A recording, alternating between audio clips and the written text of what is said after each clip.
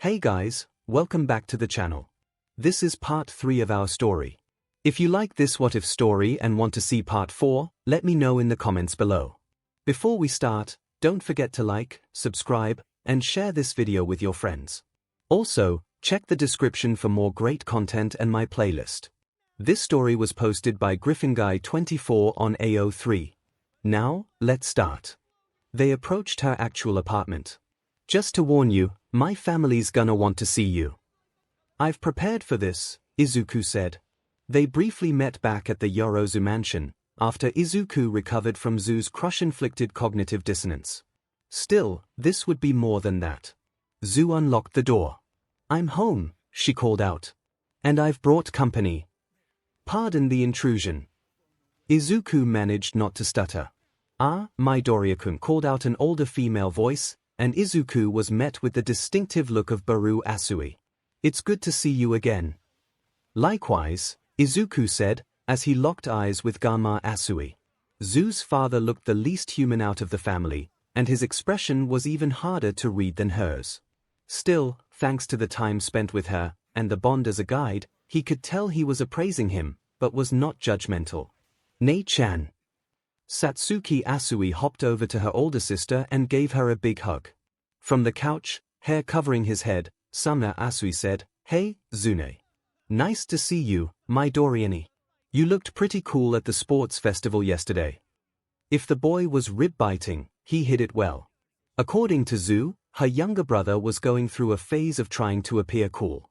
So that exchange was the equivalent of one of Izuku's gushing mumblestorms that he would have unleashed upon anyone he admired at that age. Or this age. Thanks, Asui-kun. I'm glad I didn't bore you. Samidare gave a nod. Apparently, Izuku met with the boy's approval. Satsuki let go of 𝐬 and leapt onto Izuku, Nei-chan's boyfriend, she said happily. Catching the young girl easily, Izuku pulled her into a hug, blushing slightly at her choice in addressing him. It's really nice to see you again, Satsuki-chan. Did you have fun? Wibbit, I wanted to go too, but mommy and daddy said that it was Nei-chan's time only, Wibbit, Satsuki said glumly. Izuku patted her on the head. 𝐬 asked, were you a good girl while Nei-chan was away? Satsuki nodded vigorously. 𝐬 turned to her mother, who winked.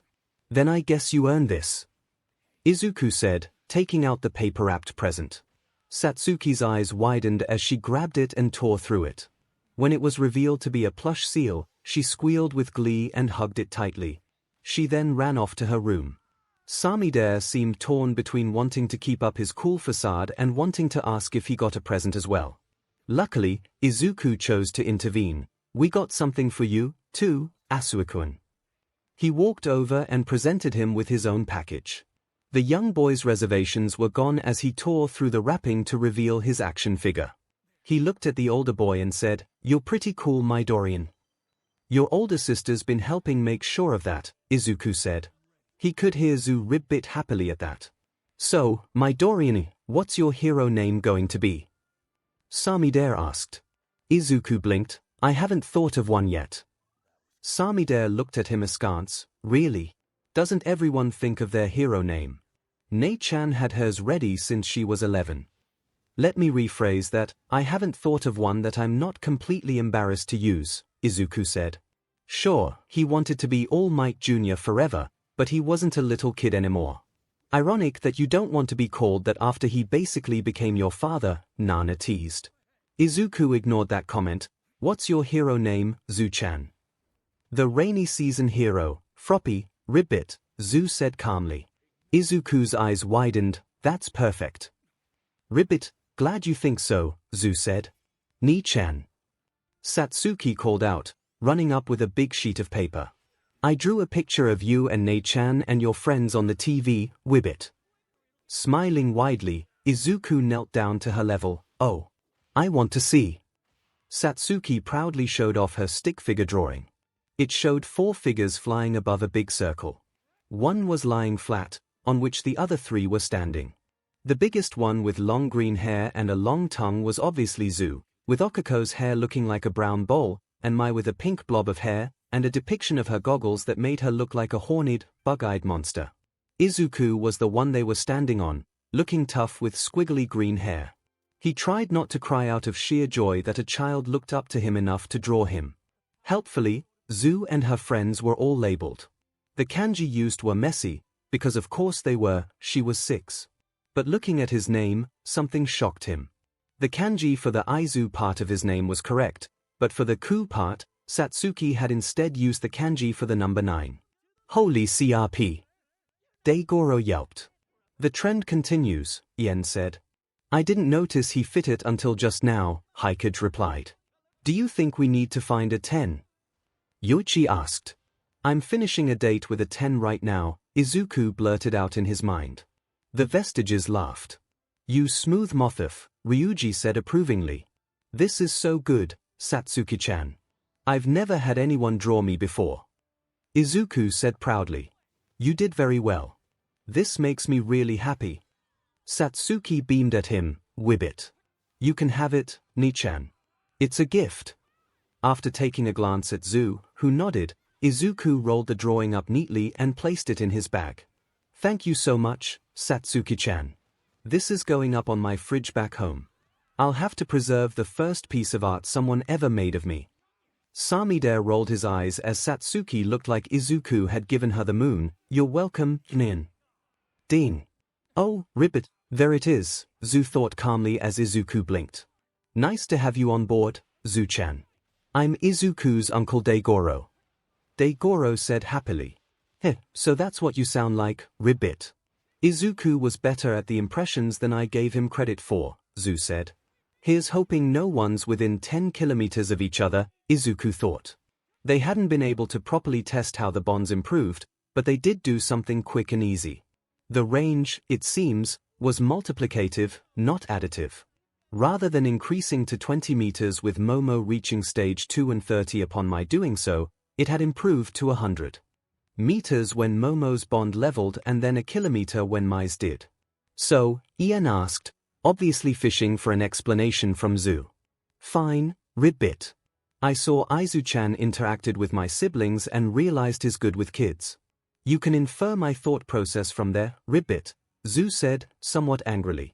Oh my god, you even ribbit in telepathy. You're adorable. Nana cried out. Didn't think you'd be at the stage of staring in each other's eyes just yet, Gamma said, croaking out subtle laughter. That shook them out of their reverie. Blushing heavily, Izuku began to stammer a bit. Midoriya-kun, I think you should leave. If you stay much longer, you'll miss the next train to Musutafu, Ganma said, not unkindly. Of course. Izuku said, bowing to the man. If you'd like to stay longer, that's fine, but you'd be waiting a long time until there's another train afterwards, Baru clarified. He looked at 𝐬 and smiled. I'd love to stay, but I'd rather that my mother not eat dinner alone tonight without much warning. Ribbit, say hello to Mama Inko for me, 𝐬 said. Izuku nodded. You're welcome back anytime, young man, Ganma said, as 𝐬 walked him to the doorway. See you back at school, 𝐬-chan, Aizu said, fumbling a bit. Take care, Aizu-chan, 𝐬 said. Then, impulsively, she gave him a peck on his cheek. Smiling widely, he pecked her cheek in return, then bowed and left. Well, they are happy, but this will be difficult to deal with, 𝐬 said in his head. Too excited? Izuku asked. Yup. At least they approve of you, 𝐬 replied. Hope they still do when they learn about the others, Izuku fretted. They know. Honestly, Mom and Dad are the weird ones in their families for being monogamous, 𝐬 countered. Good to know, Izuku sighed in relief. As he walked away, the question of his hero name rose to his head. He'd spent so much time getting to this point that a proper hero name wasn't even on his radar.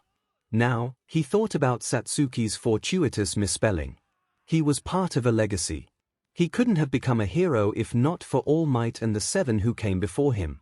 While referring to it might be dangerous, he was certain All for One knew he was the 9th host of his brother's Quirk after the sports festival. And anyone else who knew were people either he or All Might had told. So, he started to ponder a potential name.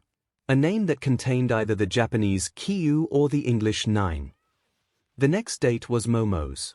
This one was set in stone, as the Yorozu family was hosting a gala and Izuku was invited as Momo's +1. Izuku was actually going to stay in a guest house on the estate grounds for the night. They claimed it was to give him time to rest as they would have school the next day. In reality, it was to give Momo a chance to commune with his vestiges. Momo had said it was a good thing that the guest house in question was less than a kilometer away from her room, because the estate was large enough that was a concern. Momo lives in a world I scarcely understand, Izuku thought as he was chauffeured into the estate. And tonight, you're going to have to navigate it, Yoichi replied. Izuku paused. Can any of you give me advice? There was a chorus of no's. The only one who had experience at events like these was All Might, whose vestige couldn't actually speak. This is fine, Izuku thought to himself as he was scurried to the mansion. Welcome, Izuku-kun. Momo greeted him in the main hall with a smile. Izuku smiled warmly at his stunningly gorgeous girlfriend. She giggled slightly at his clothes. Izuku had worn one of his joke t-shirts, one that read "Breathes."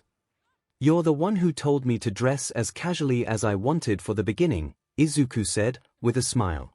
He knew she genuinely enjoyed the humor of the shirt. Indeed, Momo said.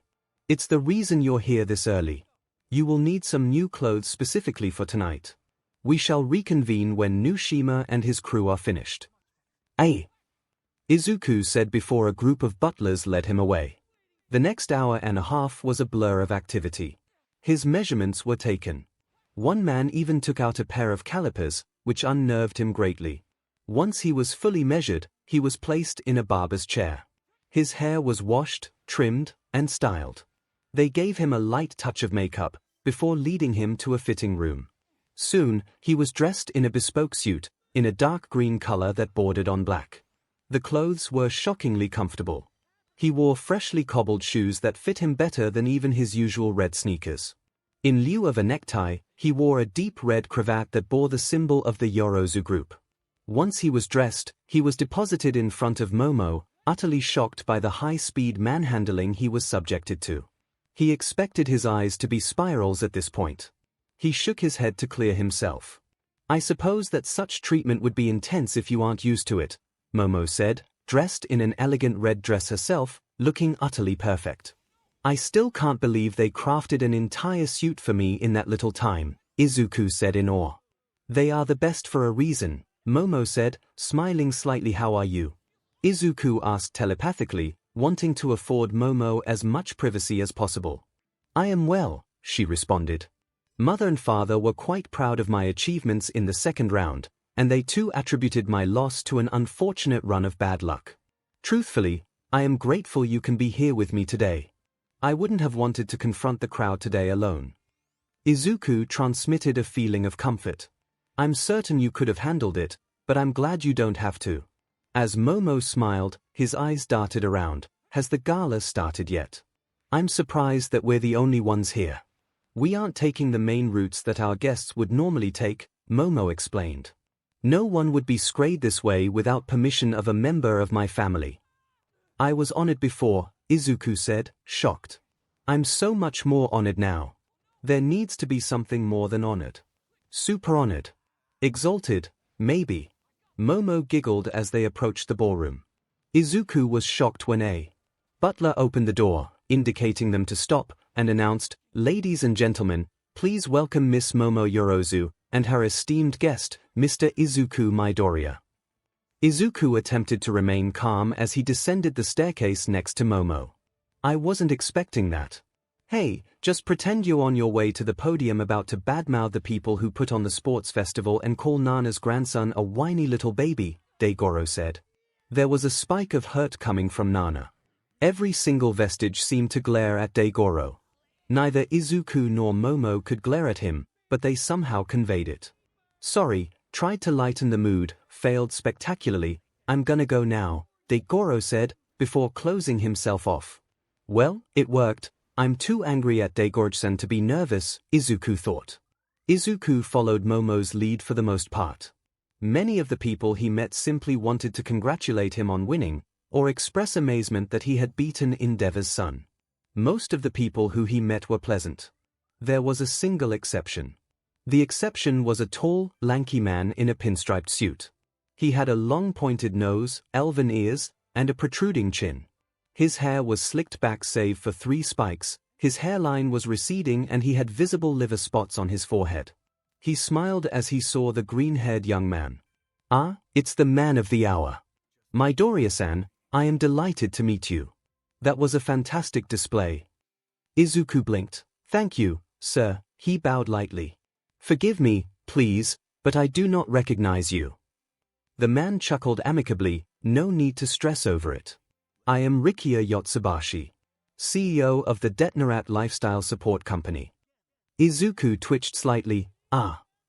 I must say, young man, your ability was a wonder to behold. Quite liberating to see you thrive in such a competition," 𝐻𝐲 said, smiling. "In recent years, 𝐻𝐪𝐼𝐴 has been expanding from our established work for the general public and begun entering the world of heroes. Now that I have the opportunity, I was hoping we could work out a sponsorship deal. Your popularity is growing already, and you can always begin building your career early." Izuku gave Momo a significant look. He didn't even have to ask her, either out loud or in their minds. She gave him a nod. He was off the leash. "Well, sir, I'm glad to learn that your corporation is new to the field of heroic support. It goes a long way to explain the incompetence on display," Izuku said, politely. Dead silence. "A bold claim, young man," 𝐻𝐲 said, his smile no longer reaching his eyes. "A claim that requires evidence. I've seen it myself. A design team from 𝐻𝐪𝐼𝐴 created a few of the hero costumes for my female classmates. Costumes that were designed with minimal protection, if any, hindering components such as high heels, and lack of any Quirk-integrated fabrics," Izuku said, breathing evenly and making sure his words weren't muttered. "When I called your 𝐻𝐪𝐼𝐴's work for you incompetent, I was being charitable. If I were uncharitable, I would have accused your company of deliberately eschewing more expensive materials and relying on exposure as a means of cutting costs while putting future heroines' lives at risk. And if I wanted to be really uncharitable, I would say that the designer was too enamored with the idea of skimpily dressed teenagers to bother doing their jobs," Izuku said. There was a murmur from the crowd at that. 𝐻𝐲, to his credit, maintained his composure. "Thank you for bringing this matter to my attention, young man. It's obvious that in our enthusiasm to enter the world of heroes, we appointed people whose ambitions outweighed their talents. I will see that the parties involved face consequences for their actions. Perhaps we can discuss that in a private meeting. It would be a fantastic way to show our commitment to getting this right." Izuku looked thoughtful for a bit, then shook his head. "No, I don't think I'm the kind of person with whom your company would want to be associated." 𝐻𝐲 looked confused. "Why would you ever think that? Your staff, all the way up to senior management, was adamant that you had no wish to associate with me when my mother was looking for an affordable wardrobe option to fit my mutation," Izuku stated. 𝐻𝐲 blinked. "That goes against every single one of our company's goals. What sort of mutation would we ever ignore?" "A wider foot due to the inclusion of a second joint in the pinky toe," Izuku replied. "Accompanied by a quirk that did not activate until I was 15. There was a brief flash of a sneer, which vanished, but the man's smile did not reappear. "Oh. Indeed," Izuku stated. 𝐻𝐪𝐼𝐴 feels no need to go out of its way to accommodate a customer base that is going extinct, 𝐻𝐲 said, stone-faced. "Well, a company with such a policy would no doubt find my performance in the sports festival disturbing. I mean, one of the reasons I've become popular was that I nearly won against Endeavor's son, no quirk required," Izuku stated. Did the man gain more liver spots when Izuku said that? Clearly angered, 𝐻𝐲 stated. "Clearly this conversation was an error. Miss, I must commend your family for throwing a lovely party. I will give your praise the gravitas it deserves, considering I was one of the students who was ill-served by 𝐻𝐪𝐼𝐴's attempts at heroic support, and that Midoriya-kun here was the one who informed me of the options your employees overlooked," Momo stated imperiously. It was clear that his liver spots absolutely were multiplying. Saying nothing more, 𝐻𝐲 walked away. "That felt good," Izuku said, sighing in relief. "It was quite a sight to behold," Momo replied. Once the gala was over, Izuku was strayed to the guest house, which was larger than the apartment building he lived in. He tried desperately not to think about that, and was surprised as he changed and found that his pajamas were somehow less comfortable than his new suit. Much like his time when 𝐒𝐭𝐻𝐲 was communing with the Vestiges, Izuku slept without dreams. He supposed they were giving Momo privacy. He woke up before dawn, as he usually did, and bathed in elegance he never experienced before.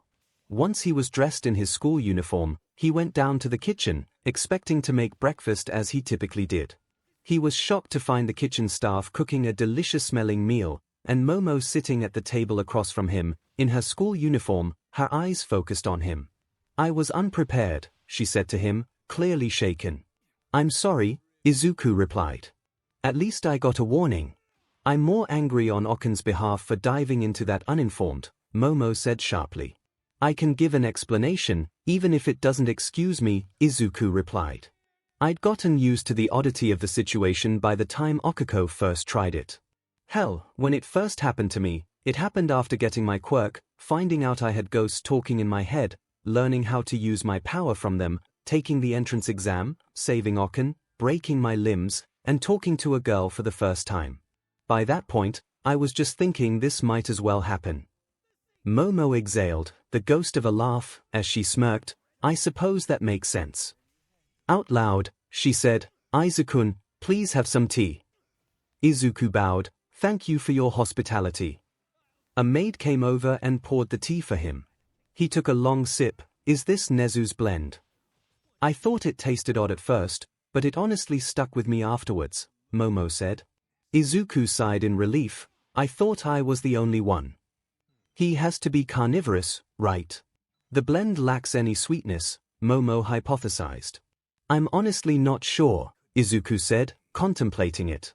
"Part of me wonders if he's deliberately throwing us a red herring. I want to say he's an ermine who has been altered to lack seasonal camouflage, but it seems too obvious," Momo replied. "His teeth aren't right for it." Izuku shook his head, as the two students were served their breakfast: Belgian waffles, fried eggs, bacon, rice, and miso soup. "Thank you for the meal," they both said, then began to devour the spread before them. Izuku was used to seeing Momo pack away food thanks to her quirk increasing her metabolism, but he was surprised at the fact that he was eating just as ravenously and finished the entire meal. "You're using your quirk more," Yoichi said as Izuku's thoughts formed. "You need the calories, too. It's only going to get more intense when you use the rest of our quirks in tandem," Degoro said, apparently out of the doghouse he put himself in last night. It was only when they were in the car being chauffeured to you that Izuku checked his phone. It opened to his Hero News app. He gasped in shock. "What's the matter?" Momo asked. "Ida," he said, showing the press release from the 𝐈𝐴 agency. "When Izuku and Momo arrived at you, rain was pouring down. It was fitting, given the sour mood they were in, that Tenya would be in. What do we do?" Izuku asked, uncertain about how to go about this. "Well, there's a chance that Ida-kun will not attend today," Momo replied. "He may need more time to recover from such a devastating loss." "I don't think Ida would do that," Izuku shook his head. "On a positive side, coming here may offer a relief from an oppressive mood back at home. Though, he may also feel that it's his duty to come here even if he'd be better off trying to recover from this shock."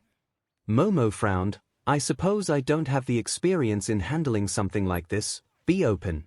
Don't force anything," 𝐸𝐴 responded. "Reach out your hand. Be prepared for him not to take it." Izuku looked at Momo, who nodded and replied, "Thank you, Rokubu-san." "Please call me by my hero name," 𝐸𝐴 replied. "What is your hero name, Rokubu-san?" Momo asked. 𝐸𝐴 replied as Izuku rolled his eyes. "I walked into that one," Momo said mournfully. Izuku wanted to laugh and say that this was why 𝐸𝐴 had taken an elder brother-like role in the family dynamic that One for All's Vestiges provided for him. But that reminded him of when he met Tensai Ida at Momo's estate and saw how he and Tenya interacted, and it hurt to think of that. That line of thought died as Tenya approached them, wearing a poncho, looking dazed. Izuku approached him. "Ida-kun. It's good to see you." Ida nodded and smiled. "Likewise, Midoriya-kun. Congratulations on winning first place. I hope you enjoyed your days off." Izuku frowned at the subdued response. It wasn't a good sign. but it was to be expected. I want you to know that if you need help with anything at all, please come to me, Momo, anyone in class, anyone at all. We're all here for you. Tenya bowed. I appreciate your concern. For now, I am coping about as well as I could. We should get ready for class. With that, he had dutifully changed out of his raincoat and shoes and headed for the classroom. He's planning something, Izumu said. What? Izuku asked. Back when Chief and I were freedom fighters, trying to stop all for one's reign of terror, I saw a lot of people lose their loved ones. They reacted in numerous ways. I think I've seen every possible reaction, Izumu said. You were always better at recognizing that head case CRP than I was, Ryuji said fondly. It seems like he's just going through the motions, but when someone does that, there are two major ways that typically manifests. You either get people who shut down and just barely hang in there, or you get people who plot out their personal quest for vengeance. Ida got a look in his eyes that makes me think it's the latter, Izumu finished. Well, that's not good, Izuku said. It isn't, Momo agreed. Not at all, Okako chimed in. Nope, Mai added. No, Ribbit, Zu concluded. Izuku blinked. Was that broadcast to everyone? I thought it was important. Should I have made it private? Izumu asked casually. Frowning, Izuku said, No, I just didn't realize it was public. God, one for all is infuriating sometimes. Tell me about it, came the voices of the Vestiges and the Bonded. It's good to see that, thus far, you all have taken Nezu's lesson on OPSEC well, Eraserhead said to the class as the last students entered the room. Today's going to be focused on a special hero. Informatics course, but first, we need to show you the offers you received. You should be aware that the number of offers you received is highly unusual. First-year students rarely, if ever, get offers in the hundreds. Your year, in contrast, had offers similar to those of third-year students. And like those third-year students, there is a large gap between the finalists and everyone else. Eraserhead then pulled aside the whiteboard to reveal the numbers. Midoriya Izuku, 4,873 Okako Uraraka, 670 Ida Tenya, 296 Momo Yorozu, 272 Tsuyu Asui, 184 Ahiro Kirishima, 92 Ibara Shiozaki, 69 Mina Ashido, 17 Pony Tsunotori, 15 Itsuka Kendo, 3 Fumikage Tokoyami, 1. There was a collective gasp. Denki shouted out, Way to wreck the curve, Midoriya. Izuku was speechless, looking at the number following his name in disbelief. Momo sighed in relief. It appears that my performance in the second round offset my loss in the third. For those who haven't received offers, or if your offered internships cannot suit your needs, you has partnered with 40 hero agencies to provide you with experiences, Eraserhead explained. And for that, you're going to need hero names. He paused as the class exploded in cheers. Eraserhead silenced them with the use of his quirk. Once they were settled, he continued, Now, these names are intended to be temporary, but you had better be careful in choosing them or there'll be hell to pay. Midnight burst into the classroom, posing sensually as she always did. Does she ever stop? Yoichi asked tiredly from within Izuku's head. I'm absolutely terrible at hero names. I was struggling with my own before present MIC gave me mine, Eraserhead said. Therefore, I'm going to use the opportunity to take the nap I so desperately need. Aizawa is actually a prime example of why you need to be careful when choosing a hero name. Especially for this class, media attention may be on you even now. The name you choose may be the name you're stuck with for your career, Midnight said. As they worked on their names, Izuku puzzled over the ideas he'd had after contemplating his wordplay. He was rather proud of it. Once that was done, they began to show off, according to seat order. Unfortunately, Mina was first and her choice of Ripley Hero, Alien Queen got a hard rejection by Midnight. Come on, it's been 200 years and change, the copyright has lapsed. Mina tried to argue. Do you really want to be associated with a villain? It could work if you were trying to be a more edgy hero, Midnight said. Mina pouted, Yeah, I'll leave that to the Tokuyanagi duo. Anyone have any suggestions? Both Fumikage and Leiko glared at her, blushing faintly. You've got horns, how about corny? A hero suggested, using the English word, causing Pony to just about die laughing. Once she explained what that meant, the boy's face turned as red as his hair. Maybe Venus, 𝐒𝐭𝐻𝐲 offered. As everyone stared, she said, well, the surface of Venus constantly rains acid, it would fit with the alien aesthetic, and Venus was also the god of love and beauty to the Romans, so, she explained, feeling very self-conscious. At the stairs, she muttered, I like space, okay. Are Mido's mumbles contagious? Denki asked, which earned him a poke from Gyro's jacks. Izuku, for his part, looked at 𝐒𝐭𝐻𝐲 with complete and utter adoration, which just increased her blushing. Mina, for her part, had stars in her eyes. That's perfect, she said, erasing and rewriting her whiteboard to read Acid Hero, Venus. Midnight gave her a thumbs up, to which Mina said, thanks, 𝐒𝐭𝐻𝐲. The high mood continued when Zu presented Rainy Season Hero, Froppy, which delighted the class. When Ida came up, however, he'd only written his first name. Are you sure? Midnight asked, looking concerned. Izuku remembered Tenya mentioning that she was friends with Ingenium and that they knew each other. This must have been HRD on her as well. I don't have a name that I feel comfortable taking just yet, Tenya replied. Izuku studied his friend's face. Izumu-ji-san, your thoughts? He's got that hard look again. There's probably a double meaning behind what he just said, Izumu responded. Spitballing here, his brother probably asked him to take his own hero name and he doesn't feel worthy of it. Problem is, what's he gonna do to make himself worthy? Izuku didn't like any of that, but focused. He applauded when 𝐒𝐭𝐻𝐲 offered Floating Hero, 𝐬𝐬𝐼 for her hero name. Denki followed up with Stun Gun Hero, Charge Bolt, which was also approved. A hero's choice of Sturdy Hero, Red Riot sparked some discussion about naming oneself after a prior hero. One of the reasons I chose to forego using might in my name, Izuku thought to himself. Luckily, no one in his head commented. The next few names went with little fanfare. Itsuka chose Hand-to-Hand Hero, Battle Fist, Koji chose Petting Hero, Anima, Yu chose Size Hero, Rule, and Kinoko chose Forest Witch Hero, 𝐬𝐻𝐻𝐿.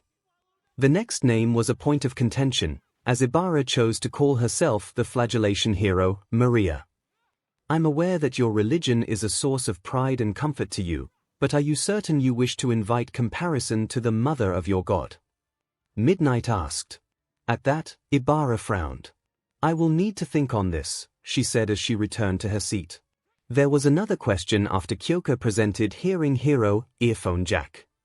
Midnight looked askance and asked, are you sure you want to use your quirk's name?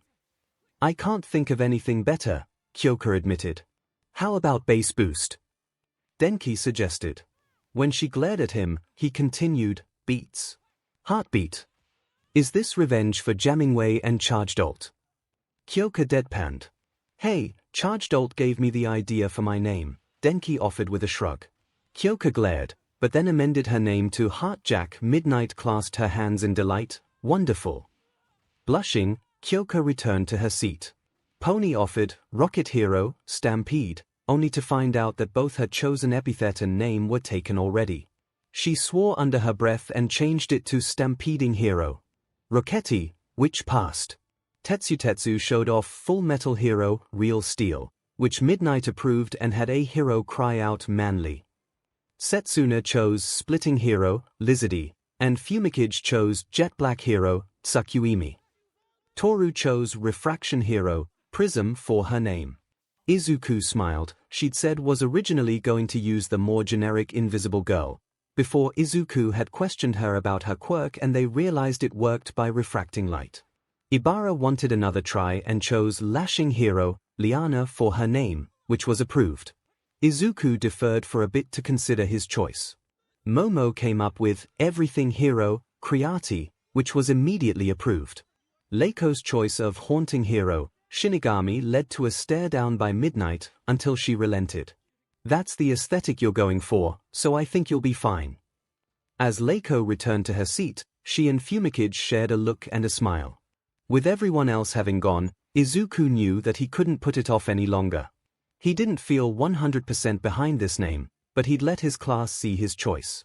He went up and cleared his throat. I'm going to let you all in on a little secret. I told you all that I was mentored by All Might, and that he, in turn, was mentored by another hero.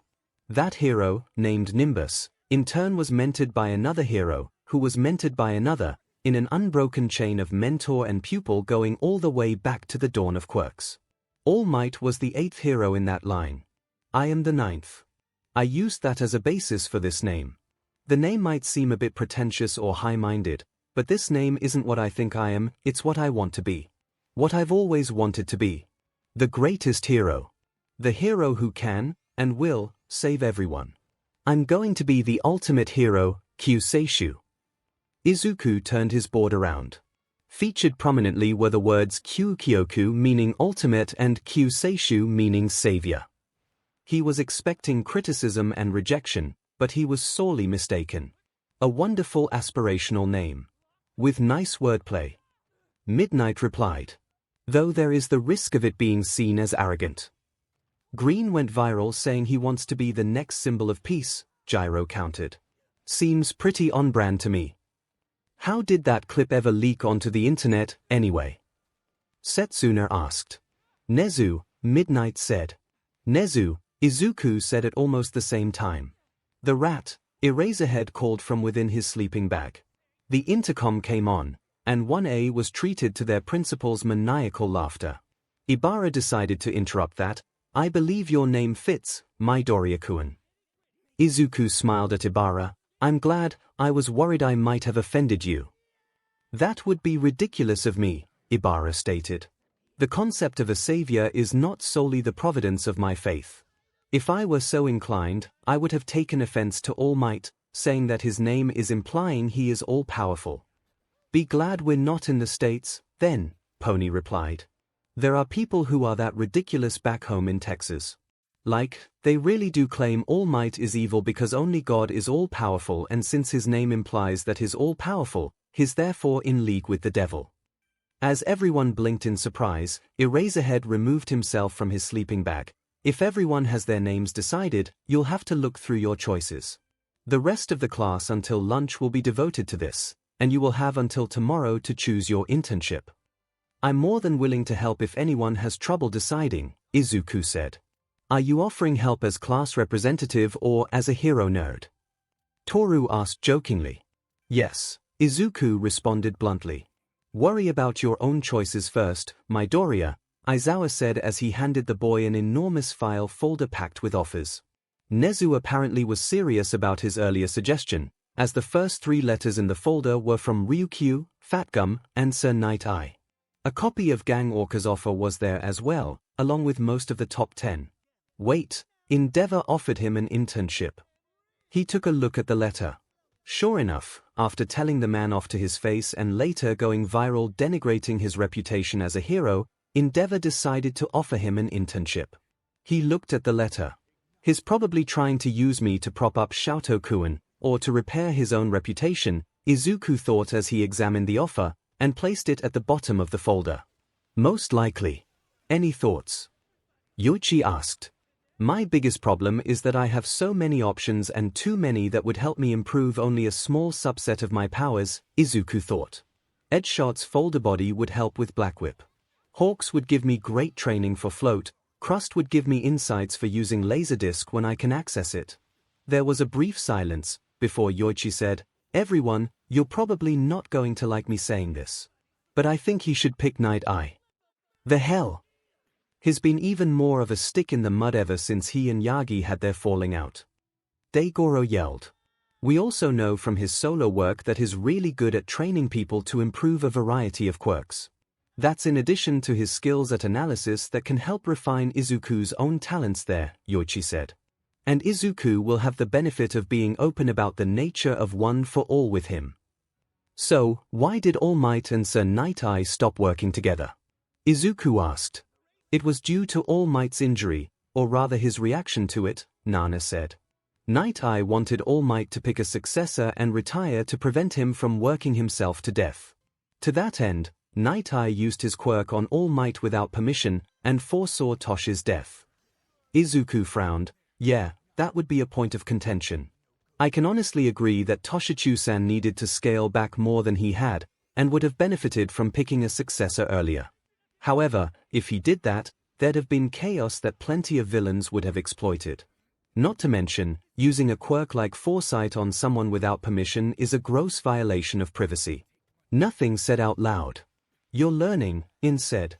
Proudly. The last time they talked, at least that we're aware of, was shortly after Toshi met you, Nana added. He said he had a perfect candidate for One for All, but Toshi told him that the ninth wielder had already been chosen. Nighty wasn't thrilled at the thought of a quirkless middle schooler being chosen, and that caused a serious argument. Izuku frowned. Should I really accept this, then? I can't be certain, but I'd probably guess that this offer is a way of mending broken bridges, Yoichi said. As it stands, I think he's the best option. Any objections? Izuku asked. As Daigoro, Izumu, and Ryuji began to speak, he amended that to any serious objections. That was met with silence. He decided to put Sir Night-Eye as his top pick. He chose Ryukyu as his second option, being both one of Nezu's suggestions and one of the top 10, but chose Hawks rather than Fat Gum for his third. Kind of poetic that the number 3 hero was his third choice. And that the number 2 hero was his last choice. He looked up to his classmates. Anyone need help? The mystery of 𝐒𝐭𝐚𝐲 single offer only deepened when Dark Shadow popped out of the boy's chest and yelled, "Holy Siapi! Hawks chose us. We didn't even make it to the 3rd round. Why's number 3 scouting us?" In disbelief. To which, 𝐒𝐭𝐚𝐲 blushed and tried to quiet his quirk. It's probable that his observations of the first 2 skirmishes impressed him, and he found potential there that necessitated refining, Leiko said, which caused 𝐒𝐭𝐚𝐲 to smile, but also to blush harder. Or maybe it's 'cause you're both birds. Denki offered. Of course, that earned him another jab from Kyoka. Hey, Mido, any thoughts on Uwabami? Itsuka asked. She's one of my 3 options, and she's the highest ranked one. She's a hero that's been spending most of her time on the media side lately. She still does hero work, but her work in recent years has mostly been modeling and media appearances, Izuku opined. Yuck, no, Itsuka frowned. Gonna take Gunhead's offer. Disappointing, Momo said. I was thinking of her agency. Do you have any suggestions, Izuku-an? Izuku looked through the list, before landing on one. Fat Gum is a good all-around hero, and both of you use food to fuel your quirks. I think he'd be a good fit. Momo nodded gracefully. Izuku approached the clustered desks belonging to Zu, Tenya, and Okiko. How are you doing, Zu-chen, Okken? Found anyone good? Good. More like great. Okiko said. I'm going with Ryukyu. Excellent. Izuku said. She's a fantastic hero. Ribbit, I'm accepting Gang Orca's offer, Zu added. I had a feeling you would, Izuku said. I've picked Night-Eye. Okiko smirked. Of course you'd choose All Might's former sidekick. Hey, it's only 40% because of that, Izuku said. He looked at Tenya. How about you, Deku-an? Tenya looked up and gave them a smile. I'm well. I've chosen the normal hero, Manuel, for my internship. Izuku blinked. I wouldn't have considered him for you. He's a well-respected and conscientious hero who has done a great deal to aid aspiring heroes. I believe he shall be a good fit, Tenya replied. Nothing about his words seemed to carry the usual earnestness he always exuded. Izuku took a look at Tenya's form. 2 other hero agencies listed as alternates. None of his 3 choices had any outward similarities. And then Izuku realized. All of them are located in Hosu. Where Ingenium was injured, Izuku thought with dread. He's going after the hero killer. Well, that's a great idea. Several heroes died and plenty of others were injured, including my older brother who has basically the same quirk as me, except he's more experienced with it, but somehow I'm going to succeed where they all failed. It's practically natural selection at this point, Ryuji commented. I think I liked you better when you ignored me, Izuku deadpanned. Faye, you proved yourself to me, now you have to live with the consequences, Ryuji said dismissively. I'm still going to stop him, Izuku said. As other classmates came to him for assistance, Izuku tried to plan. Okay, how exactly is danger sense going off? Eraserhead asked Izuku, feeling a headache coming on. Izuku decided he'd need to work with the teachers for this, and so he came to their office during lunch. So, as I've gotten used to it, I can sense things that aren't exactly immediate physical threats, Izuku said. It's like I've got a palette that's being refined. Basically, my quirk is telling me that something is off with Deku, and it's going to put him in danger. Technically correct, even if those two are unrelated, Yoichi said thoughtfully. So you think Deku, the only guy I've ever met who's stiffer than Cementos, so much of a stickler for the rules that he can quote the 𝐸 handbook chapter and verse, is going to try and go vigilante? Present MIC asked incredulously. I can hardly believe it myself, Izuku replied. But his brother, his hero, was maimed. I know the damage that learning that can do to someone's psyche. All Might coughed up BLD as Izuku said that. His world's been upended. And he's picked 3 hero agencies, none of which suit him, none of which are similar in any way except for the fact that they are located in Hosu, where the hero killer is still believed to be operating. Eraserhead stared at him, then said, Okay. Thank you for bringing this to our attention. We'll take care of this. Izuku looked at Eraserhead for a minute, then nodded and left. When he was gone, the tired pro let out a sigh of relief he didn't know he was holding. He's put his trust in us instead of meddling himself, Eraserhead said to the gathered staff members. We can't let that go to waste. He's right, Tenya-kuan's absolutely not himself, Midnight added glumly. I thought he was just distant, but it could easily be something more drastic. I'll have him in sessions before the internships begin, for one, Hound Dog said. But we can't let him go to Hosu. And if we bar him from any agency there, he might make a more drastic decision. Present MIC countered. Eraserhead pondered his current problem child lowercase. In his head, the title problem child would always be associated with Izuku, at least until someone worse came along. Which would probably bring about the end of days. We need to give him a better option. An offer he couldn't refuse. All Might cleared his throat. I believe I know how to reach young Ida. If an offer came from me, young Ida would not find it in his heart to reject it. And I know someone who can help. Someone who can teach young Ida about his quirk, about dealing with his tragic loss, and, perhaps, teach him to be less stiff. I will have to make a phone call to see if he is willing. The other teachers agreed with the idea. All Might left to make his call in privacy. They were surprised to see he was shaking in fear as he did so. I am here to deliver a last-minute offer. All Might barged into Wana's classroom. Wait, you're taking one of us as an intern. Mina cried out in shock. Sorry to burst that bubble, but no. This offer comes from someone I know very well. All Might turned to Tenya, young Ida. Ever since I began teaching this year, I have been in correspondence with my old teacher, a semi-retired pro hero who once taught homeroom at you. His quirk, Jet, is quite similar to yours, allowing him to rocket through the air at terrifying speeds. When discussing the sports festival, he showed an interest in you, and during our phone call today, he expressed interest in coming out of retirement to help train you. All Might handed over the letter, bowing to Tenya as he did so. Luckily, he'd managed to keep the tremors down for this.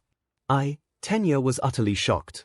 He took the letter and said, with a bit of his normal self leaking through, Thank you so much, All Might Sensei. I will gladly accept this offer. And, honestly, how could he not? Tenya still hungered for vengeance, but to see All Might, his sensei, the #1 hero, humbly present Tenya with an offer. An offer to train with the one who trained All Might himself. A pro who would come out of retirement for Tenya's behalf. He had his plans. He had his wants. But this was something he could never refuse. And so, Tenya amended his form. He consulted the letter to see which hero it was. He would look forward to learning from this Gran Torino. The holographic image of Melissa Shield addressed the gathered hero students, and so it seems that additional second stage bonds multiply the range of the bond's effects, but the increased physical capacity is additive.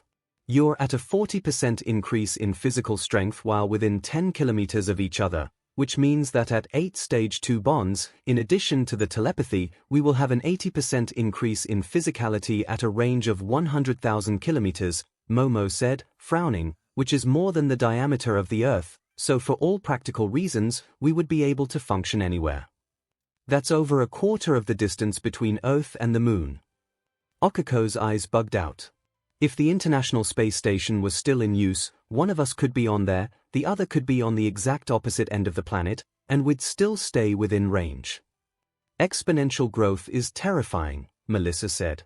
You know, with 𝐒𝐭𝐲's quirk, we could start exploring space again super easily. My said, getting ideas. The biggest energy requirement is getting out of Earth's gravitational pull, so we could save a ton on fuel and launch costs by just having her touch some equipment and letting it yeet itself away from the planet. That would be amazing. Melissa agreed. Totally.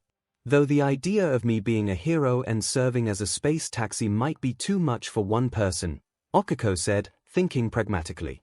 The fact that you can do it means that it is technically replicable, Izuku offered. Though maybe we should table that discussion for now, he turned to 𝐬 and Toru. 𝐬 looked fine, and the bond wasn't conveying anything severe. Toru, on the other hand, looked absolutely fried. I fell for a bunch of nerds. Why couldn't I join a more fun Polycule? Does this mean our date this afternoon is cancelled? Izuku asked. The bond, unfortunately, revealed that beneath his joking tone he was worried about boring the girls. Hell, no. Don't even joke about that, I'm not letting any of you go without a fight. Toru leapt up, holding up her fist for emphasis. Perfect. Izuku said, smiling in relief. Speaking of dates, I've solved one of our conundrums, Momo said, opening a purse. I have opened an account for the group to use for our dates. I realize that outings with each other will add up, so I wanted to give us an option so that we aren't constrained in this way. She took out debit cards and distributed them to her paramours. I have one for you too, Melissa-san, for when you arrive in Japan. It'll be after your internships end. Melissa smiled at them. 𝐒𝐭𝐲 and Izuku each looked at the cards with some unease. 𝐒𝐭𝐲 said, I know you mean this as a gift, but this still makes me feel like a parasite. Well, then we'll just have to go on a date where you spend some of it on me, Momo said with a smile. 𝐒𝐭𝐲 blushed, but nodded. Momo then turned to Izuku, and you are the one who earned it. Father gave me the proceeds when we sold our shares in 𝐎𝐪𝐼 after your crusade against our initial suit designs. Izuku blinked. Wow. So how much money is in there? Momo told them the number. 𝐒𝐭𝐲 fainted. A part of Izuku felt bad about going out to have fun when one of his friends was dealing with something so difficult. Still, he realized that he'd offered his hand, and Tenya needed the space. And, if anything, this would be a good distraction. Toru was wearing a bright cornflower blue dress and matching wristbands and a nice sun hat. Izuku, by contrast, had dressed nicely, but he was still wearing a joke t-shirt that read kimono, which made Toru giggle. How many of those shirts do you have? Toru asked. Too many, I suppose, Izuku replied sheepishly. Full disclosure, I've never planned a wardrobe for hanging out with friends before, let alone for dating. I need to wait for laundry before anything truly nice is available again. Toru frowned, which Izuku only knew because of the bond. Then, her whole body exploded in motion. We should go on a shopping trip. Izuku paled, uncertain. I mean, I don't want to exhaust Momo's account in one trip. We don't have to buy much. Toru stated, we can model stuff for each other, see what works, see what we like, maybe use the bonds to find out what the others think look good on us. What followed was a trip to a shopping mall and a whirlwind assessment of various outfits. Izuku always treated clothes shopping as a chore, but Toru was making this so much fun, trying to coordinate outfits and showing them off for her. It felt so nice. He felt like he was attractive, which he'd never felt before. Speaking of attractive, Toru modeling outfits for him was mind-blowing. She had such a bright theatricality to her movements, and an infectious cheer that made her so lovely. He could scarcely take his eyes off of her.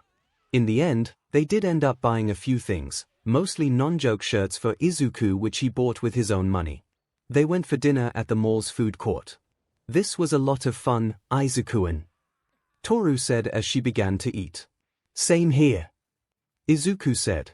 You know so much about how to coordinate an outfit, and you make them all look great. Hey, well, I have to. Since, that's one of the few ways to get people to notice me, Toru said, and Izuku could feel that twitch of sadness when she did. Izuku paused for a bit, collecting his words. Back before my quirk came in, I saw a lot of people who were conventionally pretty, but I always saw them at their worst.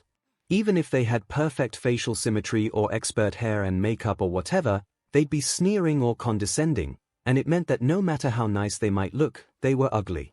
Toru-chan.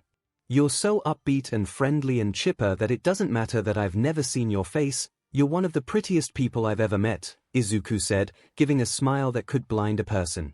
Toru paused, then smacked Izuku on the arm. That was the cheesiest thing I've ever heard. She said it fondly.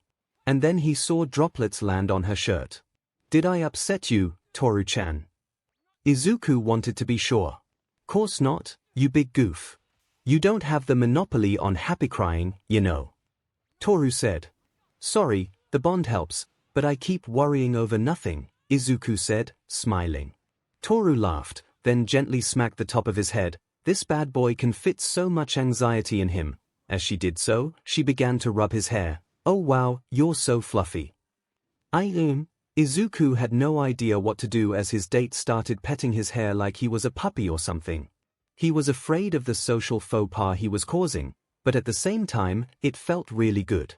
After about a minute, totally red-faced, he said, maybe you should stop.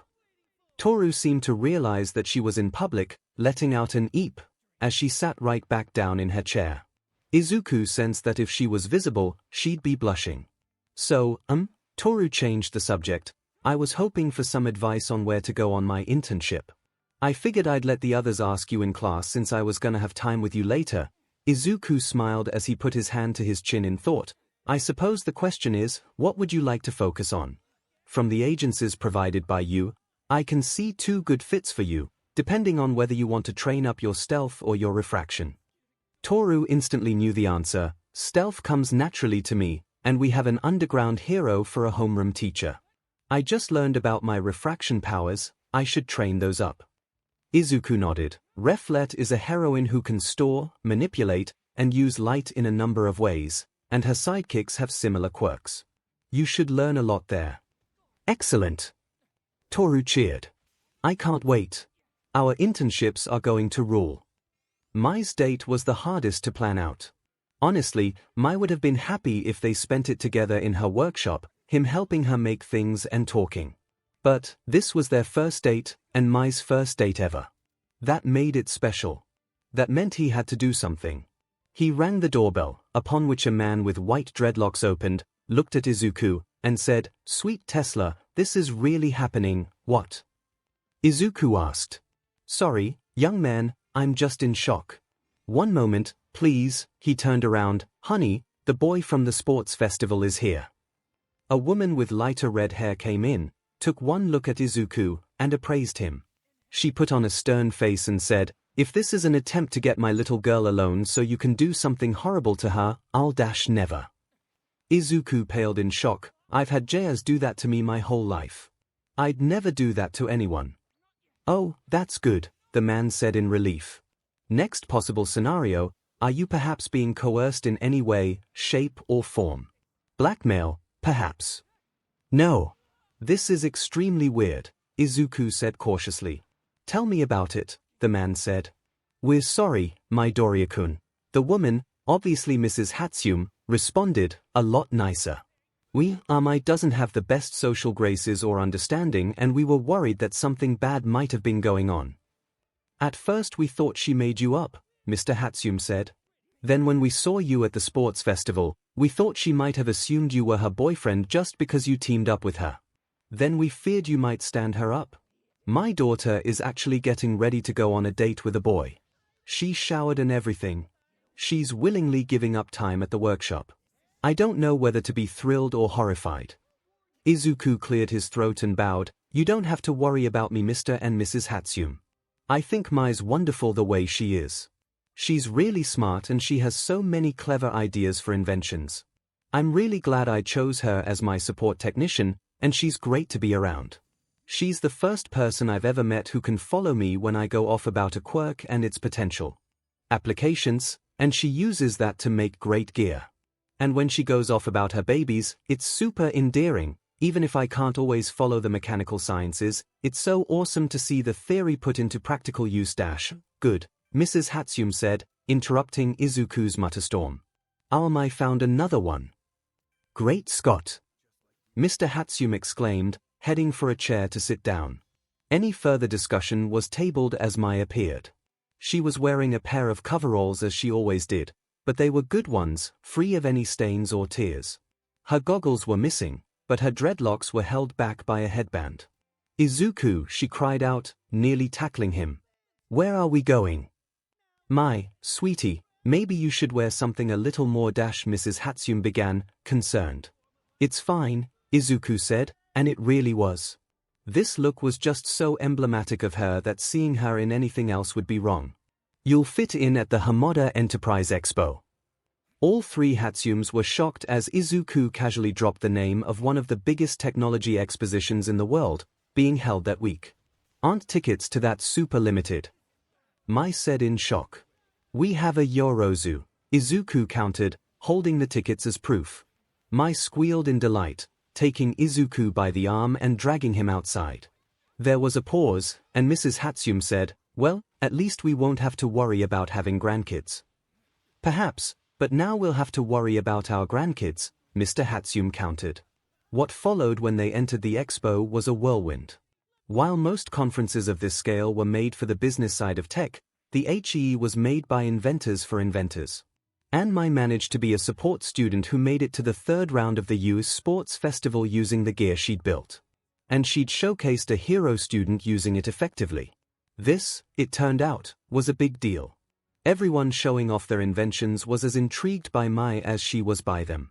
Watching Mai was like watching a shark go on a feeding frenzy, except she was feeding on other sharks who were also feeding on her, and that caused her to feed even more, and the analogy was getting away from him. Izuku was basically reduced to a note-taker, but Mai was having such a blast that he didn't mind. It was great seeing her face light up. When they were finally on the train back home, Mai was sleeping on his shoulder. And, unfortunately, once they got to their stop, she was out like a light. In the end, Izuku had to put her in a fireman's carry and bring her home. Luckily, he was strong enough to do it. About halfway to her house, Mai stirred. Hey, Izuku. Was talking with your grandpa, and your uncle who looks like a grandpa. They're nice, she said telepathically. Did it bother you? Izuku asked. Nope. It was a little weird, but learning Mindscape stuff was worth it. Mai replied. She frowned, and swayed to normal speech. Could you maybe keep carrying me home? Your parents might be a little concerned, Izuku said sadly. And I want to make a good impression. Okay, she said reluctantly, as Izuku crouched down to help her get to the ground. They continued walking. When they got to her doorstep, without preamble, Mai grabbed his face and gave him a kiss. Their teeth clicked at first, but they quickly corrected themselves, continuing passionately until they stopped mostly for air. They looked at each other. I'm really glad to have you, Izuku, Mai said.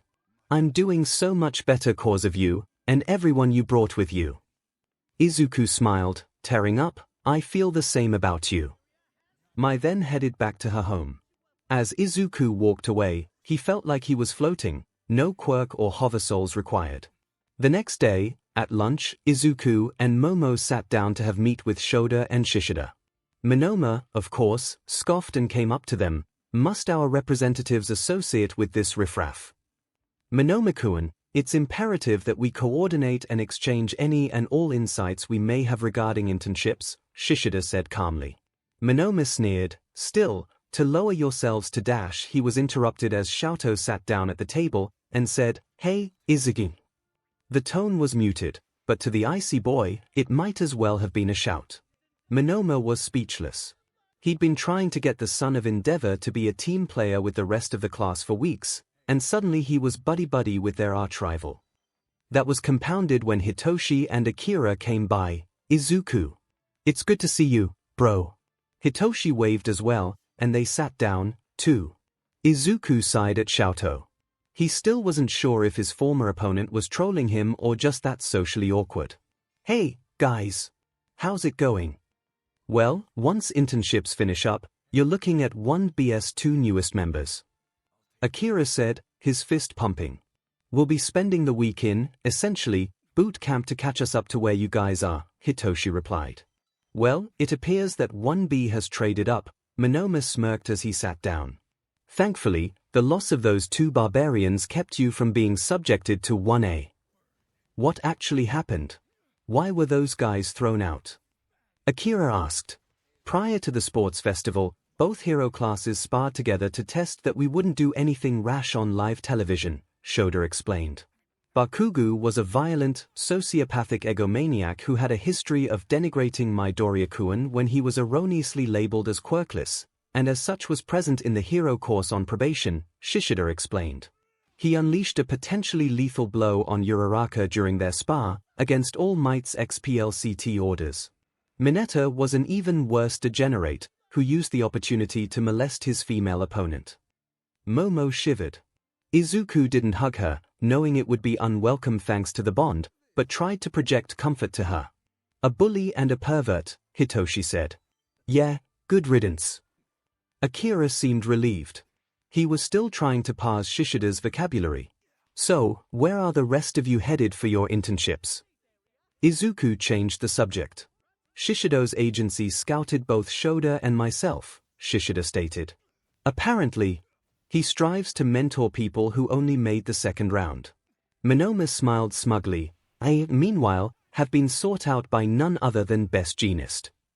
I'm interning with my father, Shoto said.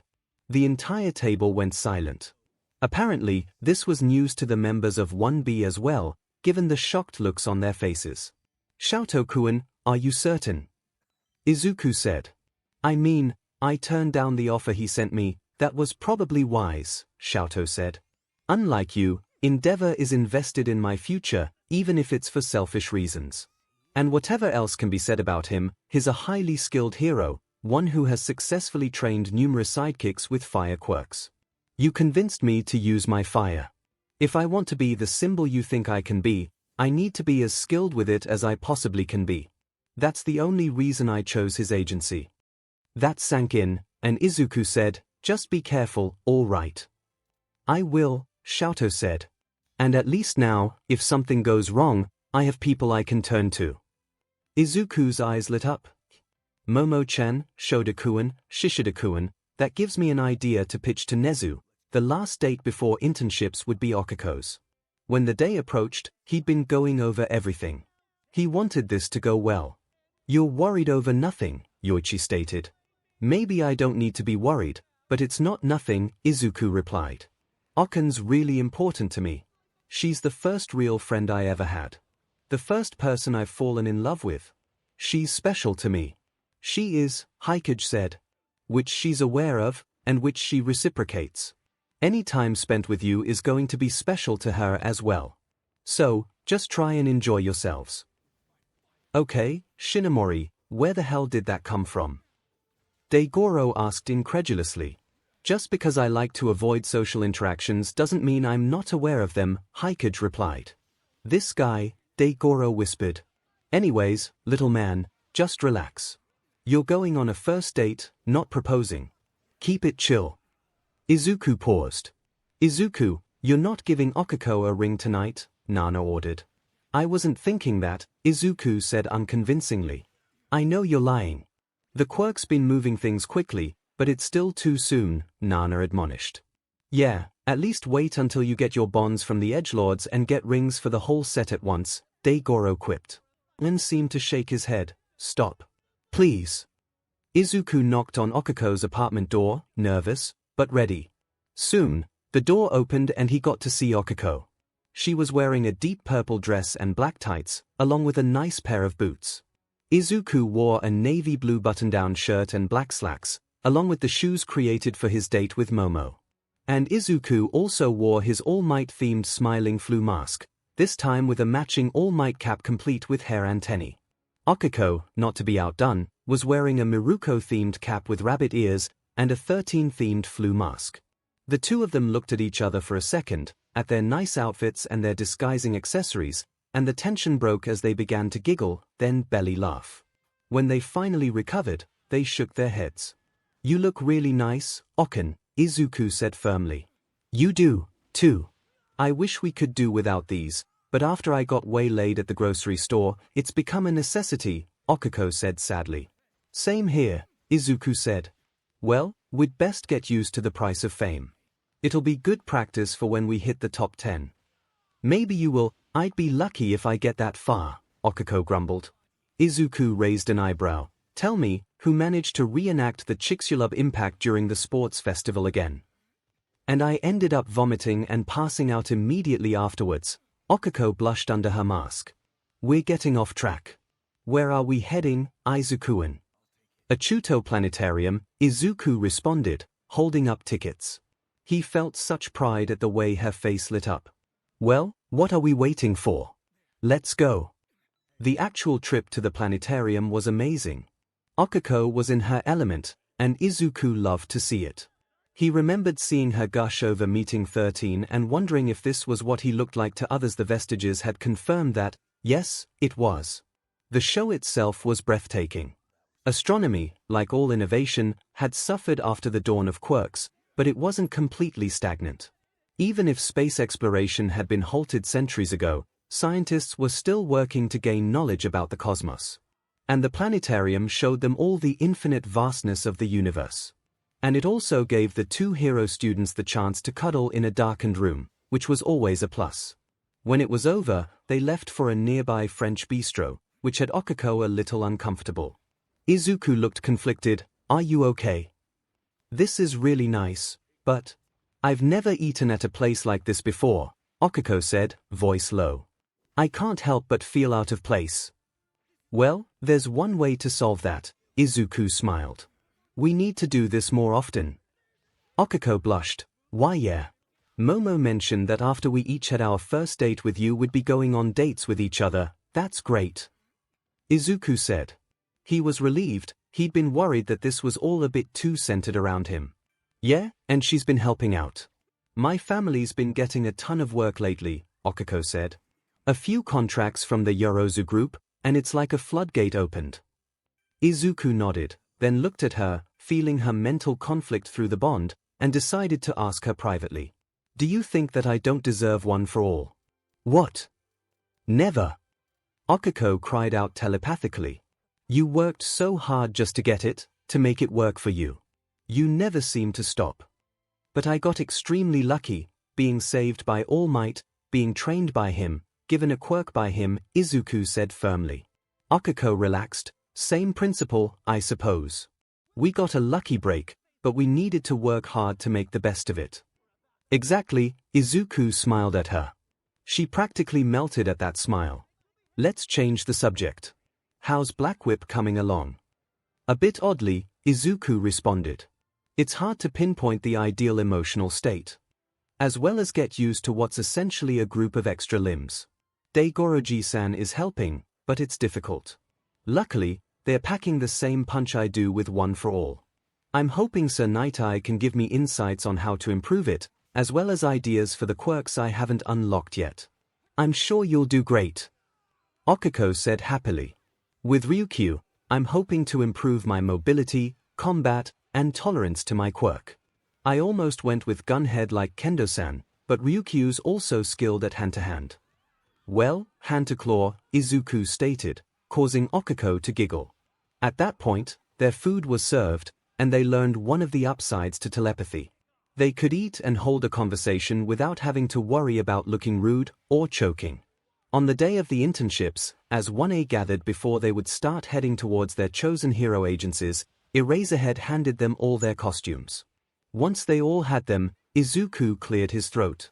Hey, everyone. I just wanted to say something real quick. We're going to be working with pro heroes this next week. While the danger for us will, hopefully, be minimal, it isn't nothing. I still remember the promise I made to all of you after the USJ, where I said I would make sure to come back to you all, safe and sound. Right now, I'm asking you all to make the same promise to me right now. No matter what, the first goal is to come back here, safe and sound. All right. Izuku asked solemnly. 𝐒𝐻ERO and 𝐻E𝐻TETSU seemed like they were going to cheer, but Izuku glared at them, and they shut up. The entire class agreed to the terms. To that end, I asked Nezu to give each hero student one of these. He held up a small flip device with a single button. They're included with your costumes. This is similar to the panic button I have for Yui. If any of us gets into a dangerous situation and we need help, this will send a text with our name and location to the Yui staff, as well as all members of 1A and 1B. If you receive one of these texts, inform your mentors before anything else. We don't need to run afoul of vigilante laws. And don't abuse it. Any notification from these things will be treated as a full-scale, USJ-level emergency. Itsuka looked at him. Was that the lecture you were given, Midoriya-kun? No, Eraserhead interjected. He was told to stop running headfirst into certain death. Please use this instead. As the class laughed, Izuku blushed and, knowing he couldn't defend himself, stayed quiet. Hey, nice to meet you, Kohai-kun. Izuku was startled as he turned around to see another muscular young man, one a head taller than him, with blonde hair spiked upward and simple blue eyes. He looked vaguely familiar. It took a second before it clicked with Izuku. Oh, you're Mirio Tagata, the third-year sports festival's winner. One of the big three of the third-year students. Izuku said in awe. That's right, fellow champ. Tagata said proudly. I've also been interning with Sir Night Eye since my first year. He let me know you were going to be joining us this week. Really?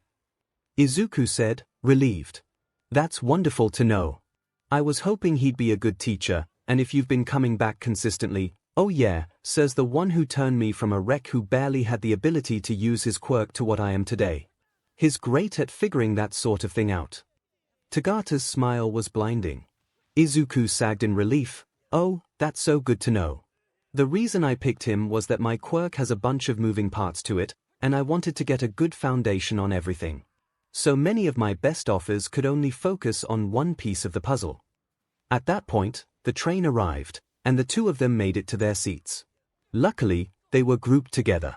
Once they were settled, Izuku opened a notebook. So, Tagata-senpai, just call me Mirio, Midoriya-kun. We'll be working together after all. Sure thing. You can call me Izuku as well. So, Mirio-senpai, I have a few questions about permeation after watching the sports festival. Would you mind? Izuku asked. Hey, I should introduce you to Nejiya-chan. Go ahead, Izuku-kun. Just don't be surprised if I start hitting you with questions myself. Mirio replied. I'd be happy to answer. First things first, are you the one who got disqualified 2 years ago because you kept phasing out of your uniform? Izuku said, looking sympathetic. Mirio, for his part, just laughed. Yeah, that's my legacy, it seems. That's how I measure how far I've come, that I've taken a quirk as finicky as mine and used it to become a top hero student. I spent so much time feeling utterly useless because of my quirk. Izuku smiled sadly. I know that feeling well enough. Mirio blinked. Right? Eraserhead's commentary. He'd mentioned Decade Force came in late. How late? Morning of the UA entrance exam. Izuku was used to this answer by now. Mirio was stunned. Wow, and here I thought it was impressive getting permeation under control in such a short time. Oh, it's not like that. Izuku said, my quirk, it's like the ocean during a typhoon, and my body's a dam trying to hold it back. I can use a tiny amount of it safely, but if I stay in that safe zone, I'll never improve. So, I have to walk a razor-thin margin whenever I use it, just enough to make sure I can acclimate, straining myself just short of the point where it will break me. The first day I had it I overdid it, turned my arms and legs into jelly as my bones were practically powder. Mirio gave a golf clap. That's awesome. My issue was different. See, my quirk isn't as simple as it may seem. If I was to just render my entire body permeable, I'd start plummeting towards the Earth's core. And I'm permeable to everything. Light passes through my eyeballs. Oxygen passes through my lungs.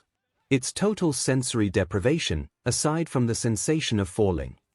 Izuku's eyes widened and his stomach dropped as he heard the description, but he was still diligently writing down what his senpai was saying. Wow, that's terrifying. Yep. Mirio somehow said cheerfully. One good thing about my quirk is that, since matter can't coexist in the same place at once, If I turn permeation off while stuck inside a wall or something, I just rocket right back out of it. So that's how you seem to teleport during the sports festival.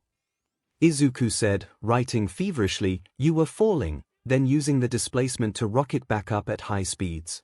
You must have been changing your trajectory mid-fall to ensure you emerged at the right place. And to do all of that completely blind, sir, helped me out so much going through the individual steps of using permeation, until the delicate steps needed to do something as seemingly simple as walking through a wall became second nature to me, Mirio said. He held out his fist, troublesome Quirk brothers. Izuku smiled, troublesome Quirk brothers. He bumped Mirio's fist with his own. It's a good thing Toshi didn't choose him, Nana mentioned during a lull in the conversation. It only happened while they were arriving at the agency. Izuku had gotten used to hearing revelations in his head. It was the only thing keeping him from tripping right then and there. Wait, what? Tagata was Night Eye's choice for All Might's successor, 𝐒𝐻𝐸 stated. Now that it was pointed out, Izuku could sort of see the physical resemblance. Did Night Eye deliberately choose Mirio because of that? Or maybe it was unconscious. Even without the accelerated aging, a quirk like permeation would be ill-suited to work with One for All, Yoichi stated. Even if we hadn't hit singularity, the power of One for All would have been devastating to wield and highly destructive. Combined with a finicky quirk like permeation, and it could easily destroy him. Yeah, Black Whip's about as bad as it gets when it comes to messy quirks among all of us, Daigoro said. Your main issue's gonna be making sure they all work well together. As soon as they reached the entrance, they found Sir Night Eye waiting for them, looking at Izuku sternly. The Vestiges were on guard, but didn't raise an alarm. Izuku, for his part, smiled and bowed. Thank you for your offer, sir. I hope we can work well together. Night Eye nodded. Tagata-kun, you know where to place your luggage. Midoriya-kun, I would like to speak with you in my office regarding your quirk. Mirio nodded, flashing Izuku a thumbs up as Izuku followed the pro. Is this normal? Izuku asked. Surprisingly, yes, Yoichi stated. Oh, don't let him touch you. His quirk works through a combination of touch and eye contact, Nana added. Good to know, Izuku said as he entered Sir Night Eye's office.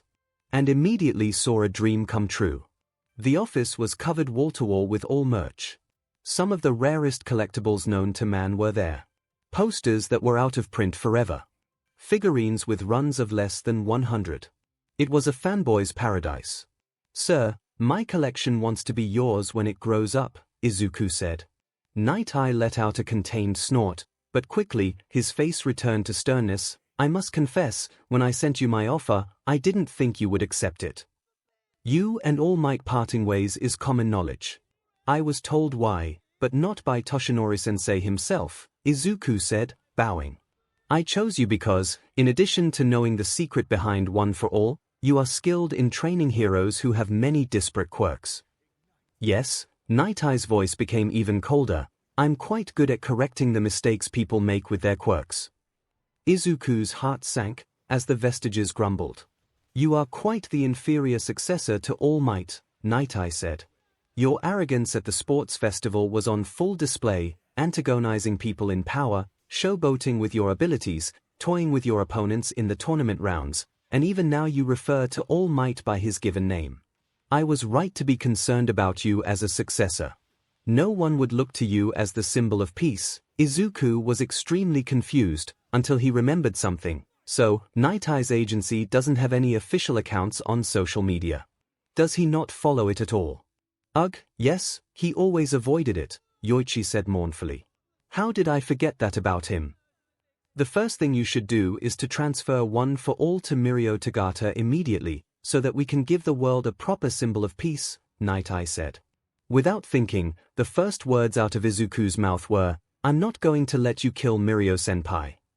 When Sir Night Eye said he wanted Izuku to give One for All to Mirio, he was expecting 1,000 possible responses.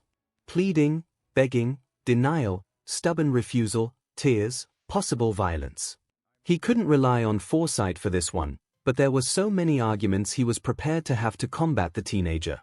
What he wasn't expecting was for the boy to accuse him of attempting to kill Mirio.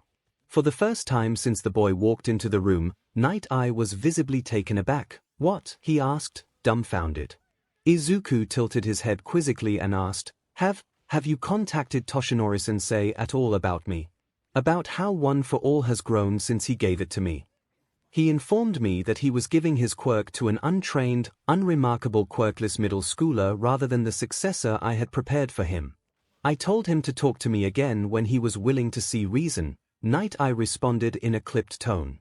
Izuku paused. Then he said, You really don't want to know what Nana Shimura is saying about you right now. Once again, Night Eye was taken aback. What? Did Toshinori-sensei ever tell you about the vestiges of One for All's previous users? Izuku asked. Night Eye frowned. He mentioned seeing them at times. I'm sure you're aware of Quirk's singularity theory. Well, One for All went past it when I received it, Izuku stated. I've been able to talk to them ever since. They've helped me immensely, and they've told me a lot about how to use One for All, Izuku said. Night Eye glared and growled out, We're getting off topic. What about your accusation of me attempting to murder Tagata-kun? I needed context, sir, Izuku explained. 6 of the 7 deceased users were killed by All for One while they were young. The exception was the 4th user, Hikage Shinomori. His quirk is Danger Sense. When he received One for All at age 22, it was weak, and All for One was hunting him, so he decided he needed to build up its strength. He left for the woods to train. When he turned 40, his body started to age rapidly, deteriorating before his very eyes. He had to pass it on to Daigoro Banju before he died. Night Eye continued to glare. That never happened to All Might. Toshinori-sensei was quirkless, Izuku countered. It turns out that the human body can't handle more than 1 quirk, the strain is too much and it halves the maximum lifespan. And that was a much weaker One for All, before it hit singularity and became a single quirk producing multiple quirk factors. Izuku paused again, then gulped. Yoichi Shigaraki, the first holder, is telling me there's a decent chance that One for All would prevent Mirio-senpai from living past 20 if I were to give it to him. There was a heavy, foreboding silence, before Night Eye said, I have no reason to believe any of this. There was another pause. Daigoroji-san is telling me that you never took Toshinori-sensei up on his offers to visit I-Island with him, but that you were always angry with him whenever he came back. Toshinori-sensei never noticed it because you were subtle, but the Vestiges knew your tells. Night Eye blinked in surprise. There was no way the boy could know that. All Might couldn't have possibly told him. Izuku continued, not to mention, there's other arguments against giving up One for All. The Vestiges also have to be willing to transfer, or at least not resist it, and there's no way that's happening. The fact that after Mirio-senpai described how permeation works, the Vestiges agreed that One for All would be too much complication to add on top of it. The chance of having a fatal accident would skyrocket. There's the fact that, while I'm happy with this outcome, he's going to be living with 9 ghosts in his head, including half-formed Vestiges of All Might and myself, who'll upgrade to full ghosts when we die. Or the fact that Mirio-senpai is already on his way to becoming a great hero, and by giving him One for All you'd really be doing is taking away a second potential hero. Or the fact that One for All has become so powerful that any 10th user, even another quirkless person, may not be able to withstand it. Or any of my own personal reasons for not wanting to follow your plan. But, if you don't back down knowing that giving Mirio-senpai One for All is a death sentence. Izuku looked right into Night Eye's eyes. Then I might as well leave right now, because there'd be nothing you can teach me that I want to learn. There was a pause. Night Eye had clearly underestimated the boy. He was briefly reminded of the many times All Might had spoken to villains, or to uncooperative heroes, and found that disturbingly similar to Izuku. Finally, Night Eye said, in a quiet voice, I didn't want to intrude on the time he'd spend with the shields. I wanted to give them space, and we spent so much time together outside of it. I was never angry at Toshinori, I was angry at myself for feeling jealous. Izuku didn't respond for a bit, and asked, Did you only train Mirio because you wanted him to be the next All Might? No. Night Eye blurted out immediately, raising his voice out of hurt. Izuku considered that, then said, I'm tempted to just walk out the door right now. As it stands, I am going to contact Nezu and let him know that your offer was made under false pretenses. However, you did train Mirio well, along with others. If you're willing to help me improve and train up one for all's multiple quirks, I'll stick around. Otherwise, I'm walking away from this agency. If I wanted to be abused for a week, I'd find my old middle school teachers. Izuku then took out a stack of papers from his backpack and dropped them on Night Eye's desk. What's this? Night Eye said. Information on the past users of One for All and their quirks, as well as All for One, straight from the Vestiges' mouths. Even if we part ways, it would be helpful if you had this information. I'm giving you an hour. Izuku then, without another word, left Night Eye's office. Night Eye put down the papers after 10 minutes. This was thorough. He'd done little more than skim them, but if Izuku wasn't telling the truth about speaking to One for All's past users, then he was somehow privy to a lot of information he shouldn't have, information All Might didn't have. Everything he could verify was correct. And everything he couldn't, it was insanely helpful. That was the point where he paged Mirio to his office. The boy's hand appeared through the door, waving before opening the knob from the inside. Night Eye chuckled at that, and was proud that the boy's control over his quirk was such that he could do such a thing. That level of precision would have been impossible not too long ago. When Mirio walked in, Night Eye looked at his protégé with new eyes. He looked so much like a younger All Might. Was that why he was so adamant on Mirio getting One for All? Did he see a hero student who looked like his old friend and subconsciously assign him the role? Did Izuku think that Night Eye was grooming Mirio? Was Night Eye actually grooming Mirio without even realizing it? What's up, sir? Besides the ceiling, that is. Mirio joked. Night Eye chuckled once again. He couldn't help it, his student could always cheer him up. Still, this was serious. What do you think about Midoriya? Does this have anything to do with why he's meditating in the lobby? Mirio was concerned. We had a difference of opinion, Night Eye understated. I want to know your opinion of him. Oh, he's great. Mirio beamed. He's got a lot of passion and drive. I mean, you saw his speech at the sports festival, right? The one where he essentially called the Hero Public Safety Commission a bunch of fools. Night Eye said flatly. Well, he had a point. It's not good to let villains know your capabilities. That's why the 𝐒𝐻 crush happens at the provisional license exams. Mirio laughed. No, I mean his second speech. What second speech? Night Eye was intrigued. Mirio blinked. Wait, I know you don't like social media, but you haven't seen the leaked clip of his final match. The one with audio. No, Night Eye said, trying to hide his confusion. Just search for the hashtag next symbol of peace and you'll find it. Mirio gave a big smile. Night Eye tried to hide his shock. I see. And is there anything else? Anything he's told you? Night Eye asked. He also has a quirk that's hard to handle, Mirio said. It requires about as much effort as mine, except almost the opposite methods.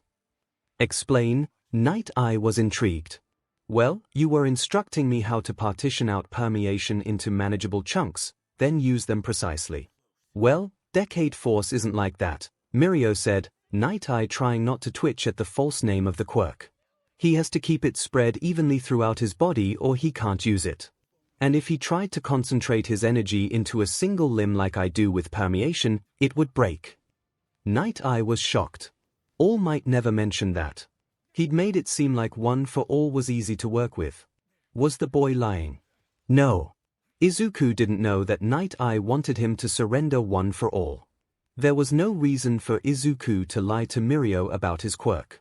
And that punch at the end, where he broke his arm, that would fit the description. So, to use One for All properly, Mirio would have to use techniques that ran counter to the ones that allowed him to effectively use permeation. Was it even possible to use both simultaneously? And that didn't even factor in the additional quirks that One for All was manifesting. Night Eye looked at his student. Thank you for your insight, Tagata-kun. I need time to search for what you said. With a cheery wave, Mirio left the office. At which point, Night Eye searched for the hashtag in question. He reeled back in shock. The speech itself was surprisingly familiar. Nothing Izuku said was lifted directly from All Might, but it was clear that he was emulating the older hero's sentiments. Not to mention the boy had identified a problem with All Might and was looking for a solution. Night Eye wanted Mirio to be the dazzling light to continue into the future. Izuku, by contrast, wanted to inspire a multitude of such lights, so that even if one went out, society would never suffer the darkness. Night Eye believed that no one would accept Izuku as the next symbol of peace, but the public, by and large, already had. He checked through the hashtag, and the others spawned around it. It turned out that few, if any, of Night Eye's interpretations of Izuku's performance were shared by the public at large. He thought that Izuku doubling back to punch the zero-pointer and using a California smash to clear the minefield were him showboating. But people were applauding him for sacrificing his lead time to make sure his friends were safe. He thought that the second round was an exercise in tormenting his fellow students. Instead, people were praising cleverness and guile. There were a few people who agreed with Night Eye's takes on the matter. They just so happened to be the same sort of awful trolls, harassers, and SHT disturbers who'd long ago soured Night Eye on social media to the point that he now avoided it entirely, save for active investigations. And so, with undeniable proof that he was wrong, Night Eye was left with only one option. He was a precognitive. He was used to accepting his fate. Izuku was on guard as he answered Night Eye's page. He walked to the office prepared for anything. Although, apparently, anything did not include the man bowing down in the Dejiza position once Izuku entered the room. What? Most of the Vestiges said in response, with tones ranging from flatly to wildly. Oh, I am going to savor this image for as long as we keep living in this quirk, Ryuji laughed. I am sorry, Midoriya-kun, Night Eye said. I have been single-minded for a while now. As such, I interpreted what I saw of you through the harshest lens, and didn't seek anything that might challenge that view. There is ample proof that I was mistaken, and I am sorry for my actions thus far. I accept your apology, Izuku said. He was honestly freaked out about the 180 he'd received from the harsh hero. You let him off too easily, Nana grumbled protectively. I'm panicking just a little bit. Izuku replied. Besides, I said I accept, not that I forgive him. That having been said, you have every right to leave if you so longing, Night Eye replied as he stood up once again. Izuku was tempted to do just that. But he remembered speaking to Xiaoto, who was willing to go to his father's agency because, as terrible as he was, Endeavor was still the best person to train him. Yoichiji-san believed you were the best option I had available, Izuku said. Your reputation of training heroes is solid, and whatever your motives were with Mirio, I can't argue that you've trained him superbly at using his quirk. Still, there is no reason for you to trust me, Night Eye said simply. Eraserhead didn't have my trust after our first run-in, Izuku replied. He managed to earn it. Night Eye paused. He looked contemplative. He gave a deep sigh, then he turned to his wall. He removed a framed poster and placed it to the side, revealing a safe in the wall. He entered a combination, then a handprint scan, then a retinal scan, and the safe opened. He reached in and grabbed a plasteel container. Through the clear, nigh-indestructible material, Izuku could see something he never thought he would ever see in person. Is that an original edition of All Might's first official action figure, as part of the upcoming Heroes International line, Wave Mint Condition, NFB, autographed, complete with certificate and a photo of the signing, Night Eye stated with fondness and pride. I purchased this myself on its release, long before I was his sidekick. It's the jewel of my collection. Izuku was floored. This was the holy grail of All Might memorabilia. I'm honored that you would show this to me. When you leave the internship, whether that happens now or at the end of the week, you will be leaving with it, Night Eye said. Izuku went completely slack. Izuku! Nana tried to rouse the boy. I'm struggling between denial and the urge to offer my soul in response, Izuku replied in a tone of complete shock. God, both you and him are such nerds, Ryuji growled. I don't know what pisses me off more, that is giving you this offer, that you're willing to take it, or the fact that this is probably the most sincere way this piece of SHT could possibly apologize to you. Whatever else, Night Eye giving this to you is like giving you his kidney. Both of his kidneys, Yoichi said, impressed. I accept, Izuku said, hoping his voice didn't crack. Night Eye nodded, and Izuku thought to himself, this has to be the oddest beginning to an internship out of everyone in my class. Gran Torino-san. Tenya tentatively shouted down the hallway. Your door was unlocked and you did not answer, so I apologize for technically breaking and entering. He had been debating whether or not to enter the dilapidated premises for 10 minutes prior. There was no response, but something odd was at the end of the hall. Tenya approached it, and saw what appeared to be an old man in some kind of hero costume covered in red fluid and viscera. 119, 119, Tenya muttered as he fumbled for his phone to call the emergency line. I'm alive, the man shouted before Tenya could unlock his phone, nearly causing the boy to fumble it. Sir, are you all right? Tenya said, ramrod stiff and ready to help. Do you require assistance? I dropped my lunch, the old man said. Upon closer inspection, he was in a puddle of ketchup and sausages, rather than BLD and gore. Who are you? Tenya Ida, sir. You are Gran Torino, I presume? Tenya asked. The man ped his head to the side. Tentaru. Is that you? No sir, Tenya Ida. Tenya was a little unsettled by that. Was he hard of hearing? Then again, very few people, even the elderly, found him hard to hear for some reason. I need to make a new lunch, the man said, seemingly ignoring the boy, collecting his spilled food, before turning back and once again asking, who are you? Tenya paused. What were the protocols when your teacher was senile? Were there any? He took out his phone and began to search desperately for answers. At which point, the old man went to the case that Tenya brought. Is this your costume, kid? Tenya squawked and tried to retrieve the case, but the man said, put it on and see if you can't hit me. Sir, I do not believe that you should be dashed. Tenya began to lecture, up to the point that the old man kicked him in the face. Tenya was sent back through the hallway. Come on, kid. It's been a while since I've sparred with one of Tentaru's boys. The old man was standing up, his befuddled expression gone, and replaced with one of smugness. Show me what you've got. It was then that Tenya realized that Gran Torino was referring to his own grandfather, Tentaru Ida, hero name Ida 10, the first hero in his family. Ah, I see, you were trying to get me to dash. Tenya was cut off by another foot to his face. Izuku and Night Eye were alone in one of the training rooms. Night Eye had several papers out to consult. Let's look at Black Whip, Night Eye said. It's your newest quirk, and according to your tenants, it's one of the most complicated. Has it been troubling you? Izuku nodded. It's been fairly inconsistent when I try to summon it. All too often, I manifest a tiny wisp or an uncontrollable mass. Part of the problem is the emotional component, because I'm trying to dash. Let me stop you there, Night Eye said. At the sports festival, when it first manifested, what was your emotional state then? Izuku put his hand to his chin. I was determined. Eager. I wanted to win, and I could feel the expansion caused by the superheated air threatened to blow me out of the ring.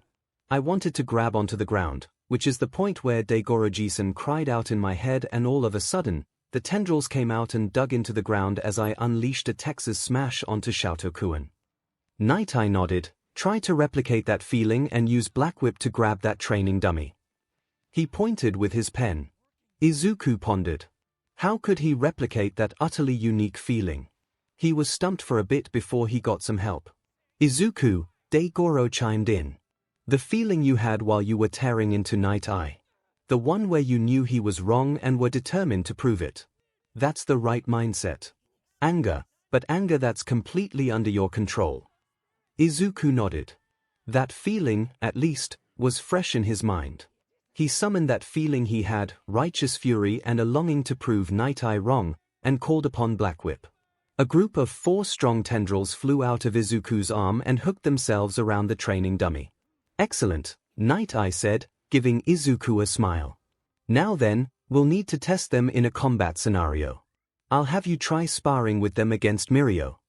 Izuku tried to hold on to Black Whip at the dread that statement brought. I now know the life of a pachinko ball, Izuku said as he hit the bed.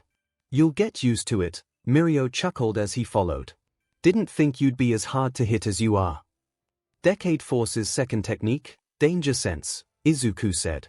I unconsciously send out some stockpiled energy, which lets me sense oncoming threats. It's the only way I could keep up with you. So you're mildly precognitive. You and Sir are a lot alike. Mirio said cheerily. Izuku kept his expression neutral. In certain ways, yes. Mirio frowned. Look, I don't know what you two discussed, but you seemed really unhappy when you left his office the first time. You seemed okay afterwards, but is there anything I can help with? Maybe you can swing another internship if this is too toxic. Izuku considered that, and what he should say. He settled on, Sir and I have our differences, but I think we can be professional about this. I've already emailed 𝐒𝐻𝑒zu about the issues we had, but so far I think this is workable. Glad to hear it. Those tentacles are serious. Business, Mirio thought, then snapped his fingers. I'll have to introduce you to Tamaki-kun. He's got experience with that.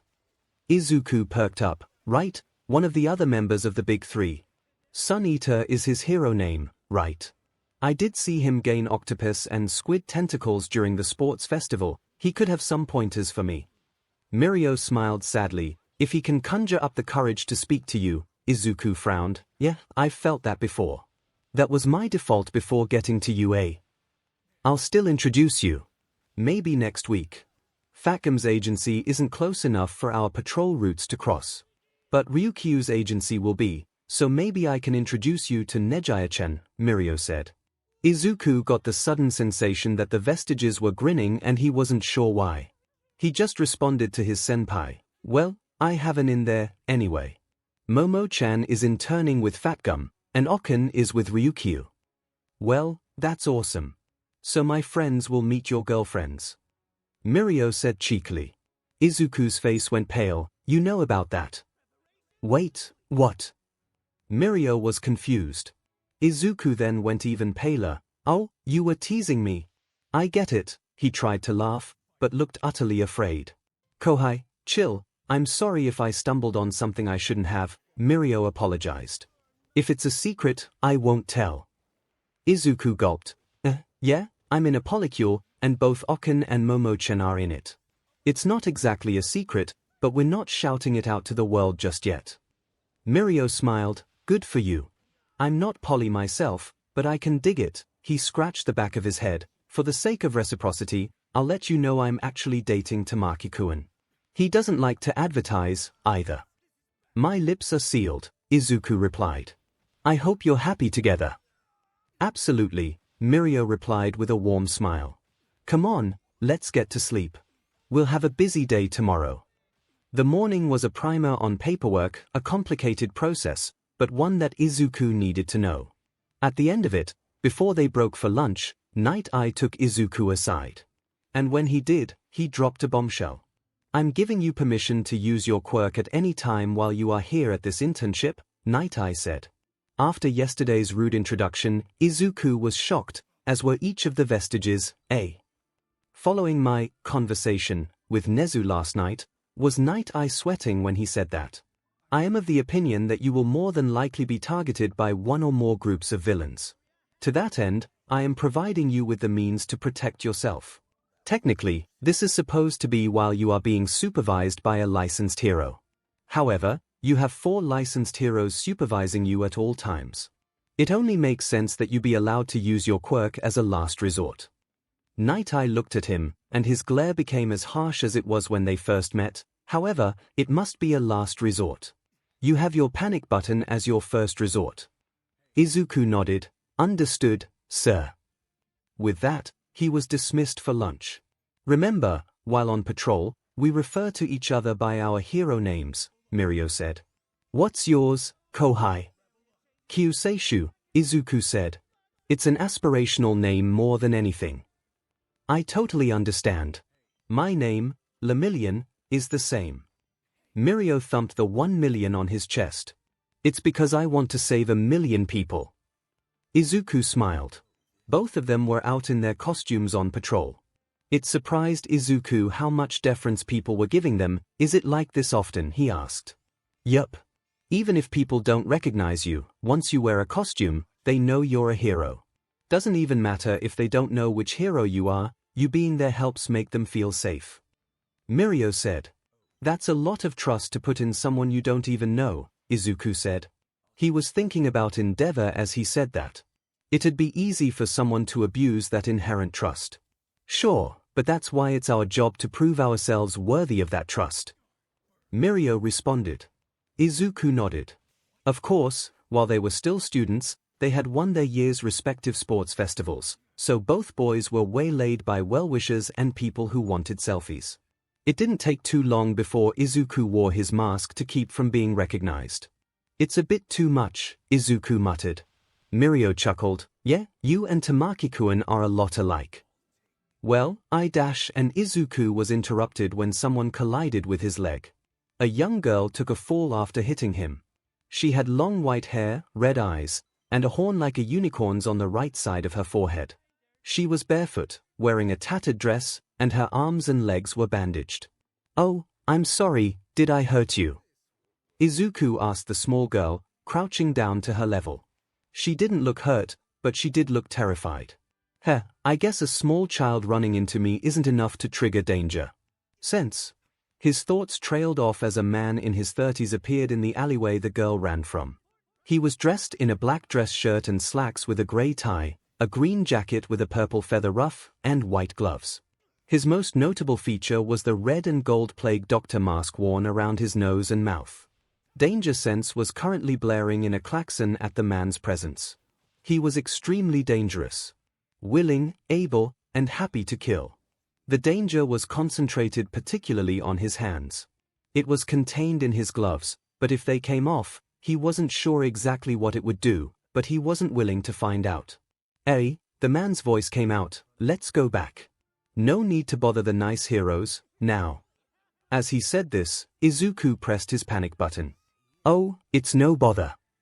He gave the girl a smile, are you all right? I apologize on my daughter's behalf, young hero, the man said. She's a bit of a troublemaker.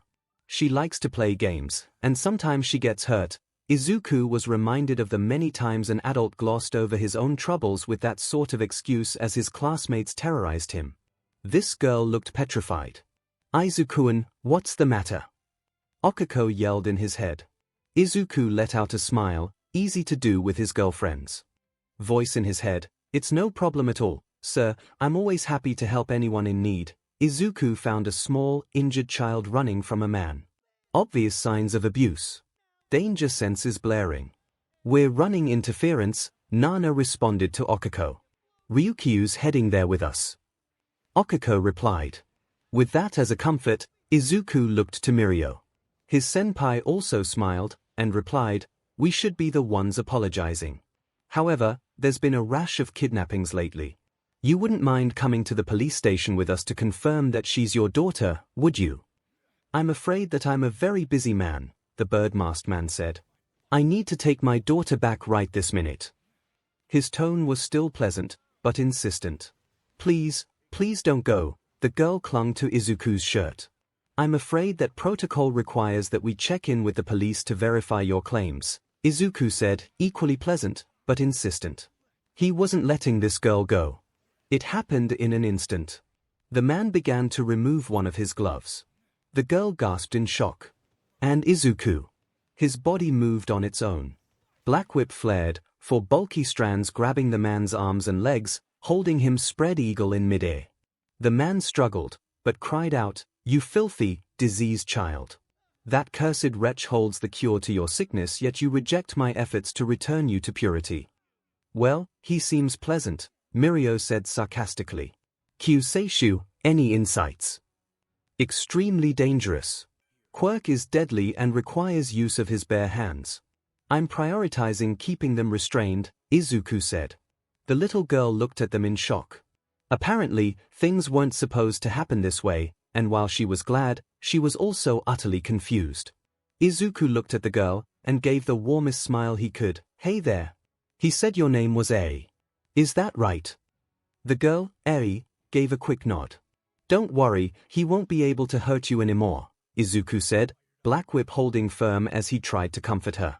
Of course, that was the point that several police cars came blaring forward, as did Ryukyu, carrying 𝐒𝐭𝐽 and a girl with long periwinkle hair, night-eye, centipede, and Bubble Girl. Night Eye, for his part, gave Izuku a look of exasperation that rivaled Eraserhead's. It hasn't even been half an hour. Izuku gave a weak laugh. Izuku sighed as he sank into a chair at the police station. His questioning was over. Some of the officers were incensed at an unlicensed high schooler using his quirk so freely. Luckily, Detective Tsukochi was present to verify his claims, and Night Eye had multiple examples of proof, including a letter Izuku was carrying on his person that he was given permission. Izuku-in. Okiko cried out, "Danjit, I mean, Kyusei-shu. Are you okay?" Izuku smiled, "I'm fine, 𝐒𝐻𝐢𝐴𝐵𝑡. It's just been a bit hectic today." "I'm just relieved nothing bad happened," Okiko replied. "Sorry to worry you." Izuku gave her hand a quick, reassuring squeeze. It was at that point that Mirio and the other girl that came with Ryukyu came close. Mirio smiled, "Hey, Kohai. I figure it's time to introduce Dash." He was interrupted by the young woman zipping over to Izuku. She was maybe a centimeter or two shorter than Izuku, but right now, she towered over his seated form. "So you're Okiko-chan's boyfriend. Did you fight quirkless in your sports festival battle? Does your quirk always spark like that? Why did you break your arm in that last battle? Why does it have that black stuff?" Well, this was the first time Izuku was ever on the receiving end of this sort of questioning, and the Vestiges were chuckling. And, while he'd had enough confidence boosts in the last few months, this was still new. Yeah, Okken and I are dating. I wasn't fighting quirkless. If I use up to half of my maximum safe output, I don't have any lightning. If I go over my safe output, which is currently around 10%, I risk hurting myself, but I couldn't have won if I didn't, so I considered it an acceptable risk even though I shouldn't. And the tendrils are a different manifestation of my quirk's stockpiled energy that I hadn't been able to manifest until then. I call it Black Whip. While he started off stuttering and shy, as he discussed his quirk, he became less so. The girl, however, was thrilled. Mirio-kun. He's adorable. He's like you and Tamaki-kun had a kid. She then gasped. Your hair. If you mix yellow and navy blue, you get forest green. I don't think genetics work like that, Mirio laughed. Kohai, this is Nejiya Heido-chan, one of my best friends, and the second member of the Big Three. Pleased to meet you. Nejiya bowed. You can call me Nejiya-chan. It's my hero name, after all. Izuku gulped. Well, okay, Nejiya-chan, if you insist. He took out a notebook. How is your quirk powered? How do you use it to fly? Does it help make those spirals in your hair, or is that just a styling product? Nejiya beamed at him. And before she could answer, Izuku heard something he hadn't heard in a while. Thump thump thump click. Izumu sighed. My turn, then. Of course. Should have known this was the rat's plan. Tenya was fairly certain his entire body was just a single bruise at the point that Gran Torino called it for the day.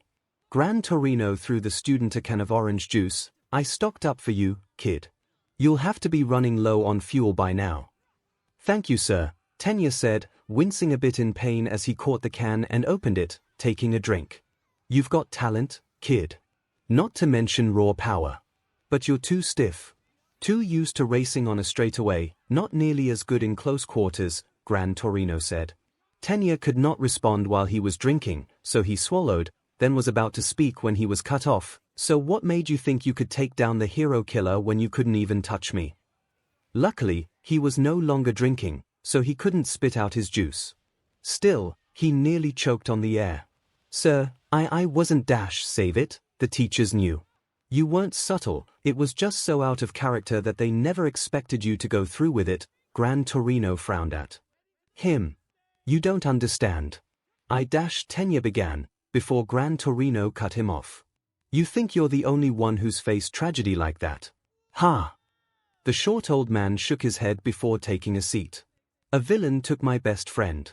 It was decades ago, but I still remember it like it was yesterday. Tenya balked at the man's serious tone. He struggled with his words before he said, I am sorry to remind you of such a bad memory, Gran Torino-sensei. You get to my age, it doesn't take much to put you back in the past, Gran Torino replied. Her name was Nana Shimura. Most people don't know her hero name, but she went by Nimbus, he looked when Tenya jolted at that name. You know her? Midoriya mentioned that Nimbus was All Might's mentor, the way that All Might was to him, Tenya explained. He was interested now. Yeah, well there was a villain who wanted her and her apprentice dead, Gran Torino said. You gotta realize that at this time, All Might wasn't All Might. Not like you know him. All Might was a wet behind the ears kid with a fresh UE degree. And this villain, he was the worst. I had to take All Might and run like hell. Nana kept him at bay, just to keep him from catching us. Tenya was shocked. The time he spent in America, yeah, he was training to get strong enough to kick that guy's teeth in, and to keep him or his agents from getting him, Gran Torino said. And he did manage to put down his mentor's murderer. Tenya felt the weight of this information settle in. He finally asked, did it help? Gran Torino shook his head, not even a little bit. Best thing I got out of that was the satisfaction that he wasn't going to hurt anyone else. They sat in silence for a bit, before Gran Torino got up. Well, that's enough of this old man's reminiscing. This is about teaching you. I already told you, you're too stiff. You need to be flexible. And then there's your admiration of your brother. Tenya sputtered, what are you talking about? Tensai is a wonderful person and the ideal hero. A guideline that everyone should strive for. And that's what's holding you back, Gran Torino said, leaving the room. What was that clicking noise? Nejaya asked. Okiko blinked. She bonded. And that quickly. She asked Izuku. Apparently, Izuku said, equally surprised. Senpai, there's something I actually need to talk to you about. In private, Okiko ran interference, dragging Nejaya off. Izuku turned to Mirio. So, what's happening with A? And that masked guy? Turns out the masked guy's a Yakuza boss, Mirio said. He's got a super crazy quirk that allows him to destroy and reconstitute matter with a touch of his hands. Izuku was taken aback. The kind of power inherent in that quirk was phenomenal. Wow! It's a good thing that I could effectively use Black Whip, then. I knew that his hands were dangerous, but that's ridiculous. I know. Really glad you were with me today, Izuku-kun. Mirio placed a hand on the shorter boy's shoulders. Indeed, from behind them, Sir Night Eye appeared. Covering his hands with an energy-based capture quirk was one of the few ways we could have detained him. I could sense that his hands were dangerous, and when he started to remove his gloves, I didn't want to chance it, Izuku said. Good. That's why you're alive right now, Night Eye said. And you pressed your panic button immediately, so you followed protocol. There's a new wrinkle, though, the girl. Is she all right? Izuku asked. She has obviously been traumatized and abused. There's no official record of her existence, so her BRTH was likely kept secret, Night Eye said. They're trying to assess her medically, but it appears that any attempt to do so frightens her. And she's asking to see the nice people. I assume that's us. Mirio said. You do fit the description of the big man with sunshine hair and button eyes and the fluffy green man with the big black ropes, Night Eye said with a chuckle. Mirio laughed, and messed up Izuku's hair. You are pretty fluffy, Kohai. Izuku was a little miffed, but decided to prioritize, can we see her? Of course, Night Eye replied, leading them towards the room she was in. As they entered the room, one of the officers came to try and comfort the little girl, but she was scared. Her horn began to glow. Danger sense flared once more, and Izuku yelled, "Get back!" calling up Black Whip to bring the officer away from the girl. The officer was startled as he was yanked back by the hero student. As that happened, a half-eaten orange flew from his pocket. It landed on the bed as the glow from Eri's horn spread out. Once it touched her, the orange began to revert to its original, uneaten state. Then, it began to lose its ripeness, until it reverted back into a blossom, and then, finally, disappeared. Everyone who noticed that stared in shock. Wow, Mirio finally stated. Eri, for her part, looked absolutely terrified. No, my curse. I don't want you to disappear, she said as she trembled. Izuku barely even considered it. He let out a small, thin strand of Black Whip, totally calm. Buddy, we don't know for sure that it won't be affected by her quirk, Degoro said cautiously. Oh my god, he has AirPods in, he can't hear us. Yuichi responded. Must you? Degoro snarled. I died memeing the first time, I'll die memeing again, Yuichi stated firmly. Ignoring them, but trying to be cautious, Izuku brought the tendril of Black Whip towards Eri, calmly touching her, ready to drop it at a moment's notice. When he failed to be affected by her quirk, he wrapped it around her, loosely. Hey, it's going to be okay, he said, smiling. Eri looked confused, touching the tendril tentatively. It's warm. And tingly. He used the tendril to rub her face. If this feels uncomfortable, please let me know. Eri leaned into it, before the light from her horn dimmed. Was it smaller now? She collapsed, unconscious. Danger sense isn't going off anymore, Izuku said, nearly collapsing once the trouble was over. That orange, it's like she rewound it, Mirio said in shock. Indeed, Night Eye said. This may explain why no records of her exist. Without proper control, what would she have done to a person touching her? Izuku paled, but then a thought came to him, but, with control. She restored that orange to the way it was before it was eaten. If she'd stopped there, she could have one of the most powerful healing quirks of all time. Ironically, so could Chisaki, Night Eye spat. At Izuku's confusion, he clarified, the villain you apprehended. His quirk, Overhaul, can restore living matter to his whim. He has a quirk like that and he's a Yakuza boss. Izuku said in disbelief. I don't understand some people. Speaking of understanding people, Nana interrupted, Okako-chan needs help with Nejaya. Izuku sat up. Sir. There's something I need to deal with. Night Eye raised an eyebrow. And what might that be? One of Decade Force's involuntary manifestations, Izuku said, clasping his hands together. Night Eye, having read Izuku's notes and spoken to Nezu, simply nodded, understood. I'll contact you if you're needed. Otherwise, inform me when you're done. Mirio looked confused as Izuku left. Sir, what's that about? Night Eye shook his head. You're better off not knowing. I wish I didn't. The bond was preparing him. Nejaya-senpai was excitable and hyper. She was very excited about what she was learning. She had a ton of questions.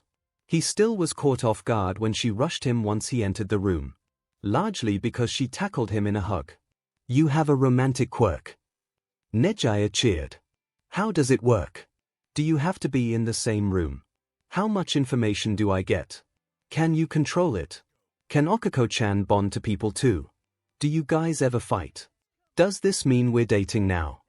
Why doesn't danger sense work for this? Izuku wondered. She doesn't mean any harm, 𝐒𝐭𝐽𝐻 answered. Rhetorical question, but thanks, Izuku groaned internally. Externally, he replied, I don't really know how it works. We don't have to be in the same room, but I think I have to be speaking to someone. I bonded with Melissa over a video call, and she's out on Island. The information varies, but if you want something kept secret, the bond won't reveal it. I don't have any control over the bonds, as far as I know. Okken hasn't bonded with anyone, nor has anyone else. We haven't really fought, the bonds seem to anticipate it and try to diffuse the situation, I think. And we've known each other for about 5 minutes. Nejaya let go in the middle of the rant, and now she had a finger to her cheek in thought. It makes sense that Okako-chan can't bond to people. Or she'd have bonded when I started crushing on her. Izuku's jaw dropped in shock. Okako giggled. Yeah, I think Nejaya-senpai's the kind of person who crushes at the drop of a hat. Izuku flushed. Well, if you get tired of us, we think the bonds can break. We don't want to keep you if you find someone better. Nejaya ped her head curiously. Why would I do that? Do you guys get jealous? Izuku was about to speak, but stopped while his mouth was still open. He looked at Okako. I mean, I don't think so. Not within the Polycule, at least. When you bonded with Momo, I thought I might be, or maybe should be jealous, but I got a flash of how lonely you both were and a sense of reassurance that you still cared for me as much as you did before, Okako replied, scratching her head. I mean, I got super angry at Mineta, but that's because he was staring at you like pieces of meat, and I could feel how uncomfortable that made you, Izuku said. Yeah, I honestly don't think we've gotten jealous. In fact, when I heard about your dates with the other girls, I felt. I don't even have a word for it. What's the opposite of jealousy? 𝐒𝐭𝐻𝐲 wondered. Compersion. 𝐒𝐲𝐻𝐽 answered. Compersion is when you feel glad that your partners are enjoying time with one another. That's a good word, Izuku said. 𝐒𝐲𝐻-senpai, do you know about this sort of relationship? 𝐒𝐭𝐻𝐲 asked, cause we're kind of winging it. Yeah. 𝐒𝐲𝐻 said. I'm Polly, and I'm so glad you've got a way to stop those sorts of feelings. That's why 𝐻𝐬 and I broke up. As her companions winced, she waved her hands. Don't worry, we're still best friends, we just couldn't stay as a couple. She wanted to be exclusive, and I can't really do that. Well, we aren't dating outside of the bonds, so that might be an issue, 𝐒𝐭𝐻𝐲 said. I get to join a love cloud full of cute kuhais. I think that'll suffice, 𝐒𝐲𝐻 said. How big a polycule is this, anyway? I have 8 slots for lack of a better term, Izuku said awkwardly. You're the 7th bond I've formed. So, 9 maximum people. Yeah, that should be enough, 𝐒𝐲𝐻 said. More than that and the relationships become unwieldy. And I think the bedroom would resemble a game of rugby more than anything. The 2 first years blushed heavily, which caused 𝐒𝐲𝐻 to giggle. This feels fast, Izuku said. Well, we can go at whatever pace you guys want, 𝐒𝐲𝐻 said. This seems like fun. The bond was telling both Izuku and 𝐒𝐭𝐻𝐲 that while she was sincere in wanting them to decide their own pace, she was really excited. And that might lead to her overdoing it accidentally. If my internship goes south, I'm blaming you, Izuku-an, 𝐒𝐭𝐻𝐲 said, half joking. I'm blaming Nezu, Izuku replied. He was trying to lead me towards this. On the one hand, I'm kind of concerned about the power you attribute to the principal. On the other hand, he is responsible for a lot of this sort of nonsense, 𝐒𝐭𝐻𝐲 conceded. I caught myself before I started praying to Nezu once, Izuku admitted. I think this is how cults get started. Until the handle broke off and they had to call a doctor to pull it back out again. 𝐒𝐻𝐲 burst into laughter as All Might finished the story. The hero grinned. It was so nice to spend time just relaxing. He'd not done so in a while. It helped that 𝐒𝐻𝐲 was a charming woman. Ever since the day that both she and young Uraraka were told the secret of One for All Might had chosen to spend more and more of his free time at the Midoriya home. And, with the hero students at their internships, All Might had quite a lot of free time.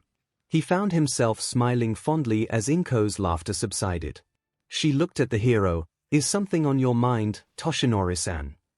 How on earth are you still single? No. Bad Toshi. All Might thought, then immediately chastised himself. I'm merely feeling happy. Relaxed for the first time in a long time. 𝐿𝐻𝐲 gave a warm smile, so much like her son's. Keep that in mind the next time you feel like straining yourself. You've been talking to Dave, haven't you? Toshinori half-joked. Of course. She replied. He's wonderful, and so is his daughter. We're ready to give her a warm welcome once she transfers here. All Might would have replied, but his phone began to blare. Nezu is here. Nezu is here. Nezu is here. He didn't add that ringtone. It was bestowed upon him. When he unlocked it, a text came up saying, "Put me on speaker." He, of course, complied. Yagi-san. Midoriya-san. How nice to speak to you both. Came the voice of UA's principal. What's happened to my baby boy? 𝐿𝐻𝐲 said, worried yet fierce. So far, he has done admirably. I won't bore you with all the details of your son's internship thus far, but within 20 minutes of his first patrol, he has managed to both save an abused child and apprehend a Yakuza boss. Nezu was way too cheerful as he said that. 𝐿𝐻𝐲 looked simultaneously proud and infuriated. All Might took over. Quite the accomplishment. Indeed, Nezu said. The Night Eye Agency will be working on this case for a bit, it seems. However, we have a few conundrums until this is resolved. The first is the girl, 𝐻𝐻𝐲. She has no official documents. I assume she was born in captivity or delivered to these unsavory individuals in infancy. She is in the possession of a dangerous quirk that we are calling Rewind. It's a wonderfully powerful quirk. Unfortunately, she is about 6 years old, and she has little control over it. All Might frowned. A dangerous quirk that could not be controlled by its user. Quite the awful conundrum there. What do you plan on doing with her? She has been experimented on by a human who lacks any and all empathy for other creatures, 𝐻𝐻𝐿 said. I cannot allow another sapient being to suffer that cruel fate. I wish to place her under the custody of UA. The issue is this: there are 2 people who can help if her quirk goes out of control, and there are 2 people who young Ai trusts. And young Izuku is the only person on both lists. Inko gasped, "What?" Your son's danger sense was able to detect her quirk's usage before it happened, and Blackwhip allowed him to touch her and give her comfort without her quirk harming him. Eraserhead would be equally adept at helping us, as he can simply stop an involuntary use of her quirk as it began, 𝐻𝐻𝐿 explained. And Izuku protected her and apprehended her tormentor, alongside his fellow intern, a third-year US student named Mirio Tagata. All Might twitched at that name, remembering the argument he'd had with Night Eye regarding his choice of successor. Now, in addition to that, while their leader was apprehended, the rank and file of the 𝐓𝐻𝐼 Heisaikai are still at large. While Yakuza are considered a joke in our age of heroes and villains, they are no laughing matter, 𝐻𝐻𝐿 said solemnly. All Might frowned. With a name like the 8 Precepts of Death, I would think not. We aren't sure what they'll attempt, or if it will involve the family of the boy who arrested their leader, 𝐻𝐻𝐿 said, and All Might could feel the evil smirk radiating from his phone. Midoriya-san, how would you like a job caring for one of this school's wards? I can provide free room and board for you and your son. Inko said, her flabbergasted look a mirror of her son's. Gotta say, kid, you're getting better. You can almost dodge, sort of, Gran Torino complimented. Well, it was the closest he'd come to a compliment thus far. Thank you, sir. Tenya replied earnestly, which earned him a head shake from the old hero. Tenya stated, I am attempting to be more flexible and limber. Gran Torino grumbled. Attitude's a good reason why you're having so much trouble with it. Sir? Tenya asked, unsure about what he meant by that. He'd been confused ever since he'd heard the man's admonishment the previous day. How could looking up to Tensai be a drawback? He was such a good hero. Beloved, charismatic, able to lead, diligent. Why would wanting to be like that be a drawback? Well, kid, you're sure to get a kick out of this, Gran Torino said, smiling at the way Tenya flinched when he said kick, we'll be out villain hunting tonight. Tenya blinked. Wait, what? I thought you were trying to stop me from doing just that. We're trying to stop you from hunting the hero killer, Gran Torino amended. If you're that eager, I might as well get you to cut your teeth on some weaker punks so you can understand what a dumb idea that was. And there's no one around these parts, so I'll be taking you to Shibuya. I'm honored that you trust me enough for this, Tenya bowed. Gran Torino ignored that, we'll be going by bullet train. Excellent, the fastest form of transportation available to get there. Tenya stated. Fastest, Gran Torino scoffed. As long as it's on the route, and nothing's blocking the track. Anything goes wrong, we'd be better off walking. Off its magnetized track, the train's a hunk of junk. And, with that, something clicked with Tenya. Wait, is that what you've been trying to tell me? Gran Torino grinned. I don't know, why don't you let me know what you've figured out? Well, the bullet train may be fast, but it's limited to its track. In the same way, you're telling me to change my mental state, because, he thought about it, because any impediment I find stops me cold. And if I need to get somewhere that isn't the destination set out on that path, I can't get there. Gran Torino stroked his beard. Well, it's a start. Glad that worked for you. I'm glad that I have deciphered your teachings. Tenya bowed. At which point, Gran Torino kicked him in the face. Not everything I say is meant to be a lesson, Gran Torino replied. But if you get inspired by it, and go in the right direction, that works for me. Damn it. Tomura called out as he slammed his fist on the bar as Stain left via the warp gate. The nerve of him, attempting to grief me. All that horseshit about conviction. He's not better than I am. Tomura, the voice of Sensei came from the screen in the bar. Not every attempt at diplomacy will succeed. We merely misjudged the hero killer's motivation. A motivation that made absolutely no sense to Tomura.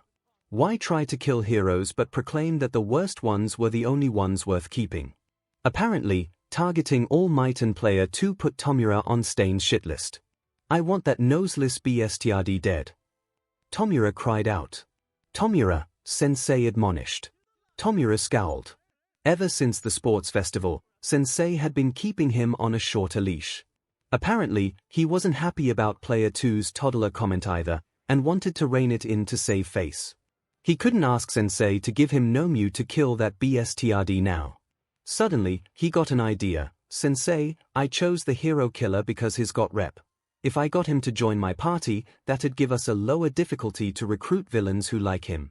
But maybe we don't need to actually get Stain in order to do that. The doctor's voice scoffed. What are you on about, you little dash? Now, doctor. Let him speak. Tomura. Sensei interrupted. Stain's going hunting now. If we sent a few Nomu out to attack Hosu, it'd look like we were working together.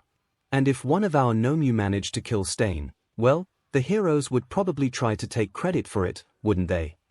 Tomura mused. Tomura could feel Sensei's smile through the screen. It's certainly a possible outcome. My lord, we only have 3 Nomu ready after the USJ fiasco, the doctor said. Irrelevant, Sensei replied. Tomura's plan has merit. We should reward him for such clever tactics. The doctor sighed. As you command, my lord. Tomura grinned. Mission start. I feel bad about leaving her, Izuku said. Once the tests were finished, her wounds were treated, and the girl had regained consciousness. Eri had been brought back to the Night Eye Agency. They were taking her into temporary custody. Nezu was apparently trying to make her a ward of you, since they'd have the facilities to both protect her and contain a person with a dangerous quirk. Mirio's with her, and this is something you need to learn, Bubble Girl told him. The sun was setting, and she'd elected to take him on another patrol. Either he or Mirio would stay with Eri if one of them had to leave. Patrols don't always last a few minutes before you save a civilian and apprehend a villain. How often does that happen? Izuku asked. More often than I'd like, Bubble Girl responded. Izuku nodded. It felt weird to him that he was as tall as an adult sidekick. He was also trying like hell not to stare at her outfit. Appeal aside, that is way too little protection, Yoichi groused. You know, her bubble quirk's got some similarities to Laserdisc, Ryuji teased. Producing small projectiles, maybe she's your last bond.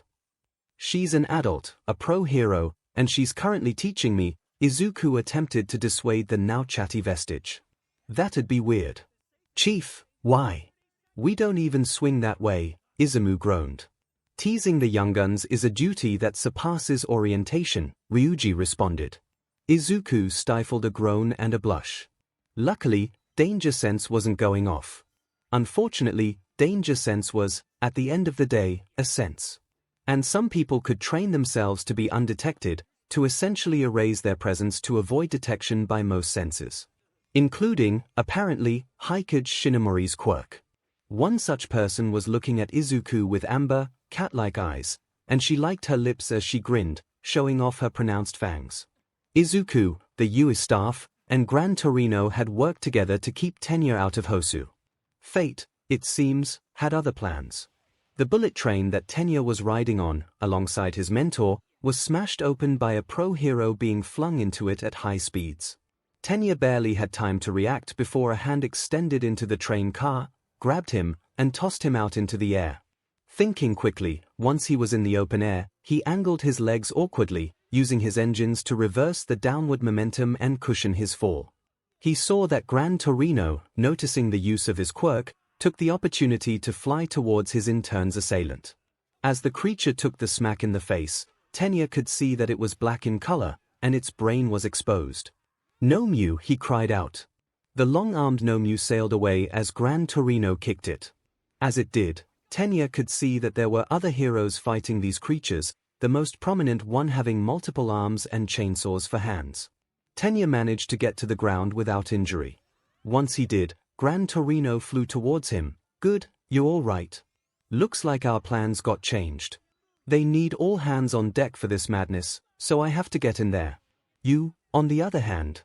You have my permission to use your quirk, but only for the purposes of escaping and evacuation. You're too invaluable not to use here. However, you do not have my permission to fight. If you use your quirk to fight any villains, I'm letting them throw the book at you, got it? Tenya bowed, as Gran Torino sped off. And, unfortunately, he wasn't exactly thinking straight at first. This was the perfect opportunity. He was in Hosu, he could take his revenge. He even had permission to use his quirk. Well, no. Gran Torino gave him permission to use his quirk specifically to rescue people in danger. Although, Tenya almost slapped himself. No. He couldn't betray Gran Torino's trust. He knew that Tenya had been planning to commit a crime and he still allowed him to aid in this situation. But, how could he live with himself if he didn't take down the hero killer? How would he? And then everything clicked for him. All Might Sensei got revenge for his mentor, for Gran Torino Sensei's friend, but it didn't make it hurt less, Tenya thought. When Midoriya-kuen's bully was expelled for assault, he didn't feel satisfaction. And even if I could kill Stain, that wouldn't erase Tenshinii-san's pain. It won't heal his paralysis. He felt shame from that realization. Then he shook his head, like Shiozaki-kun said, we can't help our feelings. It's what we do with them that matters. I was going to make a mistake. But I can correct it. Gran Torino knew he couldn't win against the villain that killed Nimbus, but he could run, take All Might away so that he wouldn't die. And so, Tenya ran. The hero killer was in Hosu. Everything was going to hell in a handbasket, and thus the hero presence was focused on the Nomu.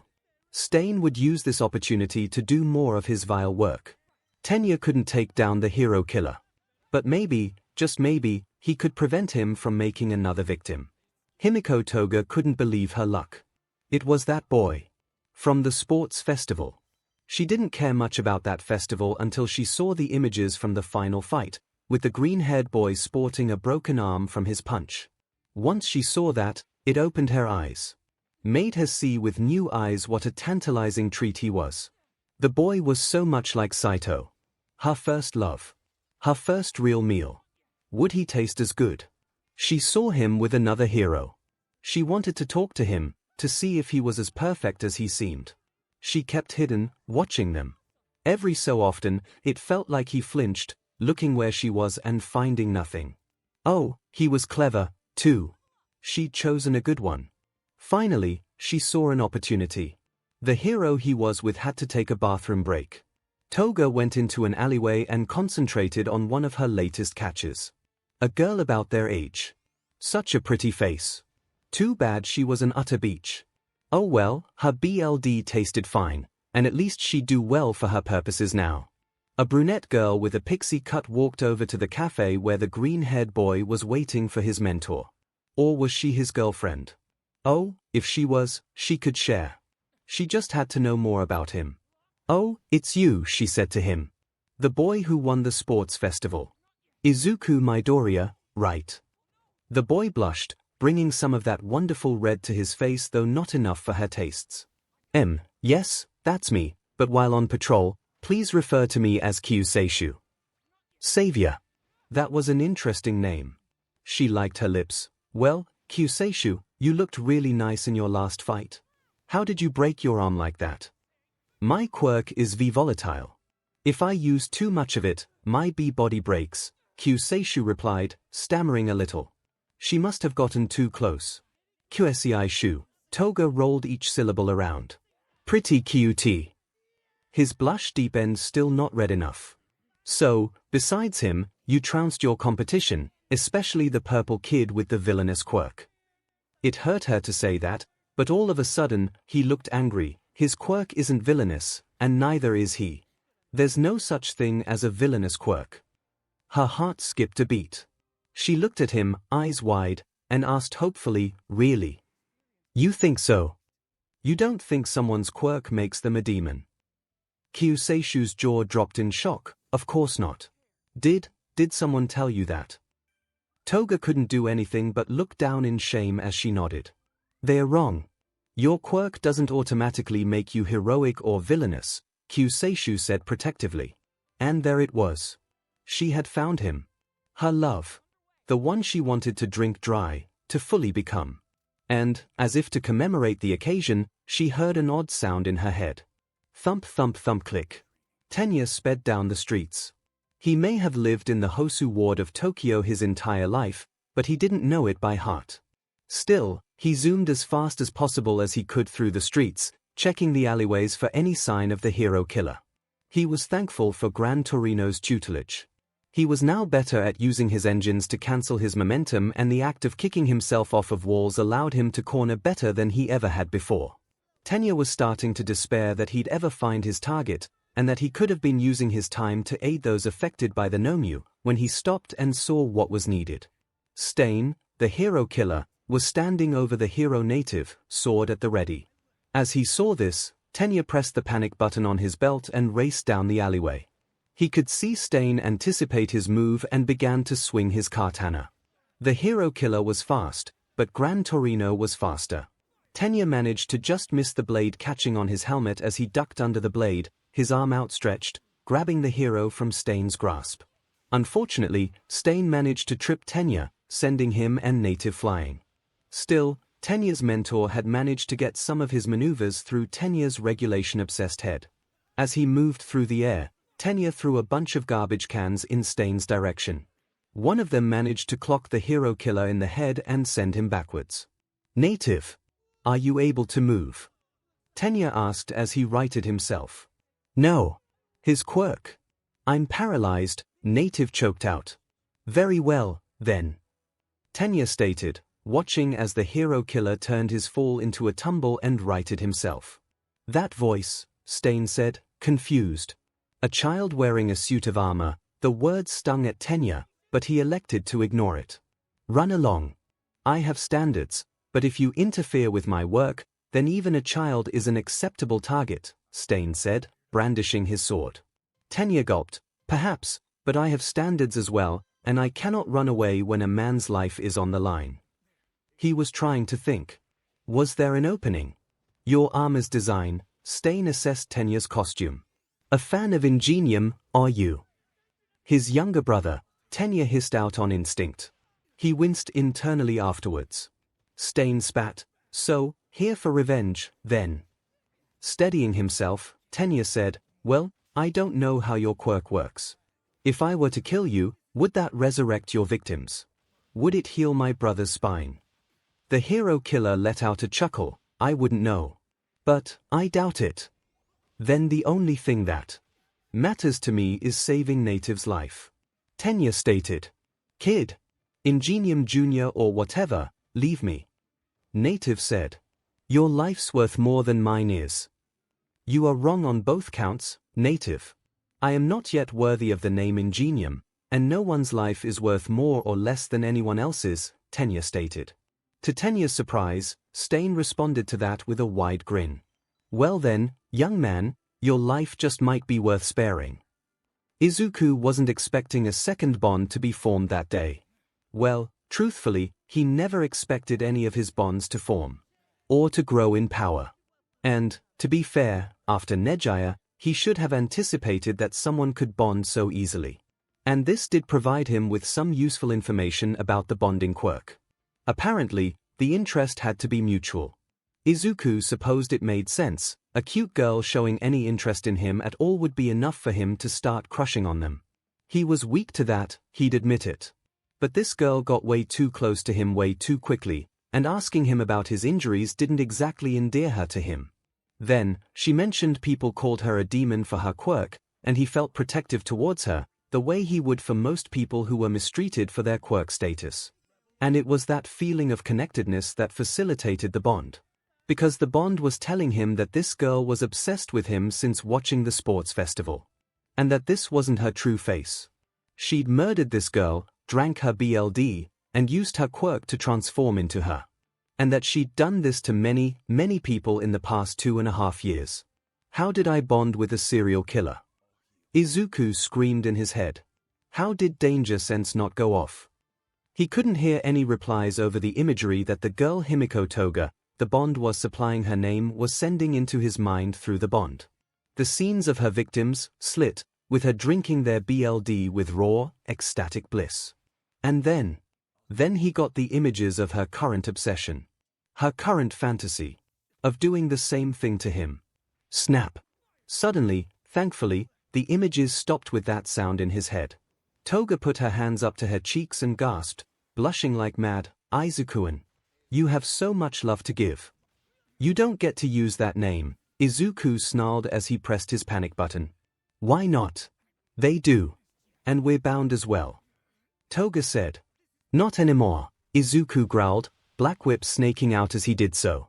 The tendrils surged forwards to grab her. Deftly, the girl dodged each of the blows. One managed to graze her face, which turned into gray ooze that sloughed off her head, revealing a blonde, cat-eyed girl with her hair in buns and a fanged smile. "Oh, I wanted to save my real face for a special occasion," Toga pouted. "I don't suppose you can tell me who the others were." "Good, she doesn't know," Izuku said, eyes narrowed. "I wouldn't tell you," he said as he moved to grab her. She dodged easily, letting out a playful giggle. "No matter. We'll be bound in the best way once I'm through with you," she liked her lips as she said that. And then, she threw a knife into Izuku's thigh. Hissing in pain, Izuku sunk to one knee, trying to staunch the bleeding. He used Black Whip to try and grab her, but she kept dodging out of the way. "You weren't lying, were you? About there being no such thing as a villainous quirk?" Toga drew another knife. "Your quirk doesn't make you a villain. The murders do," Izuku stated through the pain. Toga squealed and clapped her hands. "I knew you were the one." She looked like she was about to lunge, until a shower of bubbles smacked her in the face, nearly making her retch from the foul smells. Bubble Girl rushed to Izuku's side as Toga went, "Phew, this'll have to wait until next time, Izuku-chan," and ran out of the place. Izuku said, "Go get her," as he took out his first aid kit and began to bandage his wound. Tenya made for native, only to just barely dodge a thrown knife. Then another. Then a third. Tenya winced. He was wearing a suit of armor, but it wasn't made strictly for protection. It was designed to increase his quirk's effectiveness by reducing air resistance and increasing cooling to his legs. Essentially, he was wearing a race car chassis rather than a suit of plate mail. Finally, he seemed to have an opening, and Tenya grabbed native and sped away. He weaved through the projectile Stain was throwing. Eventually, one nicked him, but it didn't matter. By now, he was far away from Stain and running at top speed. At least, he was until the muscles in his arms and legs stopped and he fell to the ground.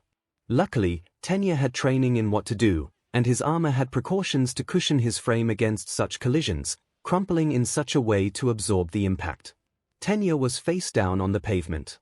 His helmet and glasses were no longer on his head.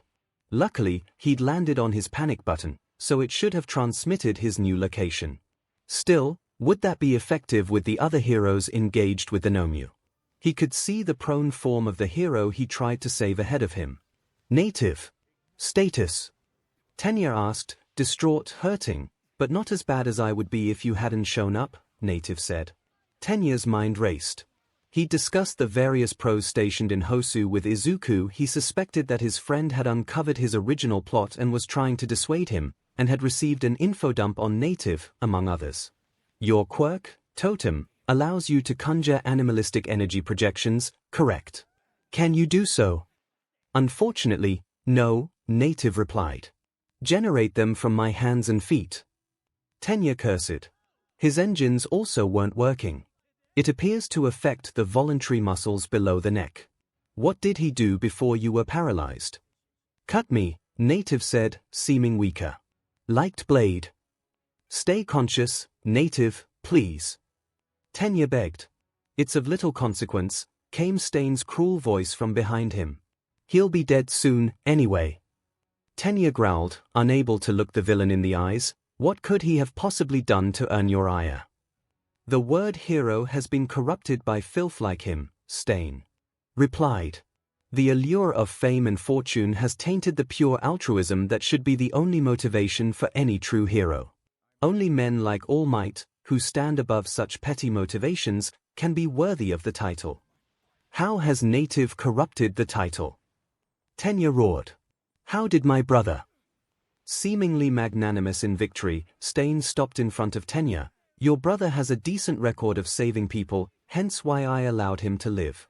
However, he was tainted by materialism, sponsorship deals and commercial appearances that detract from the goal. As for this one, he doesn't even bother unless it's a high-profile villain, one who chases the limelight to the exclusion of all else. Not to mention that his entire gimmick is cultural appropriation. Tenya saw red. My brother employs 65 sidekicks, people who he relies on to save others. Those deals were to keep his employees cared for. And Native is the son of diplomats for the League of Indigenous Nations. He's half Ainu and half Ojibwe. He seeks the limelight to inspire his people and to combat prejudices. Not to mention that All Might has sponsorship deals and tons of merchandise. Stain stopped, then quickly said, irrelevant. Leeches have latched onto All Might's image, but his altruism shines through. And even if they had decent intentions, their actions still are a blemish on the name of hero. Tenya realized that, at the very least, he could perhaps stall the hero killer. So with that, you condemn every life lost because those heroes you killed or crippled weren't there to save them. All Might can't be everywhere. Stain grinned as he knelt down to Tenya. No, he can't. And he won't be around forever. But there is at least one other who will take his place. Another true hero in the making. The winner of the first year U Sports Festival. As Tenya's eyes widened, Stain's grin did as well. You know him. Midoriya Izuku is my best friend, Tenya stated. And if he were here, he would try and stop you. Of course he would, Stain replied. He is worthy of the title. Worthy of one day killing me, should All Might fail. You shall be worthy, too, once your training is complete. But the filth of this generation would stain you, him, and all of your cohort. So I will stain my own hands to keep yours clean. And with that, Stain stood up, and began to walk towards Native. Only to WHP his head around and duck out of the way of a massive wall of flames. As Stain rolled away, a face with split hair and a scar on his left eye turned to Tenya. Deku, right? Xiaotou Todoroki asked. Sorry, things were a bit busy. The pros are on their way, I managed to slip ahead. Tenya never felt such relief before. No patrols for the rest of the internship, Night Eye sighed. We'll focus on quirk mastery, investigation, and other parts of the job. That's more than fair, Izuku said, his thigh bandaged as he was laying in the agency's infirmary. 2 villain attacks in one day is enough. Toga had managed to evade Bubble Girl and disappear extremely quickly. The materials Mai had used for his outfit stopped the knife from reaching too deep. And, thankfully, it missed hitting an artery. The wound still hurt, but it wasn't life-threatening. 2 villain attacks in 1 week is usually enough. Night Eye shook his head. Are you certain you were quirkless? No danger attraction quirk. At this point, I wonder, Izuku replied, deadpan. Night Eye managed to chuckle. En said in response to the laugh. Guess you won the internship, then. Night Eye noticed Izuku's smile in response. Something funny. Just something Ian-san said, Izuku replied, blushing slightly. Night Eye paused. You're really attached to them. He said this very softly. Before meeting All Might, the only person who supported me in any way was my mother, Izuku said firmly. The previous users stepped in and helped me before anyone else. Night Eye looked apologetic, before he sat down and took out a notepad. So, we have the police report, but what else can you tell me about your assailant?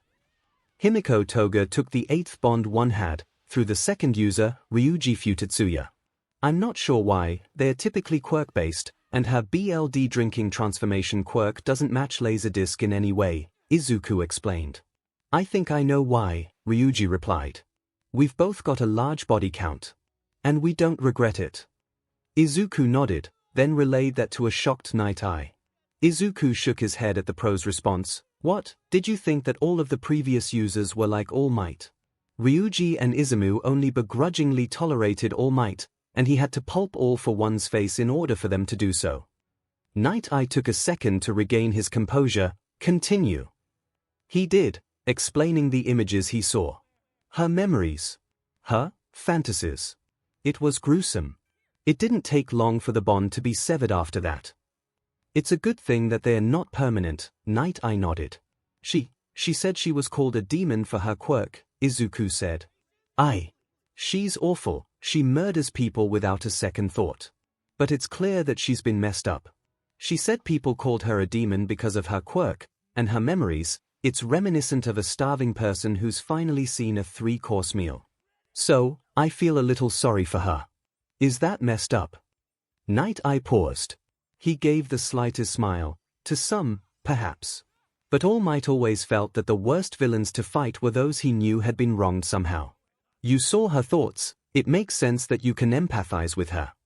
She's obsessed with me, Izuku said, fear in his eyes. More so after the bonding. And she knows I have relationships with others. She said she didn't know who they were, but she could easily find out. Nezu informed me that he had been taking precautions, given the threat of the 𝐒𝐻𝐸. We'll see if he can be more thorough, Night Eye said. Danger sense failed to detect her. I could sense threatening presences before. Endeavor managed to ping danger sense, Izuku said. She didn't register, not until she started actively attacking me. 𝐒𝐻𝐸-san, any ideas? He asked the Vestige. Something like this never happened to me, 𝐒𝐻𝐸 replied. 𝐒𝐻𝐸 doesn't know, either, Izuku relayed. It's possible that proper stealth training could overcome danger sense the same way other mundane senses might. Or it's a minor manifestation of her quirk that hasn't been recorded. Or, since danger sense doesn't alert me to people who mean me no harm, her mental state affected it. She seems to view the act of killing someone, drinking their BLD, and becoming them as a form of love. Maybe that fooled danger sense. I caught about half of that, Night Eye said, miffed. Sorry, sir, Izuku said. Force of habit. I'll write it down for you. Night Eye nodded. Well, luckily, your injury will heal with a night of bed rest, thanks to your treatment. While not at Recovery Girl's level, the EMT that treated him had a quirk capable of speeding up the healing process. Please try and take it easy until tomorrow. Izuku nodded. When Night Eye left the room, Izuku realized that he'd turned his phone's notifications off. He'd reassured Okako through the bond, but needed to reassure the others. So, he took out his phone. His eyes widened as he saw the texts he missed. Oh, no. Ida. So, a second-generation false hero enters the fray, Stain snarled. No one could be spared from the front lines just yet, Xiaotou replied, sending out a wave of ice as cold as his tone. Todoroki-kun. He paralyzed us by ingesting our BLD. Tenya yelled out. Do not let him cut you, and if he does, do not allow him near the BLD. Xiaotou grunted in acknowledgement, creating a wall of ice around himself, Tenya, and Native. Stain, surprisingly, managed to break through it, making the boy wince before sending out another wave of ice to block him. So, you're here seeking glory? Stain sneered. Answering a distress call, Xiaotou said simply, sending forth a gout of flames. Fei, BLD will tell. And your father is a disgrace to the word hero, Stain threw a knife. Xiaotou managed to dodge. Never expected to agree with a mass murderer, but today is full of surprises. Todoroki-kun. Tenya may have only just been taken back from the edge of vengeance-driven monomania, but he was still utterly shocked by impropriety. What? The old man drove my mother insane and killed my eldest brother through overtraining, Xiaotou explained as though he was discussing the weather and not actively dodging a serial killer's slashes. What? Tenya cried out. Stain apparently stopped as well, allowing Xiaotou to freeze him to the ground. I was under the impression the entire first-year hero course was eavesdropping on my fight with Izuku, Xiaotou said flatly, watching to see if Stain would move. The hero killer struggled to get loose, but was not successful. I was not present for that, Tenya replied. My brother had been hospitalized and I rushed out of the stadium upon learning that. Ah, Xiaotou nodded. Your silence would be appreciated. Nezu is currently investigating him, and we would not want to compromise it. Tenya nodded, I shall not. As if we can trust the corrupt system to dash Stain began, before he was cut off. Hero Killer-san, Xiaotou interrupted, I am already risking serious legal consequences by acting to answer my comrade's distress signal. As it stands, you risk injury by frostbite and hypothermia. Please do not aggravate any potential charges against me by forcing me to freeze your mouth shut. It was at that point that Tenya managed to move, slightly at first, then fully. He crawled towards Native, disbelieving. Or the paralysis is wearing off. But, Native, speak to me. Still alive, still can't move, don't think my injuries from the crash were paralyzing, but can't be sure, Native said, still managing to remain conscious. Tenya managed to get to his feet and checked on Native. If we are no longer in danger of the hero killer, then I shall not move you, to prevent myself from accidentally injuring you. But, how are you still paralyzed while I am not? Did he ingest more of your BLD? Don't think it was more, Native said. Can't be sure. Maybe something else. BLD type, then, perhaps. Tenya posited. I'm type A. B, Native responded. Oh, Todoroki chimed in, unnecessarily. That would explain your quick recovery, Stain offered. As the hero stared, Stain scoffed, he has proven himself worthy in my eyes. Your approval fills me with shame, murderer, Tenya spat out. Any rebuttal the hero killer might have had was drowned out by the arrival of Endeavor, blazing with fury and smelling of charred flesh. The villain's eyes narrowed at the sight as he hissed, Endeavor, you fake. So potent was the killing intent radiating from Stain that even Endeavor flinched. Still, the number 2 hero managed to recover quickly. In 5 seconds, the ice began to melt, but before Stain could move from his weakened prison, Endeavor grabbed the hero killer's face, slammed him into the ground, and stood with his knee on the hero killer's back. Within 30 seconds, Stain had cuffs around his arms and legs, and his mouth was gagged. The ice surrounding the battlefield had vanished, and the water left behind was evaporating due to the flame hero's intense heat. Good work, Xiaotou, Endeavor stated. Unfortunately, you did not secure my permission before acting, so we cannot advertise your involvement here. The laws against vigilantism are clear. Speaking of which, he turned to Tenya, I hope you did have permission from your own mentor. Gran Torino explicitly gave me permission to use my quirk for the purposes of rescue, Tenya replied. At no point did I engage Stain in combat. I can vouch for that, Native replied from his position on the ground. He started to twitch. It's wearing off. It was at that point that Gran Torino flew in. Ida, you okay? Tenya sighed in relief. I did crash at high velocity, and thus I should be checked for injuries, but for the moment, I feel relatively well. Good, Gran Torino said, and took that opportunity to kick Tenya in the face. As Tenya convalesced in his hospital bed, he reflected on the events of that night. Xiaotou was given a clean bill of health, but Tenya had sustained injuries from his collision. As such, he was laid up in a hospital bed with a neck brace. Xiaotou came in to wish Tenya well, before the chief of Hosu's police arrived to officially reprimand the boys and unofficially thank them. And now, Gran Torino had entered. So, kid. You obeyed my instructions to the letter, but you twisted them to your own benefit. You towed the line of breaking the rules without doing anything explicitly forbidden, either by me or the law. Tenya's stomach dropped. Sensei, Gran Torino grinned, I couldn't be happier. Tenya's mind went blank as he heard that, before finally settling on, what? Now, I should clarify that I'm not even slightly happy that you went after Stain, after the vast amount of effort we went through to keep you from doing just that. But, you finally learned to think outside the regulations you're so obsessed with, Gran Torino said. You've got potential, ZYGT. Now you've just got some growing to do. And maybe next time, don't try and face a serial killer, even if your plan is to grab his victim and run. Tenya soaked in the praise. This was perhaps the first time he'd ever been praised for not following the rules entirely. It was an interesting feeling. I will try not to, Gran Torino sensei. Tenya responded. In my defense, I may not have been in my right mind.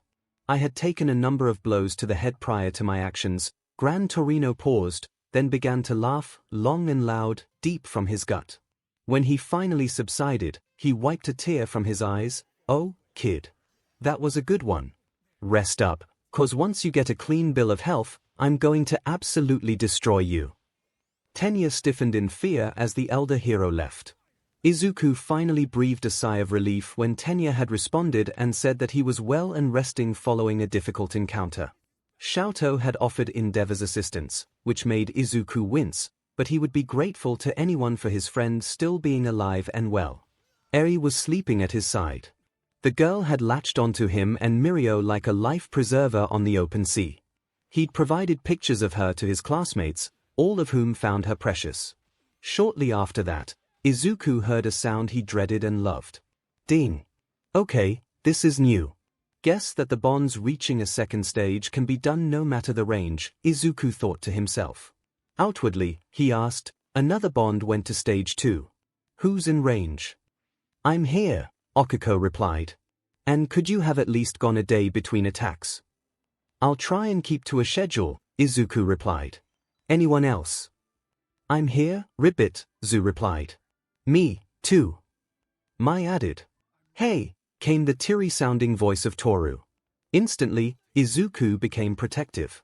Is everything all right, Toru-chan? Yes. It's great. Everything's wonderful. Toru replied, and they could tell she was sincere. It's a good thing that happened. I want to let everyone know at once and in person, though, so you'll have to be patient. She seemed to get shyer as she said, Thank you, Izuku-an.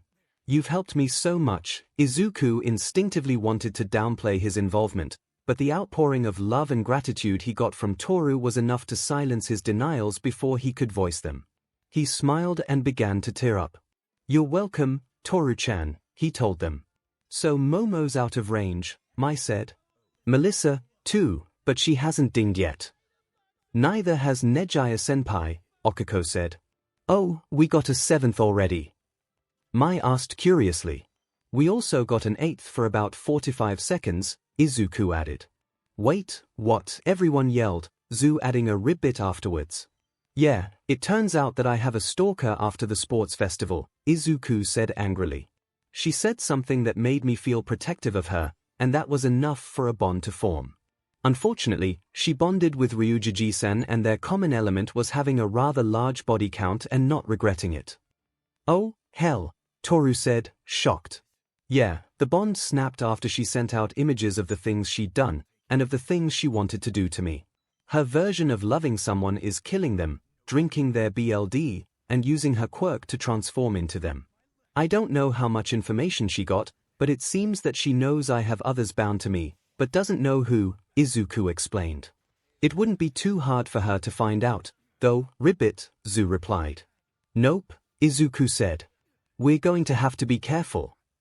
And here I was thinking Neja-senpai was going to be a handful, Okuko said, shocked. Does this mean I get to make us all subdermal tracking chips? Mai asked, not even hiding her excitement. At this point, I'm not saying no, Izuku replied. At least, not yet. I'll take that as a win for now. Mai replied. On a less disturbing topic, Ribbit, how's the narwhal child doing? Zu asked. Izuku smiled, she's sleeping at my side. Like a little barnacle. I'm so glad they shipped that monster who tortured her off to Tartarus, Okuko said, anger leaking. That poor sweet little girl needs as many hugs as you can give her, Izuku-an. Why a narwhal? I thought she looked like a unicorn, Toru asked. I'm working with Gang Orca, Ribbit. It's rubbing off on me, Zu responded. Besides, a narwhal's just an underwater unicorn. She's not aquatic, Mai chimed in. Until I teach her to swim, Ribbit. Zu countered. Isn't a narwhal's horn just a modified tooth? Izuku asked rhetorically. Yeah, Ribbit. And a unicorn is just a rhinoceros drawn by a European from a bad description, Ribbit, Zu continued. That's fair, Izuku said. Maybe we can buy her a narwhal Odyssey. Mai gasped in delight, forget that. I'll make her one. Make a unicorn one, too. Toru said. Narwhal first. I have dibs, Ribbit, Zu said smugly. Okay, I think it's odd that this conversation hasn't been interrupted by any of Izuku's ghost family yet, Okuko said. Oh, we're listening, Yen replied. We wouldn't interrupt this for the world, Nana added. Also, we had to wall off Yoichi because. Mentioning narwhals made him think of some ancient song that's annoying the hell out of us, Degoro said with exasperation. It's been stuck in my head for centuries, how do you think I feel? Yoichi said, sounding like he was yelling at them from behind a wall. By the way, anyone who hasn't been in the One for All dreamscape, be prepared for horror cause you're in range now, 𝐭𝐭𝐲 warned. It's not that bad, Mai scoffed. It's basically total body paralysis. 𝐭𝐭𝐲 said. It's pretty bad. Come on, Izuku, tell them it's fine, Mai requested. Sorry, Mai, but my version of normal is pretty warped, Izuku said. Momo-chan was also disturbed, and she was prepared. Well, Ribbit, at least if this is the straw that breaks the camel's back, we have concrete proof that the bonds don't have to be permanent, Zu added. Look, it sounds bad, but at this point, I'm pretty ride or die, Toru said. You're stuck with me. Oh, no. Izuku said sarcastically. How will I ever cope? Well, kid, I've got to say, of all the students I've ever had, you're definitely one of them, Gran Torino snarked. Tenya paused, and bowed. Thank you for everything, Gran Torino-sensei. You have helped me a great deal, and I will try and live up to your example. Gran Torino rolled his eyes. Yeah, sure thing, kid. Just remember not to stay wound up so tightly. You'll break if you don't bend. Tenya nodded. He said, you know, I never asked you, how did you know my grandfather? Oh, he was an old school friend and drinking buddy, Gran Torino said. I did help train your dad and uncles as a favor for him. Ah, that explains why father was so distraught when I mentioned you, Tenya said. I had assumed it involved Tensai.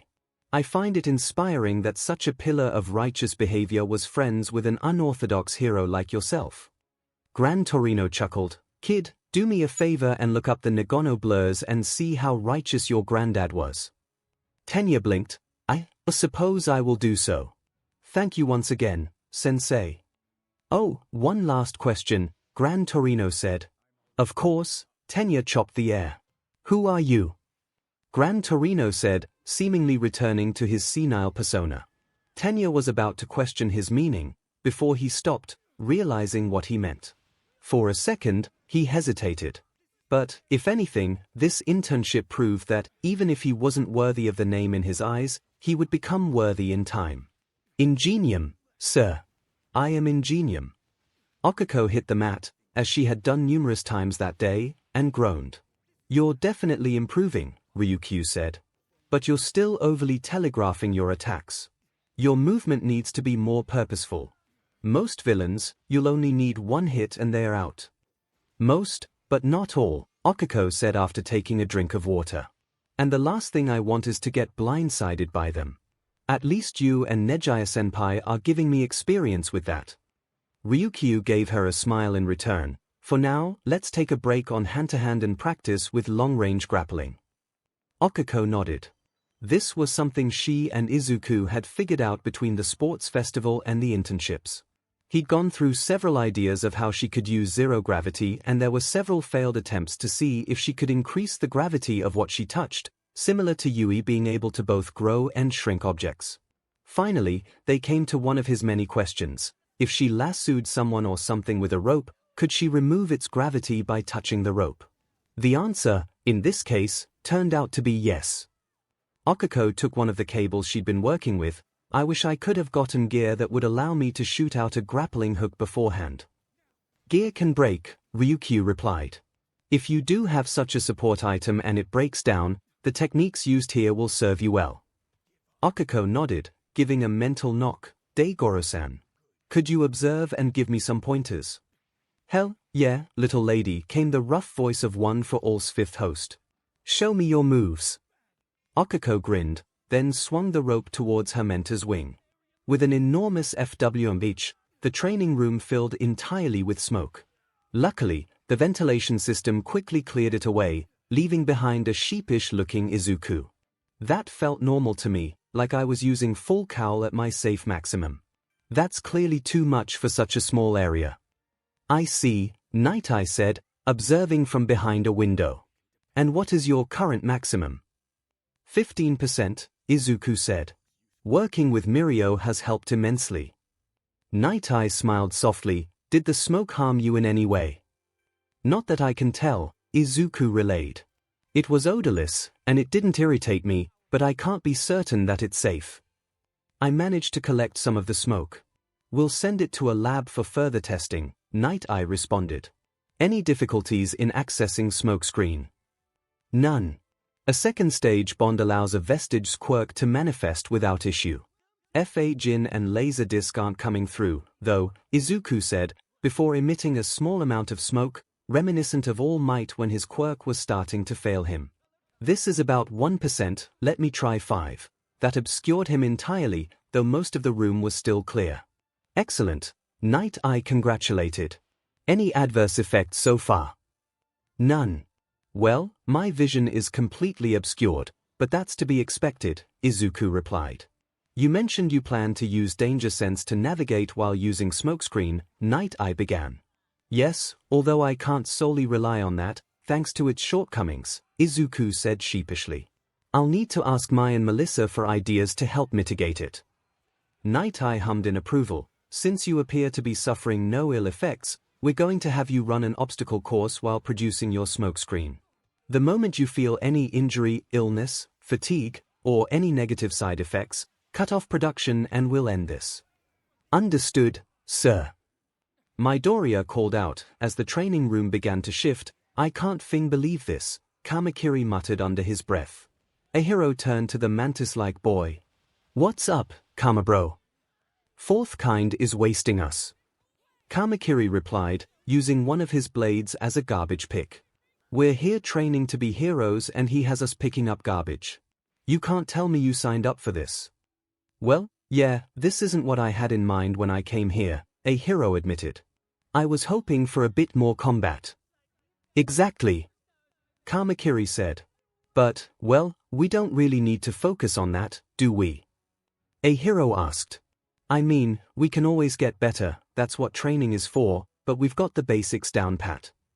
Kamakiri looked annoyed, but didn't argue with it. So, yeah, I wish I was getting stronger, but fourth kind's right in that there's more to being a hero than just fighting, and that's why he chose us, to drill into our heads that we need to focus on the parts that aren't just busting up villains, 𝐻𝐸𝐽 said. Kamakiri scoffed, and mumbled, I suppose. 𝐻𝐸𝐽 realized that there was a way to remove all doubt from his bladed compatriot. Besides, could you imagine that exploding guy agreeing to do something like this?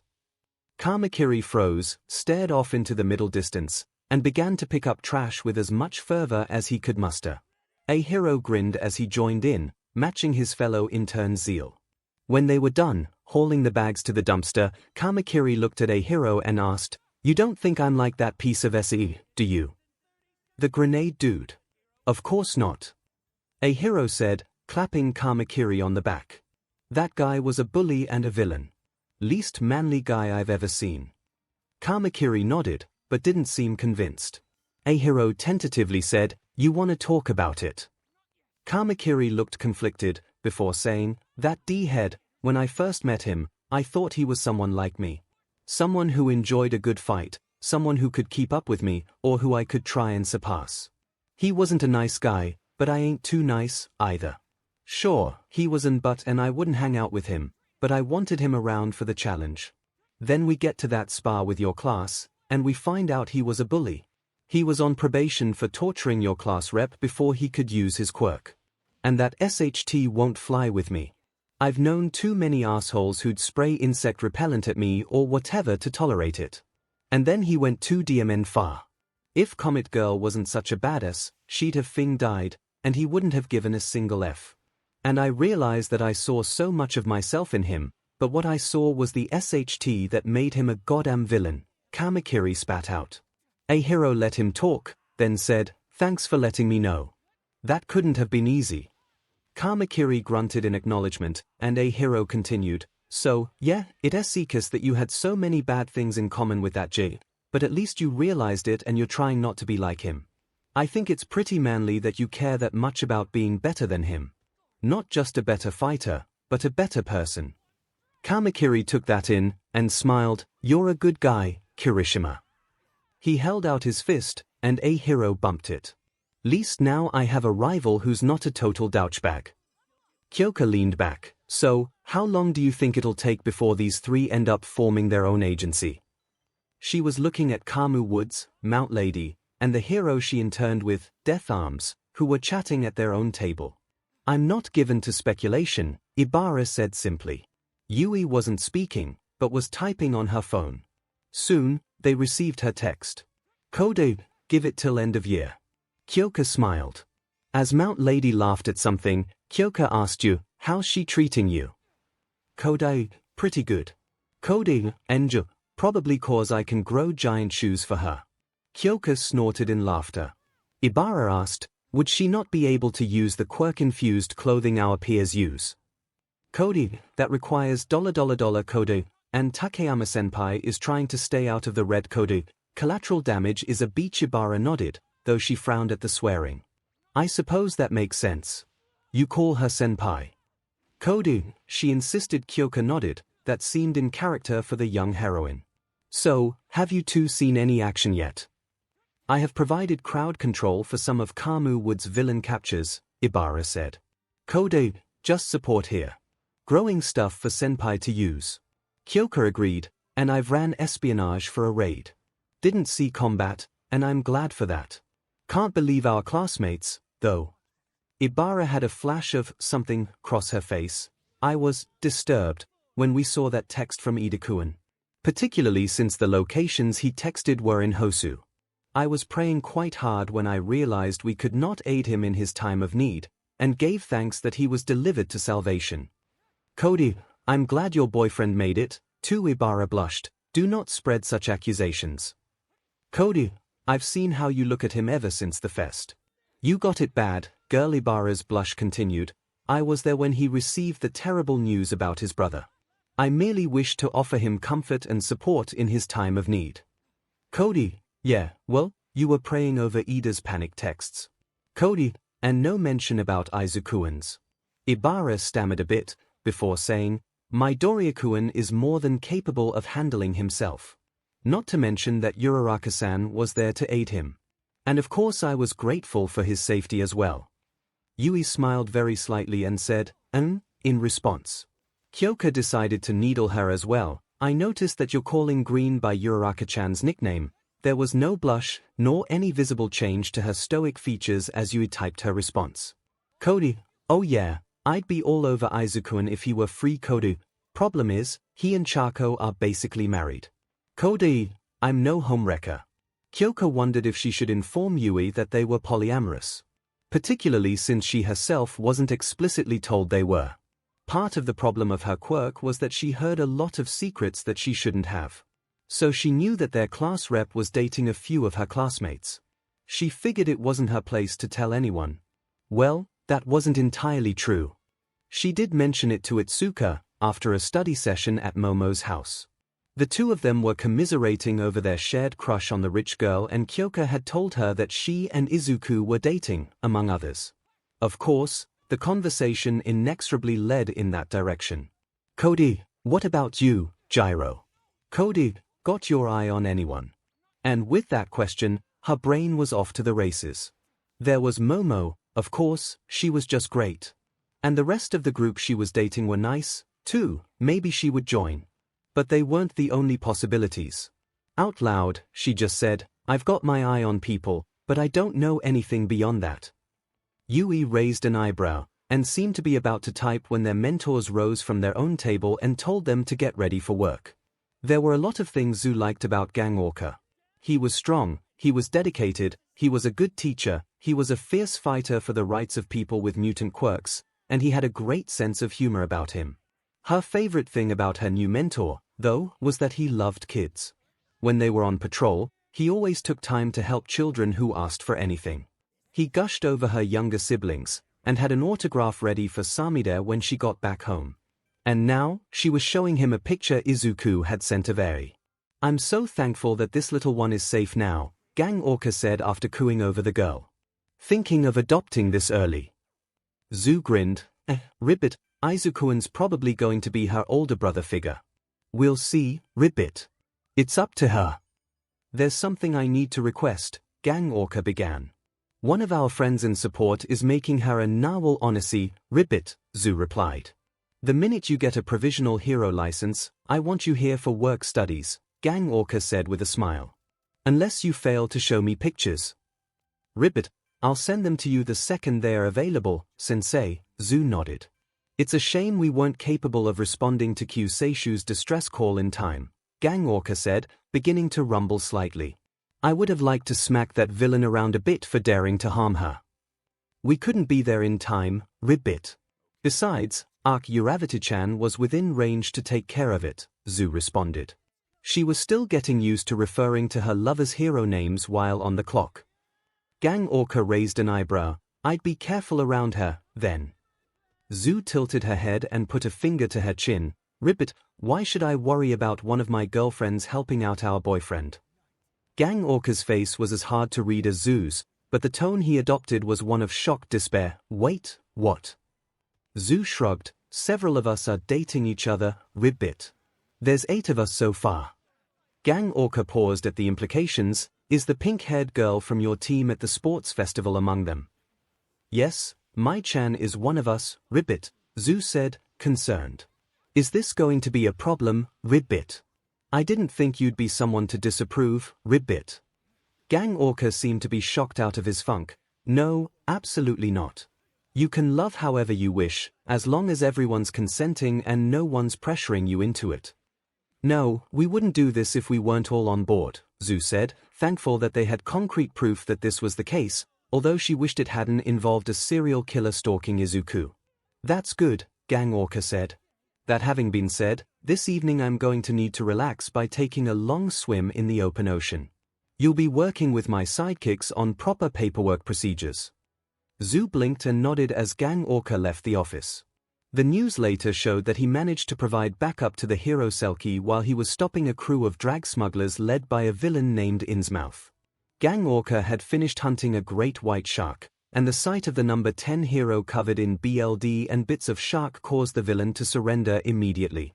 Zu could swear that the next day her mentor had muttered something about the lion hero Shishido.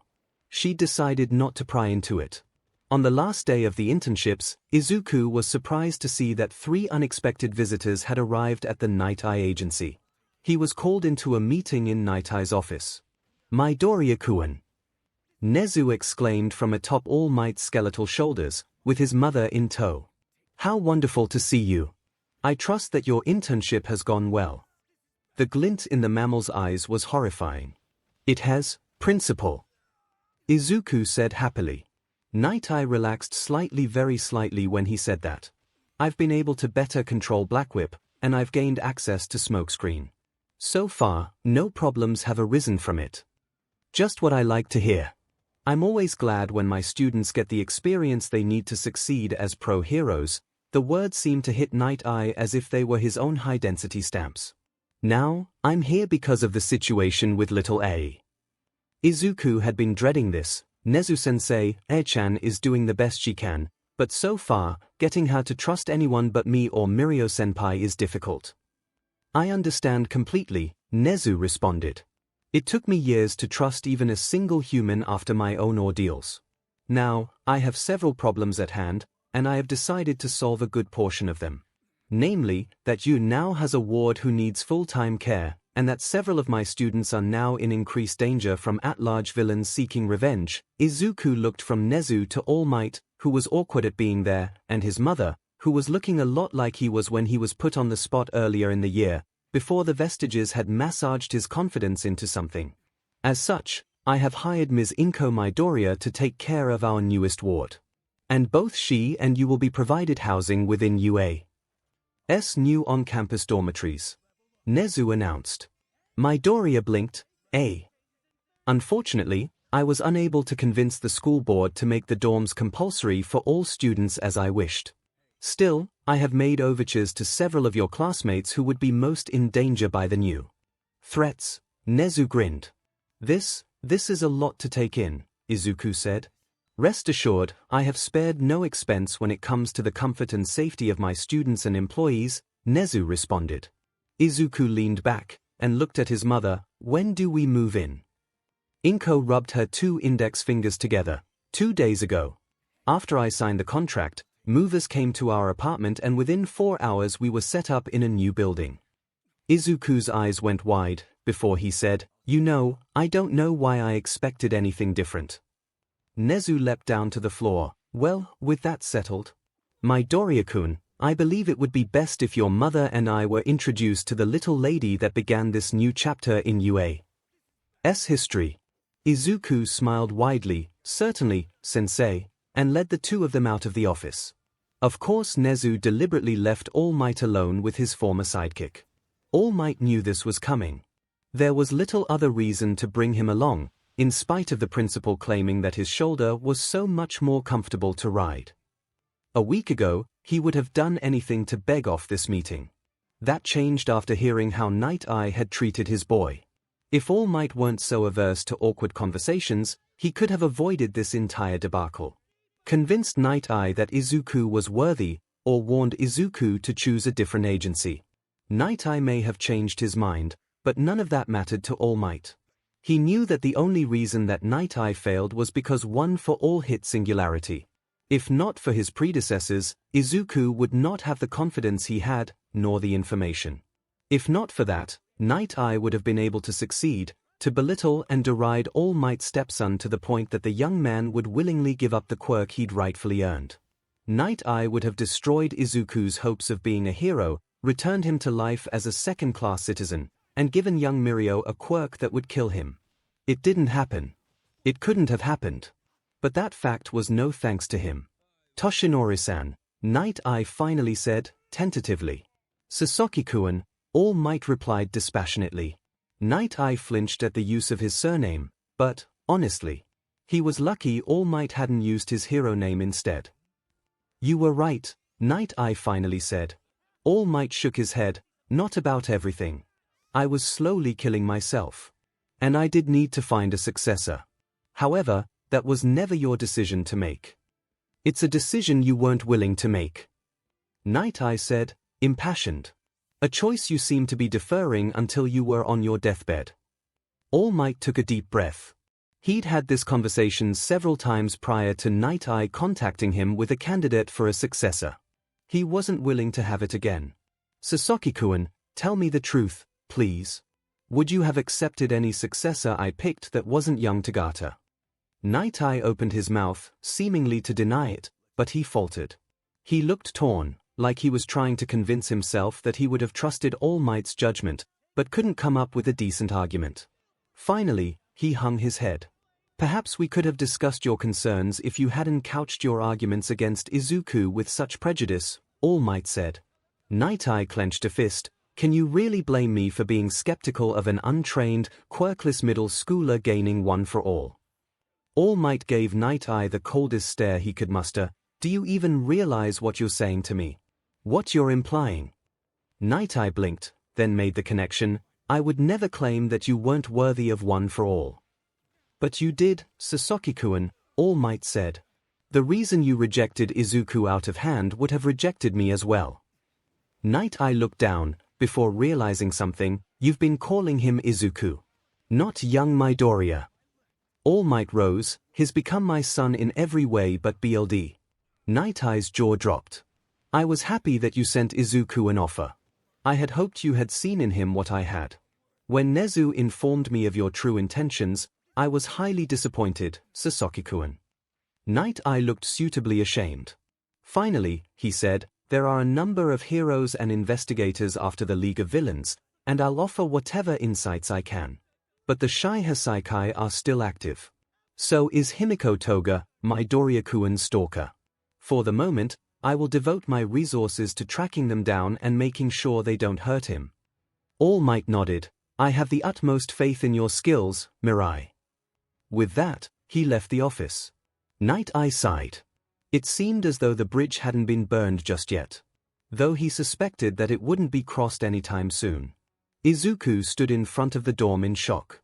It hadn't even been a week and the Heights Alliance dorm complex was already completed. Not to mention it looked gorgeous. Inko stammered beside him, holding Eri's hand while Izuku held the other. How? "That's you," Eraserhead stated, walking towards them. "You'll get used to it. Or you'll have a psychotic episode." Oftentimes, both. At that, Eri broke free from 𝐒𝐭𝐲's hand and hid behind Izuku's leg. Eraserhead looked at the girl, trying to keep his expression neutral. Is that a Midoriya-kun? Izuku nodded. Hey, Eri-chan, remember Aizawa-sensei? The teacher I told you about, who can stop other people's quirks. Eri shakily nodded, which Izuku could feel from the movement against his leg. That's him. Do you want to see it in action? Izuku asked in an excited tone. Another pause, followed by another nod. Wait right here with my mom and I'll show you, Izuku said. Once Eri could look at Izuku, he let loose a few small strands of black whip. He made them wiggle a bit, before Eraserhead stared at him. As the underground hero's eyes glowed red and his hair flew upwards, black whip fizzled out. Eri looked at the exchange with awe and confusion, not to mention quite a bit of fear. 𝐒𝐭 noticed and asked, What's wrong, Eri-chan? Eri trembled slightly as she said, He can't stop him, now. If Overhaul comes back, Eraserhead immediately blinked, letting his hair down as erasure deactivated. Izuku brought back Black Whip and knelt down to Eri. It's okay. Black Whip is back now. He wrapped the tendril around her shoulders, looking a lot like Eraserhead's scarf. Aizawa-sensei only uses his quirk to take down villains or help teach me and my friends. Eri took comfort in the energy around her, and she looked relieved. If Overhaul ever comes back, I won't erase Midoriya-kun's quirk, Eraserhead reassured Eri. I'll erase his quirk. And when he can't use it, my friends and I will arrest him again. Eri looked at Eraserhead wide-eyed. She didn't quite trust it yet, but she had a feeling she'd be safe here. But she couldn't quite feel safe. Not as long as Overhaul was still out there, somewhere. All for One grinned as one of his gambits was coming to fruition. As with any villainous mastermind, All for One had plants within numerous police forces. His services were still in high demand, even now that the world was swimming in powerful quirks. The officer in question was once a boy who had a quirk labeled as villainous. His parents had proposed a trade, giving All for One that quirk in exchange for one fit for the family of police officers. The boy no longer caused horrifying waking nightmares on those he touched. Instead, he now only slept an hour each day. He followed in his father's footsteps, and every so often, he spoke on the phone to the family friend who unlocked the potential of his quirk oh so long ago. It was enough to keep him familiar with the officer. Familiar enough that he could, if he so chose, transported the man or anyone close to him to his location using one of his quirks. And the officer in question was currently guarding Kai Chisaki as he was being transferred to Tartarus. All for One exhaled, hating how the warping quirk interacted with his respiratory system. The helmet, at the very least, kept the coughing to a minimum. He was prepared for this meeting, after all. He had to dress his best to welcome the man to his abode. As the Yakuza boss materialized in front of him, he saw that the young man's restraints were gone. The man was retching, horrified by the awful taste of the slime that brought him there. Ah, young Chisaki, came All for One's mechanically deep voice. A pleasure to meet you. The disgust on Chisaki's face was palpable, more than it was at the foul liquid covering him. The legendary plague rat, the typhoid Mary of the new age. Ah, yes, I'd heard the rumors of your eccentricities, All for One stated. The belief that quirks are a disease, and that you were attempting to find a cure. I have good news for you, then, young man, he smiled beneath his helmet. I am here to relieve you of your own illness. No, I must endure, Chisaki panicked. I must continue my work. You can't. I don't recall asking you for permission, All for One stated. Your concept of a means to erase quirks is admittedly intriguing, but I already possess the ability to deprive someone of a quirk. Allowing you to develop your own method is, unfortunately, a threat that I cannot abide. It's a pity. You could have made an excellent lieutenant if not for your proclivities. Two black rivets, cracked with glowing red lines, emerged from All for One's back, stabbing Chisaki through the wrists. As he cried out in pain, All for One approached him, placing both hands on the younger man's throat.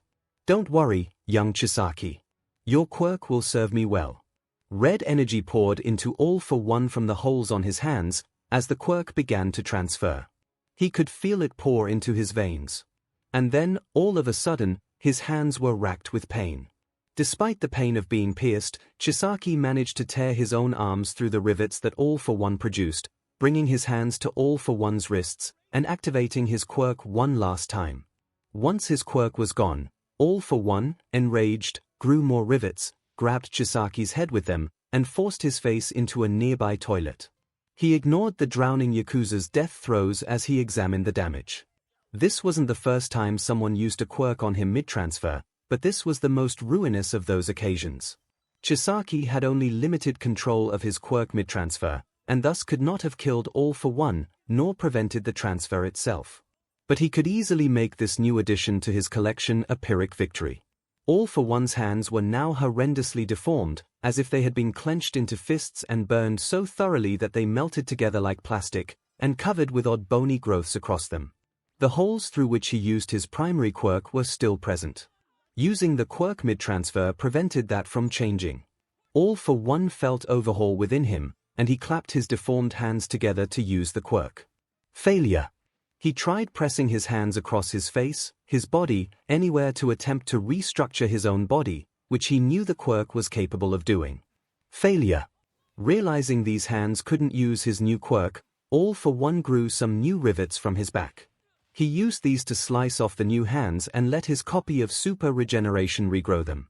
To his horror, the hands grew back in the same deformed state. Growling in frustration, All For One returned to his bed, using the rivets to reconnect himself to his life support. He had quirks that could overcome this new disability. Ultimately, this would be a minor inconvenience. A brief setback. One failed plan out of many. And now, at least overhaul was in his arsenal. Though, with such power over him, could he truly trust anyone with this weapon? Izuku couldn't believe it. The dorm building had a penthouse that now housed him, his mother, and A. It was much larger than his original apartment, but Nezu had seemingly gone to great lengths to make it resemble the only home he ever knew. Heck, it even smelled like their old apartment. His room was likewise the same. A shrine to many heroes but mostly All Might. His newest trophy, Night Eye's apology figure, was placed in honor among his shelves. To boot, the room contained a trapdoor and a ladder to the room directly below it, among the student dorms. Nezu, in his infinite wisdom, decided that while he'd offered Izuku a room as part of 𝐒𝐭𝐲's new contract, he was still entitled to a room as a U.S. student, and thus was provided a room among the student dormitories on the floor below him. Whatever you do, stay on Nezu's good side, Yoichi had advised him. The other Vestiges instantly agreed. Once he was finished unpacking, while his mother was taking care of Eri, Izuku decided to take a look around the dorm to see who might be around. As soon as he opened the door, he noticed a familiar face walking into the door to his right. Oken. Izuku-an. Okiko said in shock. She then slumped down. Yeah, I should have figured this would happen.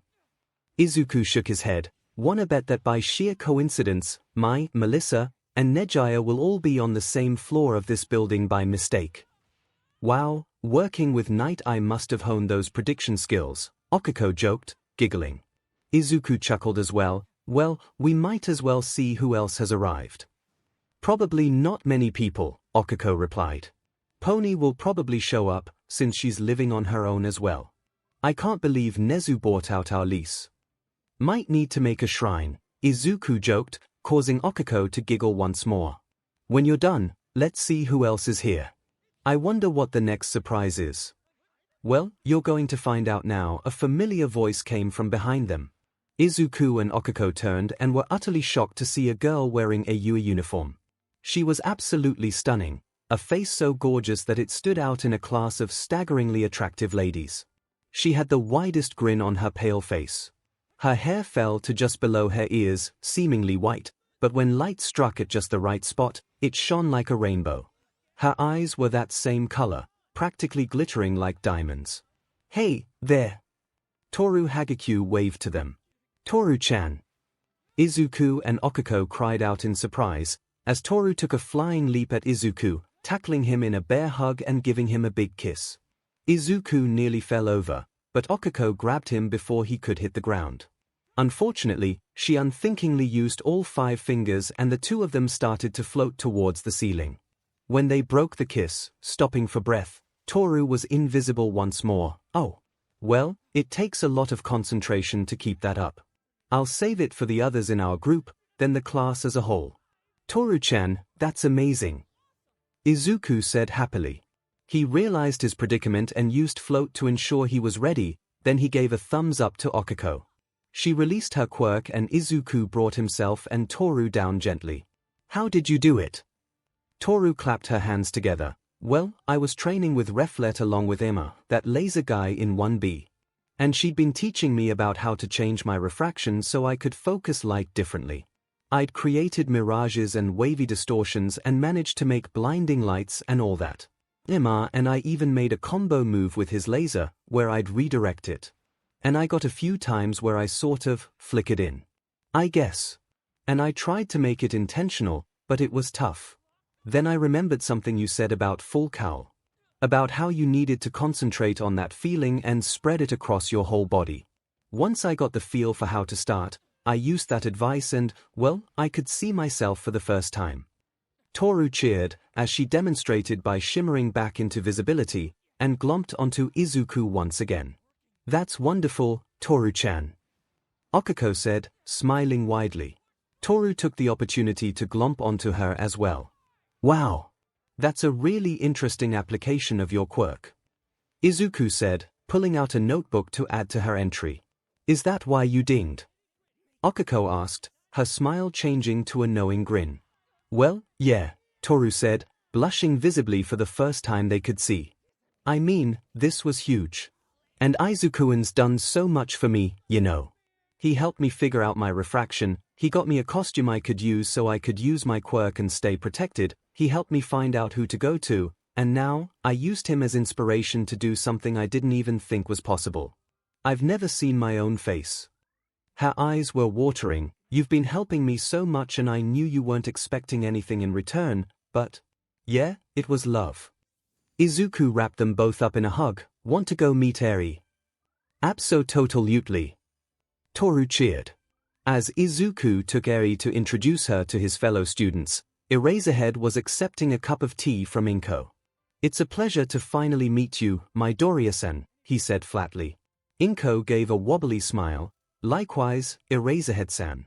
My Izuku speaks very highly of you. You're apparently the best teacher he's ever had. You can call me Aizawa. And given that my boss has jailed a number of his former teachers for abuse and discrimination, you'll have to forgive me if I don't exactly see that as a compliment, Eraserhead said. Inko's smile faded. Well, Aizawa-san, that is true. But he did admire you a great deal, before coming here. You and Sir Night Eye and any other hero who didn't have a combat-oriented quirk. Eraserhead nodded. Of course a child believed to be quirkless would look up to him. That made the boy's initial declaration that he didn't find Eraserhead to be trustworthy hurt even more. Still, he was working on it. I should tell you, then, Midoriya-san, that your son is one of the best students I've ever had in my class, with his intelligence, dedication, and willingness to help his classmates. Even if he came to me completely quirkless, I would have been able to mold him into a good hero. As he is now, I have little doubt that he'll become one of the greatest there ever was. Eraserhead took another sip of tea as happy tears streamed down Inko's face. He's also the source of over half of my stress, due to his ridiculous quirk and lack of self-preservation instincts.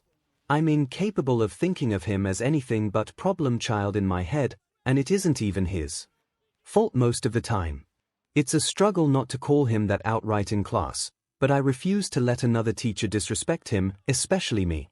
If he doesn't turn me gray by the time he graduates, I'll be highly surprised. Or possibly dead. Inko had giggled through that diatribe, even as she looked conflicted by it. The last line, though, made her gasp. No, you shouldn't say things like that, Aizawa-san. Eraserhead blinked. Right, sorry. Pro-heroes tend to lean towards dark humor amongst themselves. Comes with a dangerous job. Alright, Inko stuttered, remembering that unfortunate fact. Eraserhead looked at her. Is there a problem?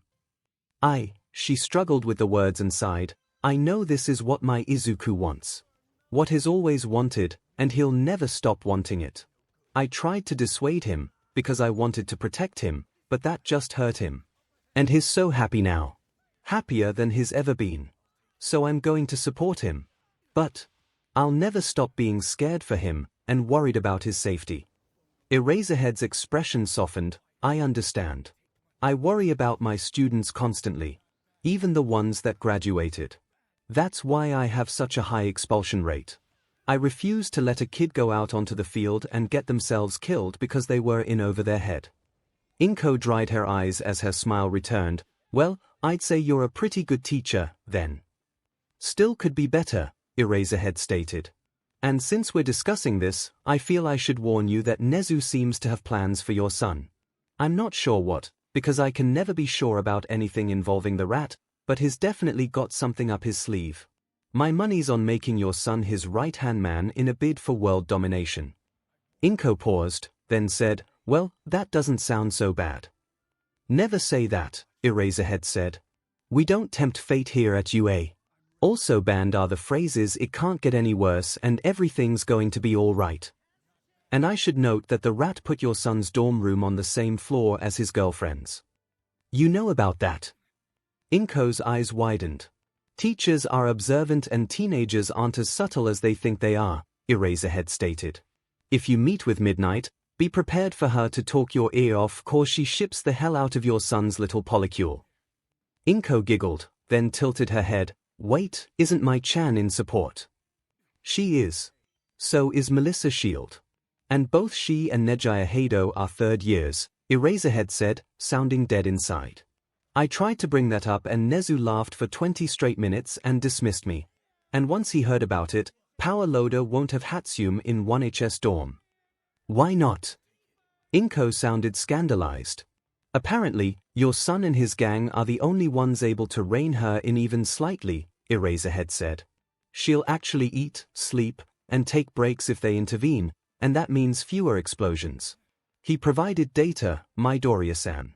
A full presentation with slides and graphs. Eraserhead brought up a tablet and showed 𝐒𝐭 what Power Loader sent him. Wow. That's thorough, 𝐒𝐭 responded. He even took into account possible environmental variables. I could use this to try and give Izuku a care routine for her, though I'd need to. She began to descend into muttering. Eraserhead looked at the shorter woman and suddenly the world made sense. After introducing Toru to A, the young girl had apparently had enough excitement and was napping in her new room. They decided to see who else had arrived on their dorm floor. Come on, senpai, you have to admit this design offers the best protection, and kids love robot suits, came a familiar, enthusiastic voice. Some do, but this is meant to be a comfort item. Besides, you'll be able to upgrade more easily from a simpler item than a complex one, came another voice, stern but patient. This voice was familiar, but it was the first time any of them heard it in person. Melissa! Izuku cried out, rushing over to the room where the discussion was taking place. In it, Mai was sitting over a touchscreen drawing board going over designs, taking input from Melissa Shield. Izuku! Melissa cried out and ran to hug him. It was a little awkward for him, given that she was a head taller than he was. Still, he enjoyed the physical contact. I'd tease, but touch starvation's a beach, N commented simply. True, Izuku thought to the sixth host. He looked up at Melissa and said out loud, it's great to actually see you in the flesh. Same. Melissa said. She looked over to the others, Okiko. She hugged the girl as well, who was equally flustered at the height difference. Hey, Izuku. Mai interrupted, Melissa-senpai was just checking some of my designs for our daughter's honuses. Izuku began to cough as he choked on his own breath. Eri isn't my daughter. She's a ward of you and my mom's in charge of caring for her. If anything, she's my little sister. Fair. We'll let her choose who gets what family title, Mai dismissed. She then looked at Toru, and pet her head in confusion. Wait, when'd we get a crystal girl? Toru laughed. Come on, Mai, I know you're bad with people, but this is ridiculous. Mai blinked. Wait, Toru. Didn't think you could turn off the see-through. Does this mean the suit's unneeded? Oh no. Toru said. It's perfect. The off-SWCH worked amazingly.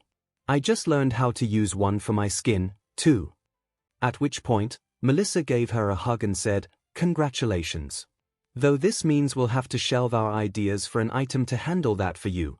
When she broke the hug, Toru was invisible once more. She sighed, "Might want to keep that open. It takes a lot of concentration right now." "Oh?" Mai said, "I had a plan for that." She brought up another set of blueprints on the tablet. Melissa took a look at it, then said, "If you leave that there, you'll have a risk of electrical shocks." Mai ped her head to the side. "Wait, really? DMN it?"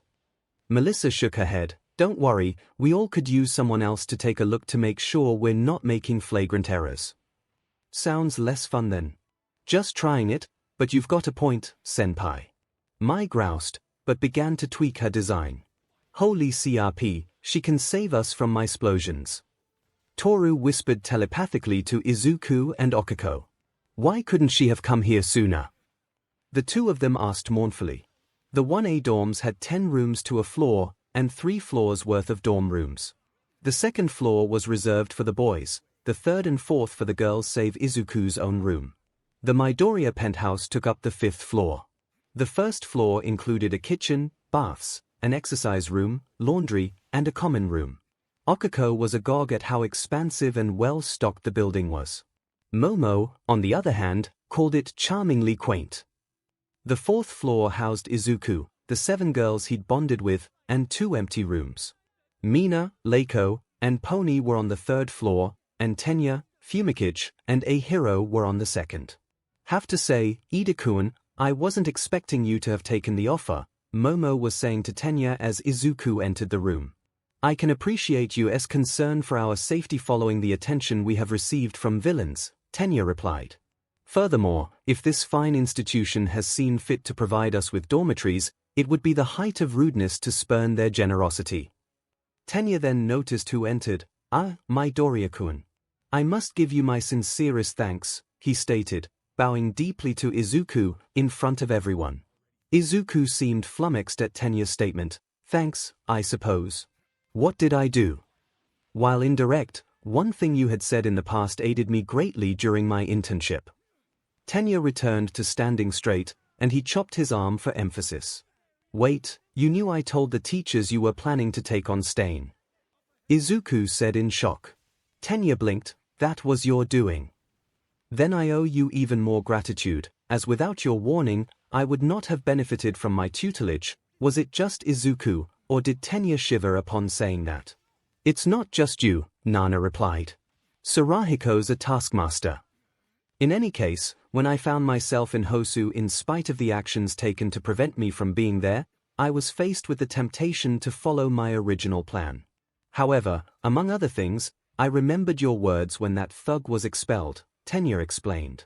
You had stated that, in spite of his prior transgressions against you, you had gained no satisfaction from his punishment, and that the only thing that you felt was glad that he had not hurt anyone else.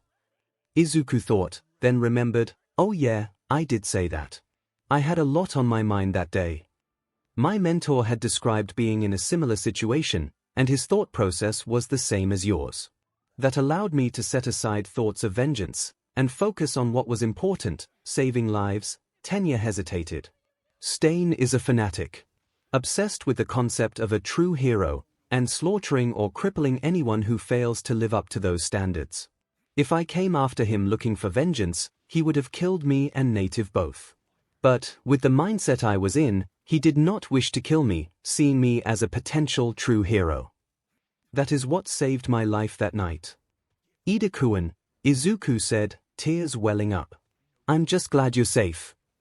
As my class representative, you tasked me to come home, safe and sound," Tenya stated. "I was merely following your instructions." Izuku choked out a laugh at that. Foundational Heroics was an eventful class the next day. At first, the exercise seemed straightforward.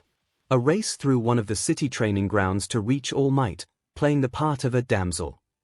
Izuku was flying over the cityscape, scanning over the rooftops and listening for a cry for help, when all of a sudden, danger sense blared from behind him. He flew out of the way before 2 golden beams of energy spiraled towards him. He spun around to see their origin. "Nejaya-senpai!" Izuku called out. "Oh, you caught me. How'd you do that?" Did you hear me coming? The third-year student asked as she zoomed closer and readied another blast, ready to shoot it point blank at him. Izuku barely ducked out of the way of her blast, dropping straight down and feeling the waves tingling above him as they almost hit him. He threw Black Whip at her, which failed to catch her as she flew behind him and shot him in the back with wave motion. Izuku careened off into the distance as 𝐒𝐲𝐻𝐼 took off for Tenya, who was running at top speed and was not expecting a beam of energy to take him off his feet. Izuku managed to slow his descent and prevent himself from face-planting into the side of a building. We have a faux villain. Izuku called out at full volume as he considered his options. The goal was still saving the damsel, with 𝐒𝐲𝐻𝐼 harrying them to prevent their success. Rescue was the first priority, not capturing the villain, unless she posed a threat to the target. He had informed his classmates to the best of his abilities. He didn't have to save them from 𝐒𝐲𝐻𝐼. But amend if he didn't want to. Izuku took off once again. Tenya, 𝐻EHIRO, Mina, and Kinoko all lacked aerial capabilities, so by remaining airborne, Izuku was not only using his best advantage, but was making himself an easier target, giving his classmates options. Sure enough, 𝐒𝐲𝐻𝐼 was back on his heels. Once she was in range, Izuku let out a smokescreen at 15%, then ducked down, flying off. Unfortunately, the distraction only slowed her down, but it was enough time for him to reach All Might. Tenya had reached their teacher first. Apparently, his training had improved his agility, giving the tall boy greater use of his speed. He was blasting his engines as he leapt from wall to wall, and he was cornering a lot better. Izuku followed him shortly in second place. Mina managed to skate her way to third. Kinoko managed to get in fourth, with a battered-looking 𝐻EHIRO taking fifth place. Took you long enough, Kiri, Mina teased. That upperclassman got me, 𝐻EHIRO said, awestruck. She blew me away a few times. It was awesome. Thanks for that, Kinoko said. If you hadn't distracted her, I'd be in serious trouble. Let's save our discussions for the rest of the class, shall we? All Might asked of them as he took off towards the starting area. The students made their way, and when they did, a familiar golden streak landed among them. Everyone, meet Midoriya Izuku, third-year student, and one of US Big Three, All Might introduced. As this year has produced exceptional hero students, we have decided that your foundational heroics lessons could do with additional instructions. As such, young Izuku is going to serve as my teaching assistant when working with 1A. Hi. It's nice to meet Okako-chan and Izuku-chan's classmates. 𝐒𝐲𝐻𝐼 cried out, waving with a huge smile. Wait, what? Setsuna whipped her head around. Spill, you too, how do you know the blue fairy over here? She interns with Ryukyu for her work studies, Okako said, as 𝐒𝐲𝐻𝐼 zoomed over to Mina and started to ask her questions. And both she and I were there to bail Izuku out when he pressed his panic button. Any further conversation was halted when All Might's booming voice rang out. All right, we need to keep the exercise moving. Young Uraraka, young Tokuge, young Asui, young Hagakure, and young Kendo, take your places. Danjit. We'll continue this conversation later, Setsuna promised. And hey, maybe she'll go easier on you since you're already friends. Okako gave off a forced, sardonic laugh to cover up the immense fear at having to face down her senpai. Following the strenuous lesson, the bruised and battered students returned to their locker rooms to change. At which point, Denki cleared his throat to address his male classmates. Fellow men of Class 1A, I have a question for all of you, Denki said grimly. A question that may upset the balance of this class and tear us all apart. But it is a question I must ask, because to let it go unanswered would leave us all adrift. Particularly now that all of Japan knows us. The other 6 boys turned to Denki, confused but intrigued. Which of the lovely ladies in our class would you most want to date? This startled everyone, but not for the reasons Denki may have intended. Tenya was the first to recover.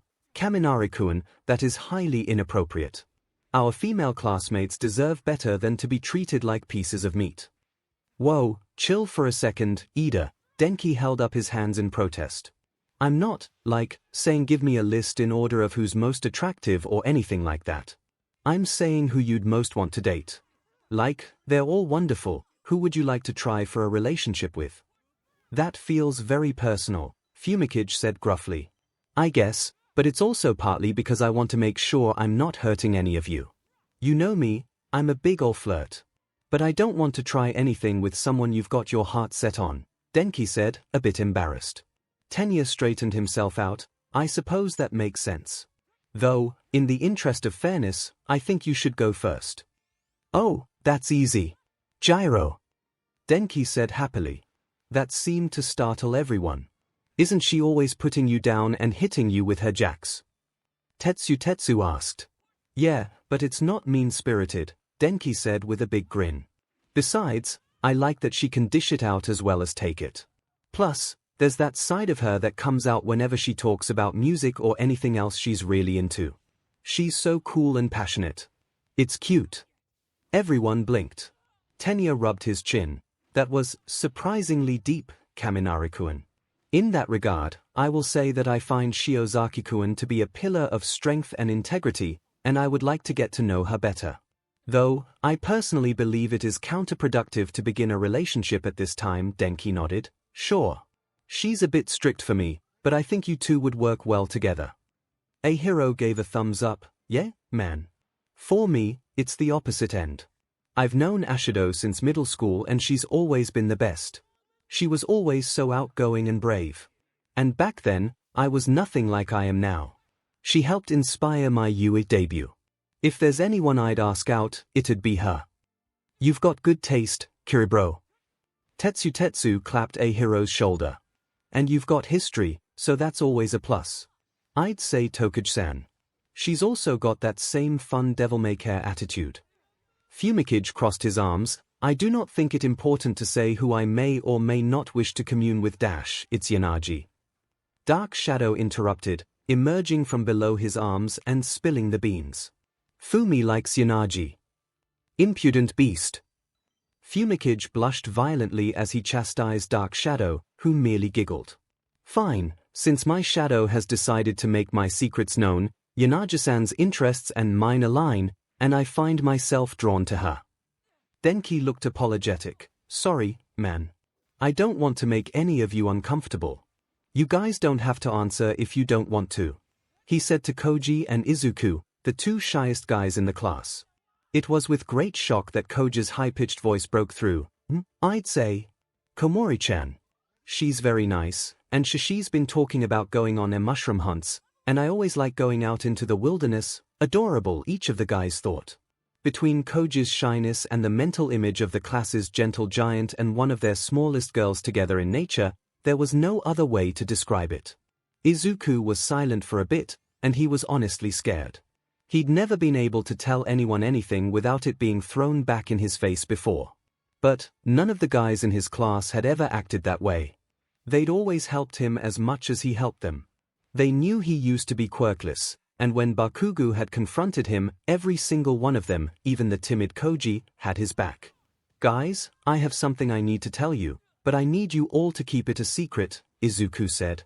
If this is about Uraraka-san, we know, dude, Denki said. I mean, you walked into the classroom calling each other by cutesy nicknames, Tetsu added. Your affection for her shines brightly, like a beacon in the darkness, 𝐒𝐭𝐴𝐲 said. And if you are afraid of rejection, know that her affection for you is equally bright, if not brighter. Honestly, we're all just waiting for the wedding, 𝐒𝐻ERO grinned. And you'd better be asking us to be groomsmen. I'd ask to be best man if that wasn't clearly bro. I believe it is premature to speak of such things right now, Tenya said. Although, if you do choose me, I will perform the duties of best man to the best of my ability. Guys, this is serious, Izuku said sharply. Everyone looked at him, stunned at his tone. Koji began to sign. You don't really need to worry about me talking, but I promise, I'll keep whatever secrets you have. Thanks, Kuda-kun, Izuku smiled. Sorry to act so unmanly, bro, 𝐒𝐻ERO said, head down.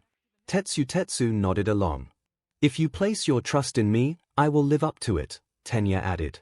I swear upon my soul that I will reveal nothing you tell me in confidence, 𝐒𝐭𝐴𝐲 stated. I didn't mean to make light of it, man, Denki apologized. But, if you're concerned about secrets, we do know about you and Uraraka. Izuku nodded. Yeah, that's the thing, it's not just 𝐭𝐼. Wait, what? Denki said, shocked. No one else spoke, stunned. We're polyamorous. There's a group of us and we. Izuku struggled to find the words. Part of it has to do with my quirk. You know it has a mental aspect to it.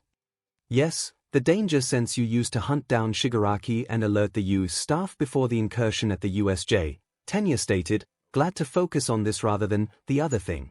Well, that's not the only thing. I can form empathic bonds with a person if there's an interest between us. 𝐭𝐼 was the first.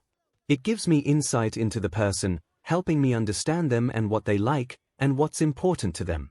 And if the bond grows, there's a point where I can speak to them telepathically, empower them in a certain range, and allow them to move at super speed if they're in danger, Izuku said, making sure his info dump was intelligible. That sunk in for a bit, before it clicked with Tenya, the spa, when she faced that villain. That was how Uraraka-kun moved that fast. That did seem anomalous to me. Izuku nodded. Yeah, the bond leveled up. I wish there was a better term. But anyway, I have 8 slots. Again, not a great term, but it's what I have. Wait, so you're dating 8 girls? Denki said, almost reverently. Well, I can date 8 girls. And the bond works between them, too, so they're also dating each other, Izuku added. And the bond requires consent. The stalker Aizawa-sensei mentioned. She bonded with me for less than a minute. When I learned she was a murderer, the bond severed immediately. So it's not like I'm forcing anyone into it. That does ease my concerns, 𝐒𝐭𝐴𝐲 said. While I understand the involuntary nature of this aspect of your quirk, I would find it unsettling if you were removing agency from your paramour's decision-making process. Indeed, Tenya said, chopping his arm for emphasis. To be honest, I find the idea of such a relationship to be a little unsettling. But, if you are all consenting and happy, I support it wholeheartedly. Hell yeah. A hero said. Love however you want. I mean, I never even thought about having more than one partner, Tetsu added. That could be a lot of fun. So, who are you dating? Denki asked. If that's not prying too much. Our Polycule consists of me, 𝐭𝐼, Yaomomo, Zu-chan, Toru-chan, Mai-chan, Melissa Shield, and, as of the internship, Nejaya-senpai, Izuku stated. Holy 𝐿, Denki said. Language. Tenya interjected. While crude, the sentiment feels appropriate, 𝐒𝐭𝐴𝐲 said. Wait, so is that why there are 2 support students and a third-year student in the 1A dorms? Tenya asked. Yeah, Izuku sighed. I think Nezu's trying to find a way to experiment on us that isn't explicitly illegal, and this is the way he's choosing to do it. Tenya paused. Are we certain he's a hero? I'm certain that I don't want to be on his bad side, Izuku shrugged. That does seem like the most prudent course of action, Tenya acquiesced. As soon as Izuku left the locker room, he noticed a red-faced, extremely guilty-looking Kyoka standing nearby, approaching him, but avoiding direct eye contact. Her jacks had extended and were clacking together nervously. Izuku put 2 and 2 together. You overheard. Kyoka nodded sheepishly. Izuku sighed. Is this a repeat of my match with Todoroki? Why's? Kyoka squeaked out. I'm sorry, I shouldn't have, but Mina and Setsuna insisted, and, well, should have seen this coming, Izuku mumbled. You're angry with me, right? Kyoka asked miserably. You have to be. I basically outed all of you. I knew beforehand, but I never said anything. Izuku thought carefully. I'm a little angry, truth be told. But I do trust you girls the way I do the guys, probably more, given how many of you I'm dating. He tried to joke it off, but it fell flat. If you can't forgive me, I'll understand, Kyoka stated. Honestly, with the dorms in place, it was going to be revealed eventually, Izuku said. And this isn't a terrible way to have it revealed.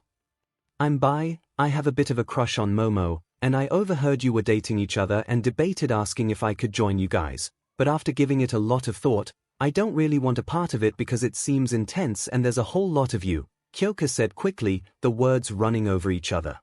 Izuku blinked and tilted his head, his eyes wide. Kyoka put her head in her hands. I was prepared for you to want some blackmail on me as payment and I was psyching myself up for it in my head. Then you had to go and forgive me. Izuku grinned. It's okay. And since apparently, this is a day for sharing, I'm by myself. I prefer girls though, Kyoka snorted. Really? I had no idea. The two of them chuckled as they returned to class. Izuku finished dropping off a collection of forms to the teacher's office before leaving for the day. The entire class was going to be at one's dorms, both to introduce those students who weren't staying there to the facilities, as well as to introduce more people to A. Once Izuku got back. As he walked down the hallways, he heard a voice call out, Izuku-an. The voice was vaguely familiar. He'd heard it before, but didn't ever hear her speak actual words. Yui-chan. I want in, she said. Her expression was as muted as ever, and her voice was equally hard to place. But her attention was intense, and it was focused directly on him. Thump thump thump click.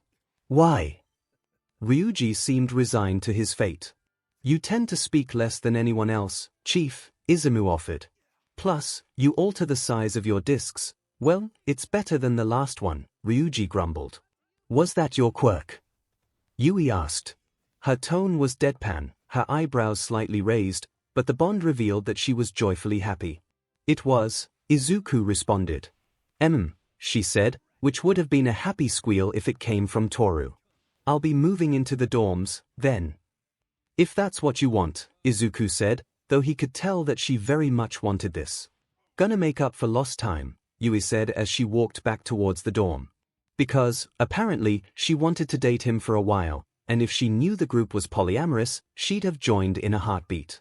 You know, I know that danger sense doesn't work for situations like this, 𝐒𝐭𝐽𝐲 said, but something about her tone makes me really feel like it should.